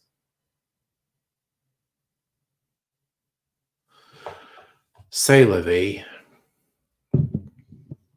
And I'll be dead in the cold, cold ground before I ever call it X. Fuck you, Elon Musk, you fucking rancid piece of shit. It's fucking Twitter, for fuck's sake. You think Sophie would love the wild robot? I don't even know what we're talking about there. Because it's late, it's like past midnight, and I am inebriated. I'm not shit-faced. I am inebriated. I'm definitely Tim Smithed at the moment. But, I'm still upright. So we're soldiering on, is what I'm saying. Also, okay, left field, robot. I remember the animated anthology series on Netflix, Love, Death, and Robots, which I quite liked. There was some very interesting stuff in that. I still probably prefer the first season. There's 3 seasons of it. I probably prefer the first season as a season, but there may be individual bits in season 2 and 3 that I like more than season 1. I saw an ad for a thing that's going to be on Prime later this year, like December, and it's a anthology animation series built around video games, and it's produced by the people who produced Love, Death, and Robots. And I was kind of like, ooh, that could be cool.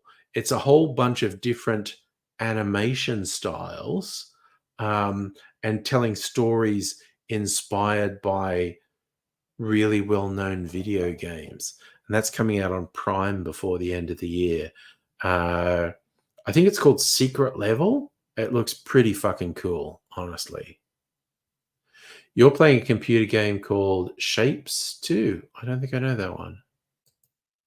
Shigisega, the dude, How to Train a Dragon, Call the Walls, Harris. Okay.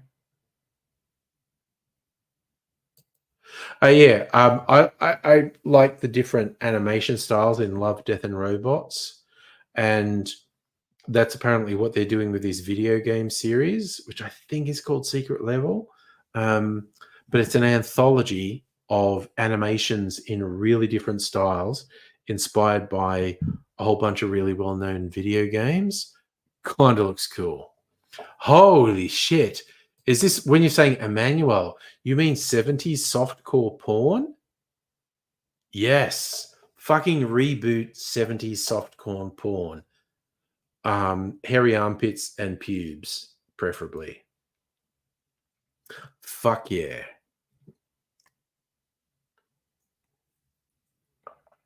Ugh. Yep. Okay. Strictly Sega knows what I'm talking about. Emmanuel, 70s softcore porn. Damn. When America, Britain, Australia thought like French, everything French is so sexy and sophisticated.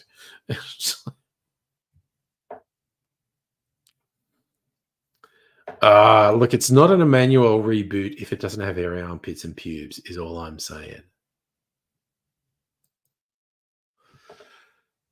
We shall see. Oh my God, I saw something on Twitter today.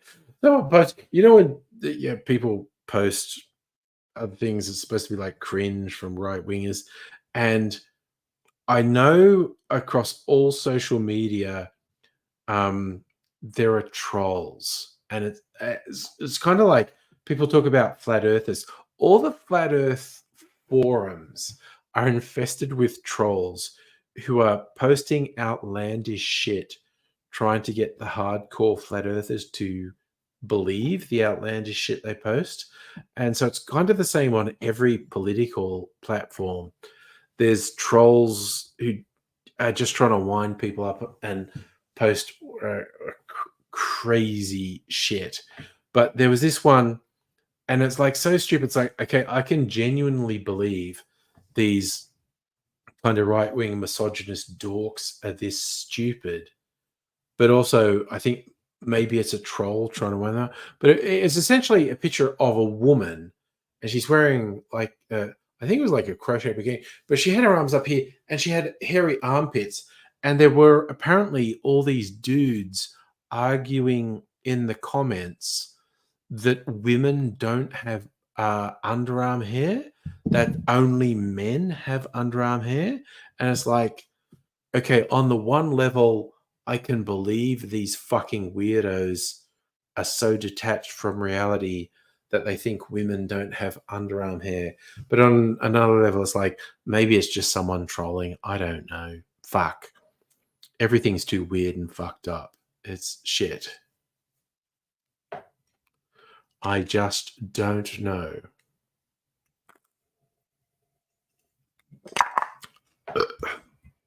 But I'm very wary of just straight up believing that people I don't agree with are stupid as fuck. Because I certainly think some people I don't agree with are stupid as fuck. But it's a very weird self-congratulatory thing to go, I'm smart and clever and wonderful, and everyone I don't agree with is stupid. Because sometimes very intelligent people adhere to very evil and fucked up beliefs. So I don't know. Alrighty. I think I'm going to have another mineral water because if I go straight into more alcohol, I'm just going to lose consciousness. And we don't want that. I think we just want me to do strange accents that don't mean anything in particular. But let's do some ASMR. We were doing ASMR before. I think if I do this right up at the microphone, we will get a great hissing ASMR. Let's see what it does.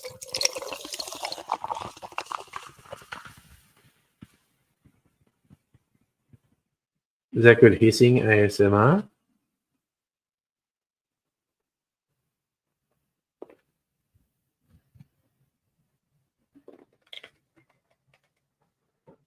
All right. I've got so many cans there now. Jesus.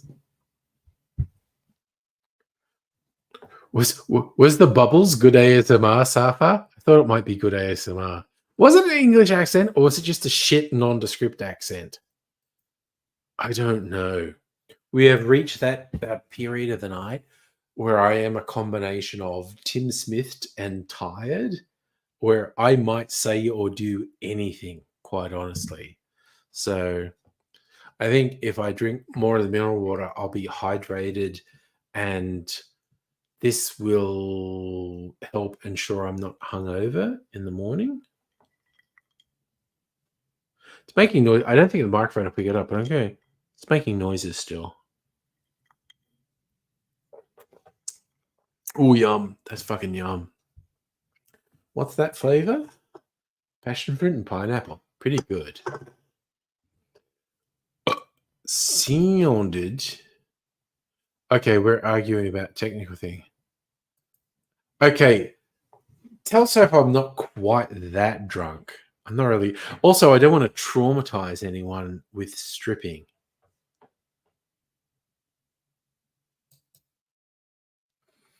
That is the thing, Safa. Alcohol does dehydrate you. It's a diuretic. There's a whole spectrum of things about alcohol that aren't good. Even though it's liquid, it again, it's counterintuitive. But alcohol can dehydrate you, even though it's a liquid, and that doesn't seem to make sense. But I'll defer to a medical authority. But I believe it's true that alcohol can dehydrate you. Oh man, that's fucking yummy. Oof. I actually really like mixing up. Let's go. I'm going to drink some alcohol. Then I'm going to drink something that's not alcohol, and it's good. My taste buds are all up. Sober up really fast. I don't know that I sober up fast. Man, I fucking hate sobering up when I'm awake. Like, that's why I very rarely day drink. It's almost always I'm going to drink at night, and then I'm going to go to sleep while I'm drunk, and I'm going to sober up while I'm asleep, and I'm going to wake up sober. I fucking hate day drinking, then stopping, and then slowly sobering up. I fucking hate that shit. Liquid doesn't mean water, so being dehydrated of alcohol makes sense. Lava dehydration, like, well, it's kind of like when people say, you know, can you eat X or what, and they mean like, will that kill you? But that's not what they ask. They say, can you eat that? You can eat anything once. You can eat lava once. Ugh, I fucking hate sobering up while I'm awake, because you go through that vague, okay, now I feel kind of sick, and all the fun of drinking alcohol has gone away, and I'm just vaguely sick, and ugh, fucking sobering up while you're awake is bullshit. You're meant to drink at night and drink into unconsciousness and then wake up sober. Fucking day drinking is bullshit. Ugh. Oh, Jesus. Sobering up on a plane? Sounds like I have never drunk alcohol in a plane. It just seems like a bad fucking idea. Oh, did I miss you learn something today? Let me see. You learned tonight. So you never knew you can whisk coffee, sugar, and water, make a thick dough like whipped cream. There you go. That is an interesting thing to learn. So we all agree that day drinking is kind of bullshit. Oh yeah, but that's also why I'm fucking drinking water now. Because what will normally happen if I've been drinking booze, either I've drunk enough that I will sleep all the way through and really want to drink some water when I wake up, or go to bed and I'll wake up some hours, kind of like midway through my sleeping thing. So wake up 4 or 5 hours after I go to sleep and then go, okay, A, I have to pee now. B, I definitely need to drink some water when I get up. It's like, damn.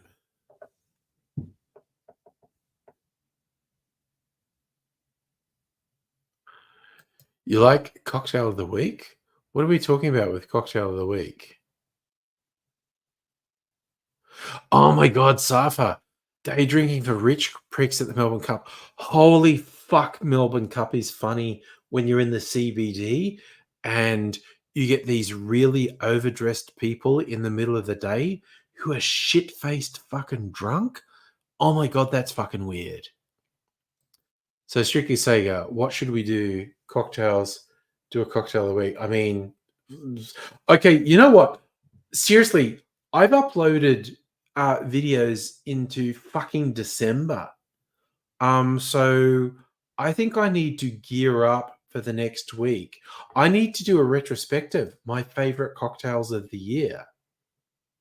So I might start tomorrow night, like not necessarily record a video, but look back on stuff I've recorded because some of them I went, this is a 9 out of 10. This one is really fucking good.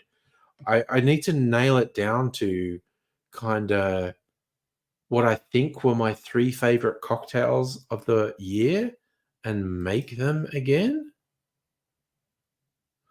You do a new cocktail every week. I tend to do 3 or 4 new cocktails a week.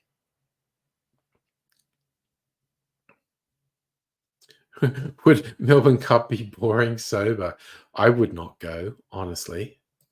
But yeah, I'm going to go back and look at my notes I wrote next to the cocktail videos I posted and try and identify my 3 top cocktails of the year. Because if I fucking do that in the next week, the video won't be live till December.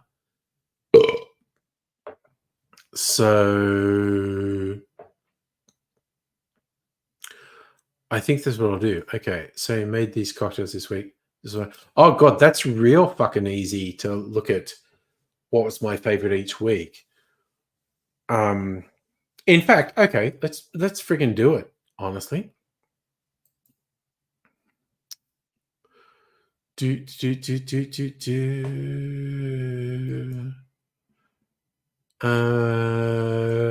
Which browser?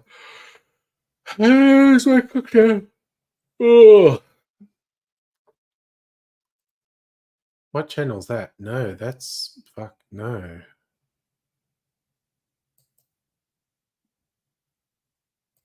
What's on this browser? No, I don't have it. But look, okay. I'll start it because probably doing a stream tomorrow night. I won't make any videos, but I'll before the stream tomorrow night. It's well, okay, we're past midnight, so technically tonight. I'll look and go, which ones did I rate really highly? And I might retry some of them. And so for next night, so maybe into next Friday, Saturday. Actually, well, Saturday's day night. So maybe I'll gear up for next Friday, work out what were my favorite cocktails of 2024. And And I'll look at my notes from my YouTube channel to work that out. I think I did enjoy one on Tuesday. Was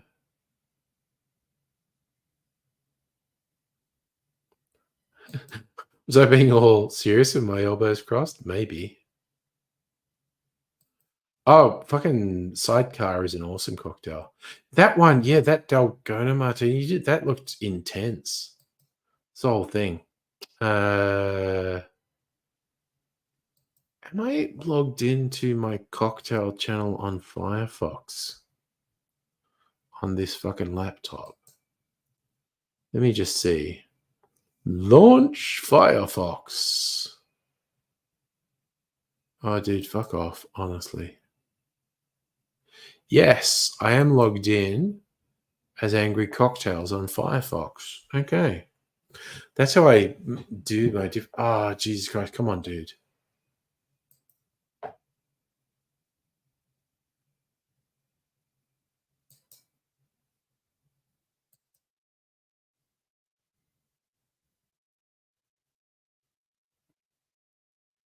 Okay, updates. Not now. Stop fucking with me.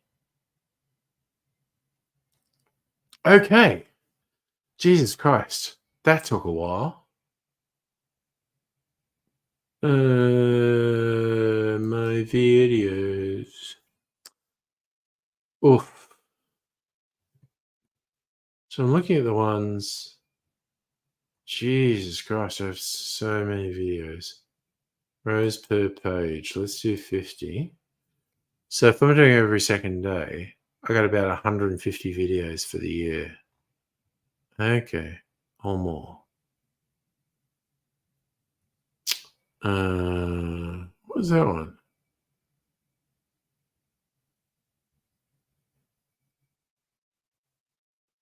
When? Okay, May. Okay. March, Feb. Okay, the weirdest thing is it seems to be the shorts that were my most popular ones.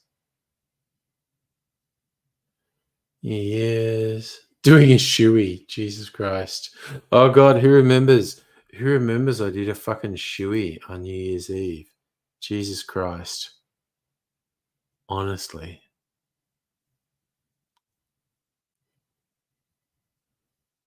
God damn. Okay.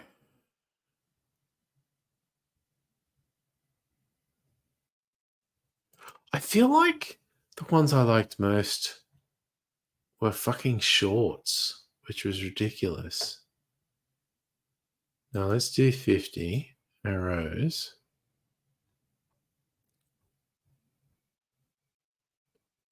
What was that? May.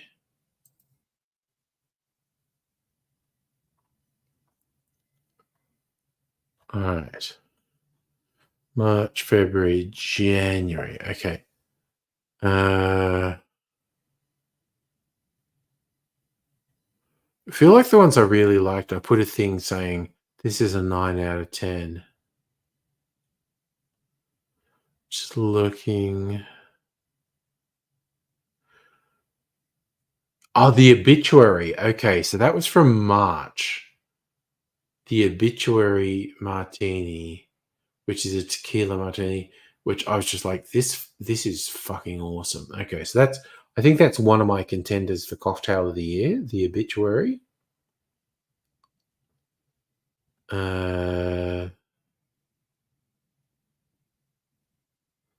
Going through rum-based elixir.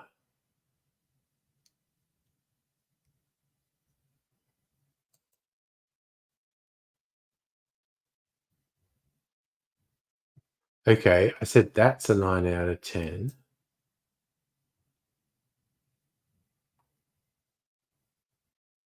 And that's from April. Okay. One called Holy Smoke, I said was a 9 out of 10. That was May. So it's kind of like I got a bunch of really good ones in the first half of the year. Okay. I'm going to have to put a bit of thought into this.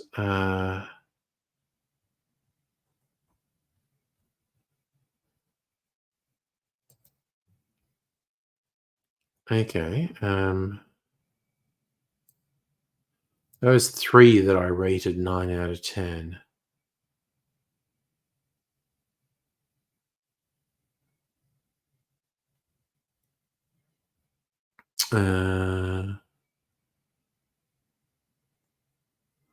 I think a sherry colada was really good too. I did that in June.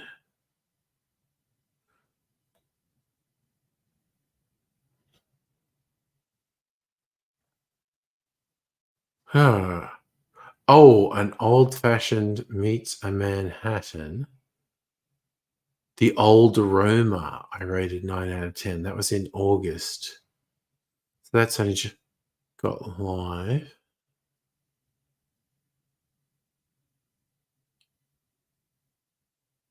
Donde Estas Yolanda? Mezcal-based drink. The Homely Smoke. Okay, I've got about half a dozen to assess. A Golden Pisco Tang, I said, was 8 out of 10 too. 8.5 out of 10. The Oaxacanite. Oh, yes, I do remember really liking the Oaxacanite. That's not even gone live yet. Okay, I've got Cradle to the Grave, which is one that I just did in the last week. Okay, I reckon I've got half a dozen to recreate. Literally, I did do it from a new shoe. Yes. That's going back a bit. The shoey on New Year's Eve was from a new shoe, which technically is a bit of a pike out. Yes.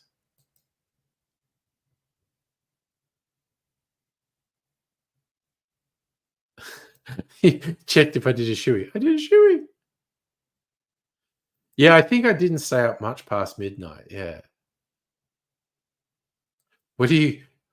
Oh yes. No. I think okay. I'm not going to do. If I do a stream tomorrow night, I'm not going to do any videos, but I think I'll make a couple of the top-rated ones and see if I still like them. And I think over the next week, I'll refine my like top 3 cocktails of 2024. But I got like half a dozen contenders from that little review. And it was weird. The ones that I liked most were fucking shorts. Oh, what do we got here? Okay, 2023. Okay, let's go. What were the full length ones?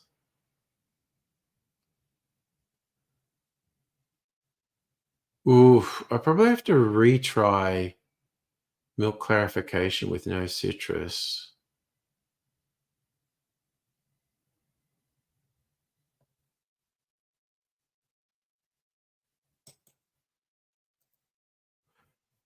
Okay. Whiskey, yellow chartreuse, and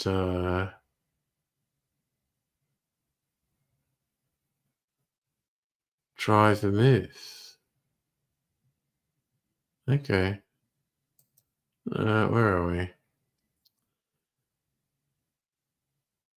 The galvanized nail. I feel like that's good.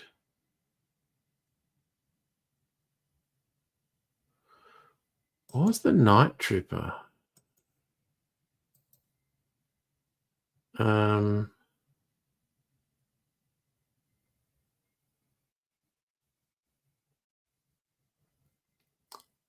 Whiskey, Amaro, Strega, bitters.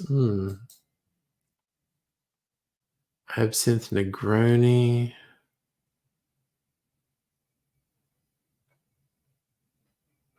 Just looking at all these things. Oh, the high-end whiskey cocktail.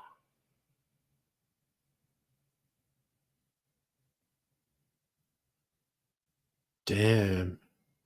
Whiskey and cherry liqueur and green chartreuse. I mean, that sounds pretty good.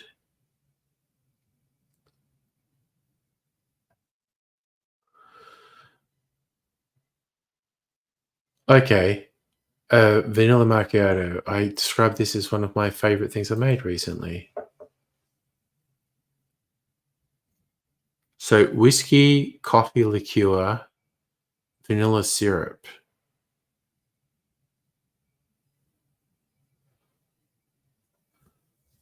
So it's like a coffee old fashioned, basically. So that might be a contender for my favorite of the year. Maybe I have to try that. That's from March. Okay. What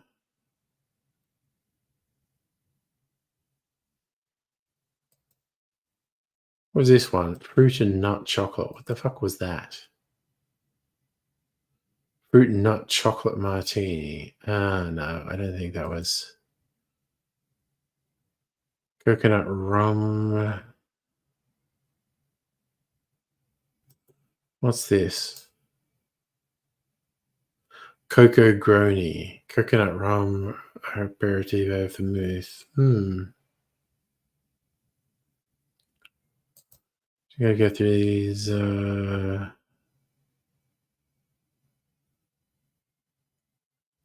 Nutty pina colada.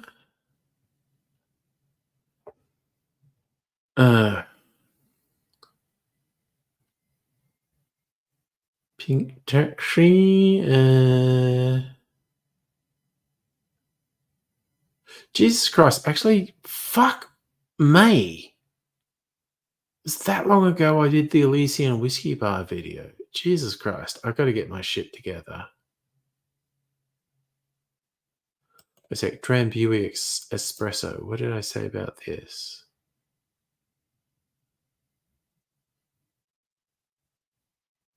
No. Okay, fine.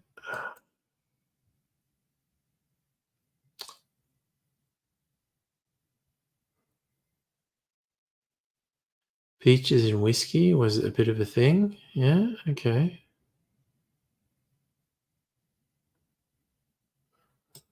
Oh, dry vermouth cocktail. What was this one?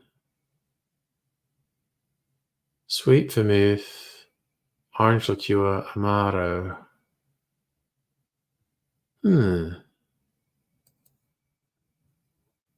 How do I go back on this? What is this fucking doing to me?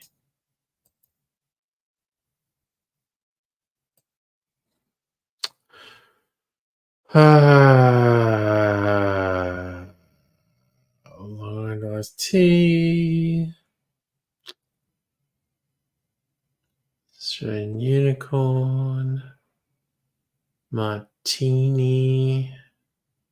Okay, it's super weird to me how the ones I ended up liking the most were just short videos.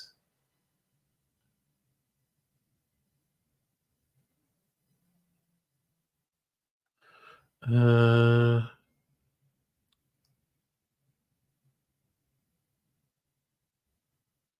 what's going on here?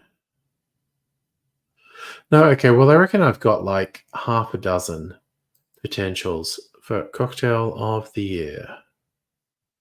And sorry, I do not remember there ever being an earthquake in Dubbo.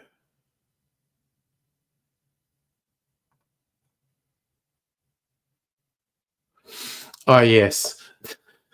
I do remember that. We had quite mild tremors in Melbourne. There's people posting a picture with a garden backyard furniture, like a chair pushed on its side with the caption, "The Melbourne earthquake, we will rebuild." First time I feel like I felt a fucking tremor was probably when I was in Melbourne, honestly. First earthquake felt like some sort of vibrator. It's the strongest one I've been in was during COVID. It was when was it? It's a couple of years ago. And I still had the booze on the drink carts out in the kitchen. And I was working and stuff started vibrating, and I thought, is that a truck going past? And it got more intense, and I was like, oh, this is an earthquake. It's pretty mild. Then it got stronger, and then it got stronger. And my brain had just gone, this is now getting scary. I think you're meant to sit in a door frame if there's an earthquake. And I was just about to get up out of my chair and go and sit in the door frame, and it stopped. But it kind of went on for a while. And I know a couple of old buildings had facades fall over. But oof, it was this close to being scary.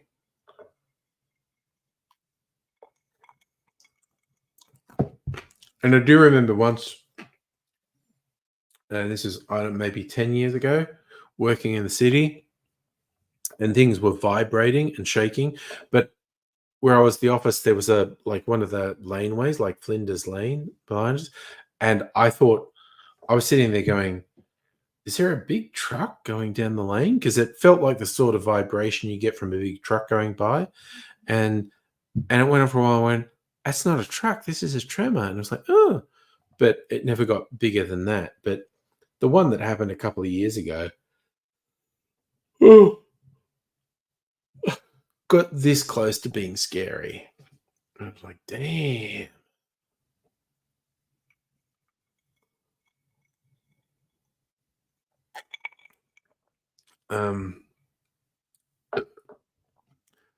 But I do remember, and this was a weird trivia. I was doing work experience at Triple J. This is like my last year at uni or post uni. I was doing work experience in the newsroom, and we started to get phone calls from people from Newcastle saying they were having an earthquake and what should they do. And we were initially, for the first couple, we were kind of laughing like, oh, they're having an earthquake in Newcastle. But then we were getting calls like, half the building I'm in has fallen down. What should I do? That was that actually really bad one in Newcastle in the 90s that killed people. So that was weird. Initially getting phone calls that we were treating as a joke, like, oh, they're getting an earthquake in Newcastle. But then the calls started to be, the building I'm in is partially collapsed. What should I do? And we're saying, we don't know. This is fucking scary. Don't ask us for advice. Jesus. And yeah, people were killed in that earthquake. So that was the whole fucking thing right there.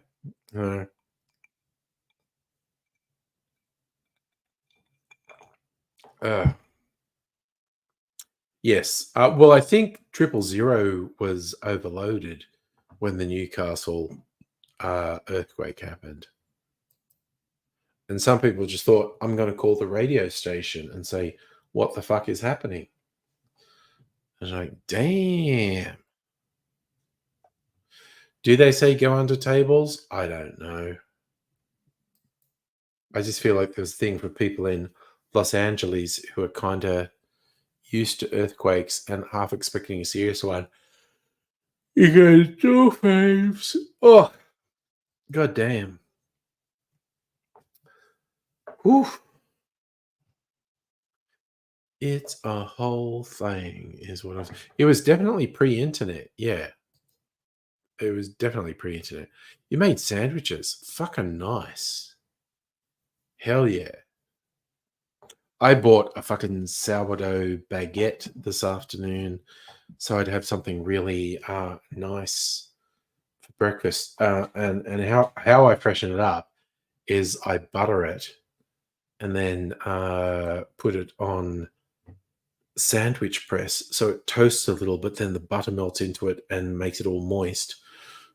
And then I cook some fucking bacon and have a bacon sourdough baguette from breakfast. So sometimes. Okay, so Dr. Abigail, you were concurring under tables to avoid falling objects. Door frames, kind of meant to be Good for protection, but yes, falling objects can still get you. Ugh.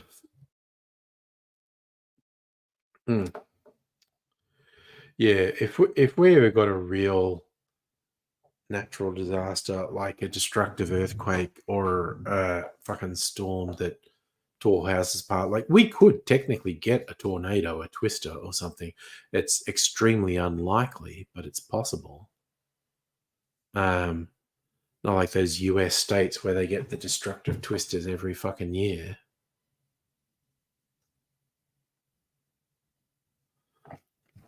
Could happen though. It absolutely could happen. Ooh, waffles for brunch. That sounds fucking cool. Honestly. I like there's a few places here that like do the US diner type thing where you get waffles and fried chicken and maple. So it's a weird thing, like waffles are sweet, the fried chicken is savory, and then you pour maple syrup over that. It's super fucking decadent. Oh my god, even just saying it out loud makes me want to do it again. Yeah, that would be a thing. A door frame would be good. There's usually not stuff around a door frame that could fall on you. Oh yeah. Savory crepes, also good. Sweet crepes, also good. Definitely. Dang. I'm just trying to think of the place I used to like in the city that did fried chicken and waffle breakfast. And do I want to do it? I haven't even thought about it for years. I don't think I've been there for years. It's like, damn. Oh, Streaker Sega, you've managed to get yourself to Smith. Yeah, I've been trying to, if I can sober up a bit, just drinking mineral water for the last half hour. I am kind of tempted to drink more alcohol before bed. Oh no, it's not to do with not liking the place, Cypher. It's just like I haven't been doing breakfast in the city. I've been going in the office. I probably haven't. I don't know if this place is still there. Oh god, now I'm gonna try and look it up. Okay, I'm gonna fucking open Google Maps again.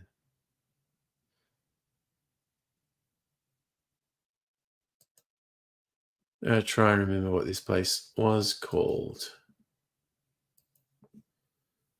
Melbourne. Let's go back to Melbourne. Close that.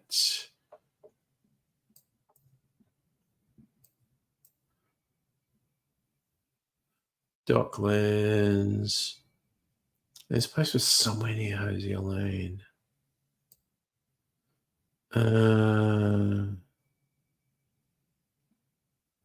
Chin Chin.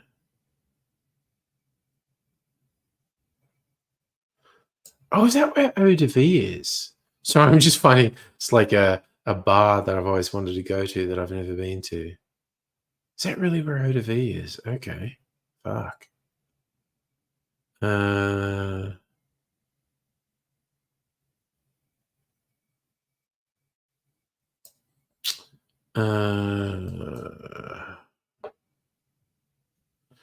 gonna go Melbourne.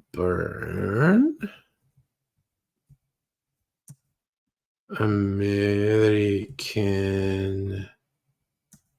breakfast. Is that a good search term? Does that bring up the place? Yes, Bowery to Williamsburg. That's the fucking place. Opens at 8:30. Okay. So this place that I have gone to for breakfast quite a few places, it's called Bowery to Williamsburg. It's US style stuff, New York City diner style. What's on their menu? Let's have a look. Lox and potato latkes, corn and sweet potato hash, brisket and eggs, shashka baked eggs, omelette and pastrami, bacon fried egg sandwich, bagel sandwiches. Signs. Yeah, Southern Fried Chicken waffles. Fuck yeah. Jesus Christ, $27. Okay. That's why I haven't been there for a while, because I don't want to pay $27 for breakfast. Jesus fucking Christ. Holy shit. I don't think I paid that much for it in the past. $27 for breakfast. Jesus fucking Christ. Honestly. That is, damn, that's a whole fucking thing right there. But I have had it in the past and it was really good. I just don't remember paying that much for it. So, fucking hell. But yeah, it's like waffles and fried chicken and maple syrup and Jesus Christ, so fucking yummy. Oh, there you go. You paid $19 for waffles this morning. So, all right. So waffles and chicken, $27. Maybe okay. It's not something I do regularly, but I don't know. Maybe I'll do it as a treat. I'll float it with my workmates. Who wants to go down and spend a stupid fucking amount of money on breakfast one morning? Honestly, my team's pretty up for shit, so maybe they'll do it. We do lunches once every month or two. And it's like, what do we do for breakfast? We're going to this place and just fucking go to town. I don't know.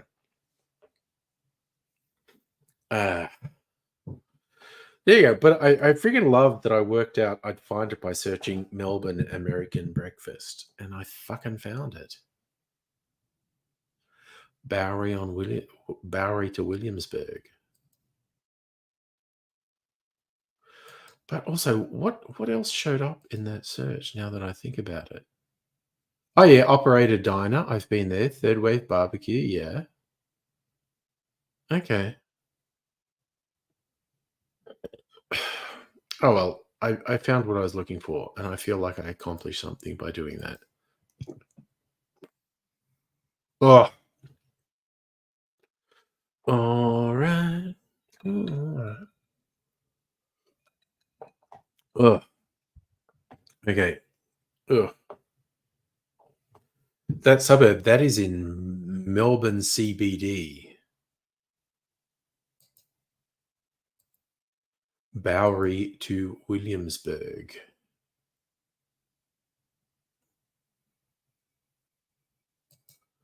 Where are they again? It's in one of the little laneways.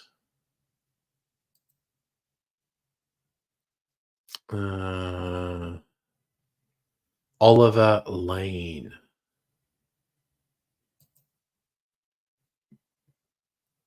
Okay, so Oliver Lane runs off Flinders Lane. So it's a lane off a lane, basically.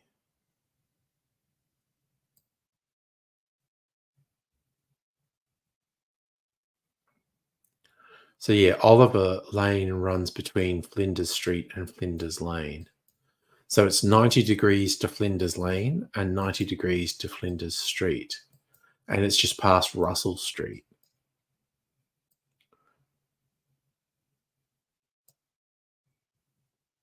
So it's not far from Federation Square, basically. It's just past Federation Square.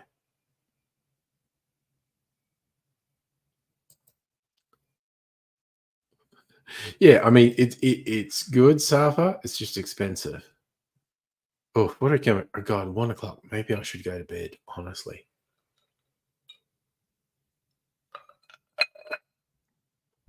Ah. Ugh. Looks a fucking lordy.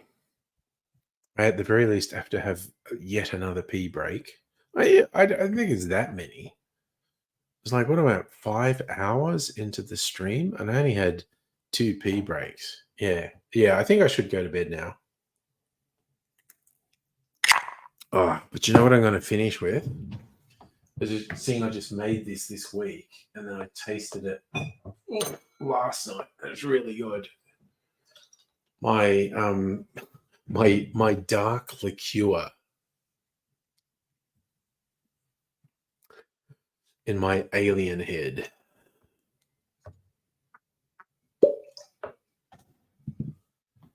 Just a little sweet treat to send me off to bed. Don't have to start to think you don't have too much bacon tomorrow. I don't have too much. Like I said, I got a really nice sourdough baguette. So just got to cook up a couple pieces of bacon and put it in the sourdough baguette. Yeah, the plan is for a stream tomorrow.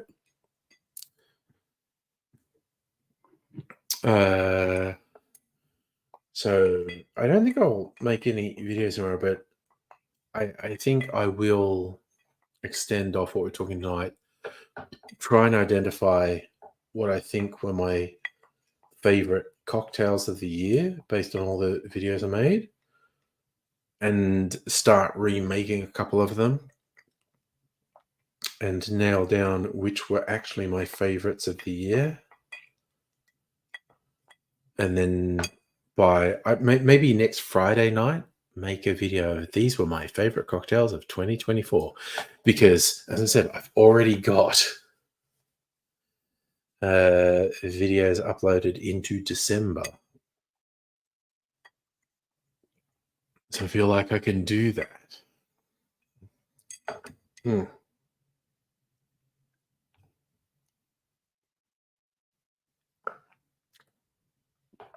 my god, that liqueur is so fucking yummy.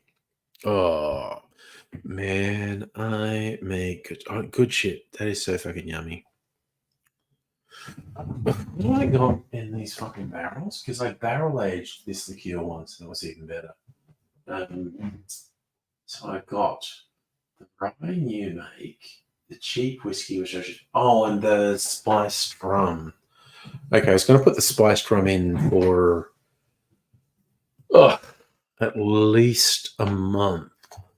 Oh, I think thanks to Strictly Sega and his labeling machine he sent me, I dated.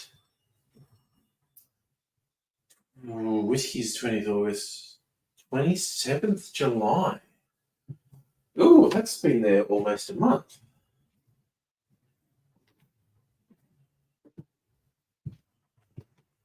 Oh, man. That's been there almost. Okay, so next week, I'm going to try the spiced rum that's been in the barrel for a month. Maybe it will have been there enough. All right. Well, you know, that's something to explore.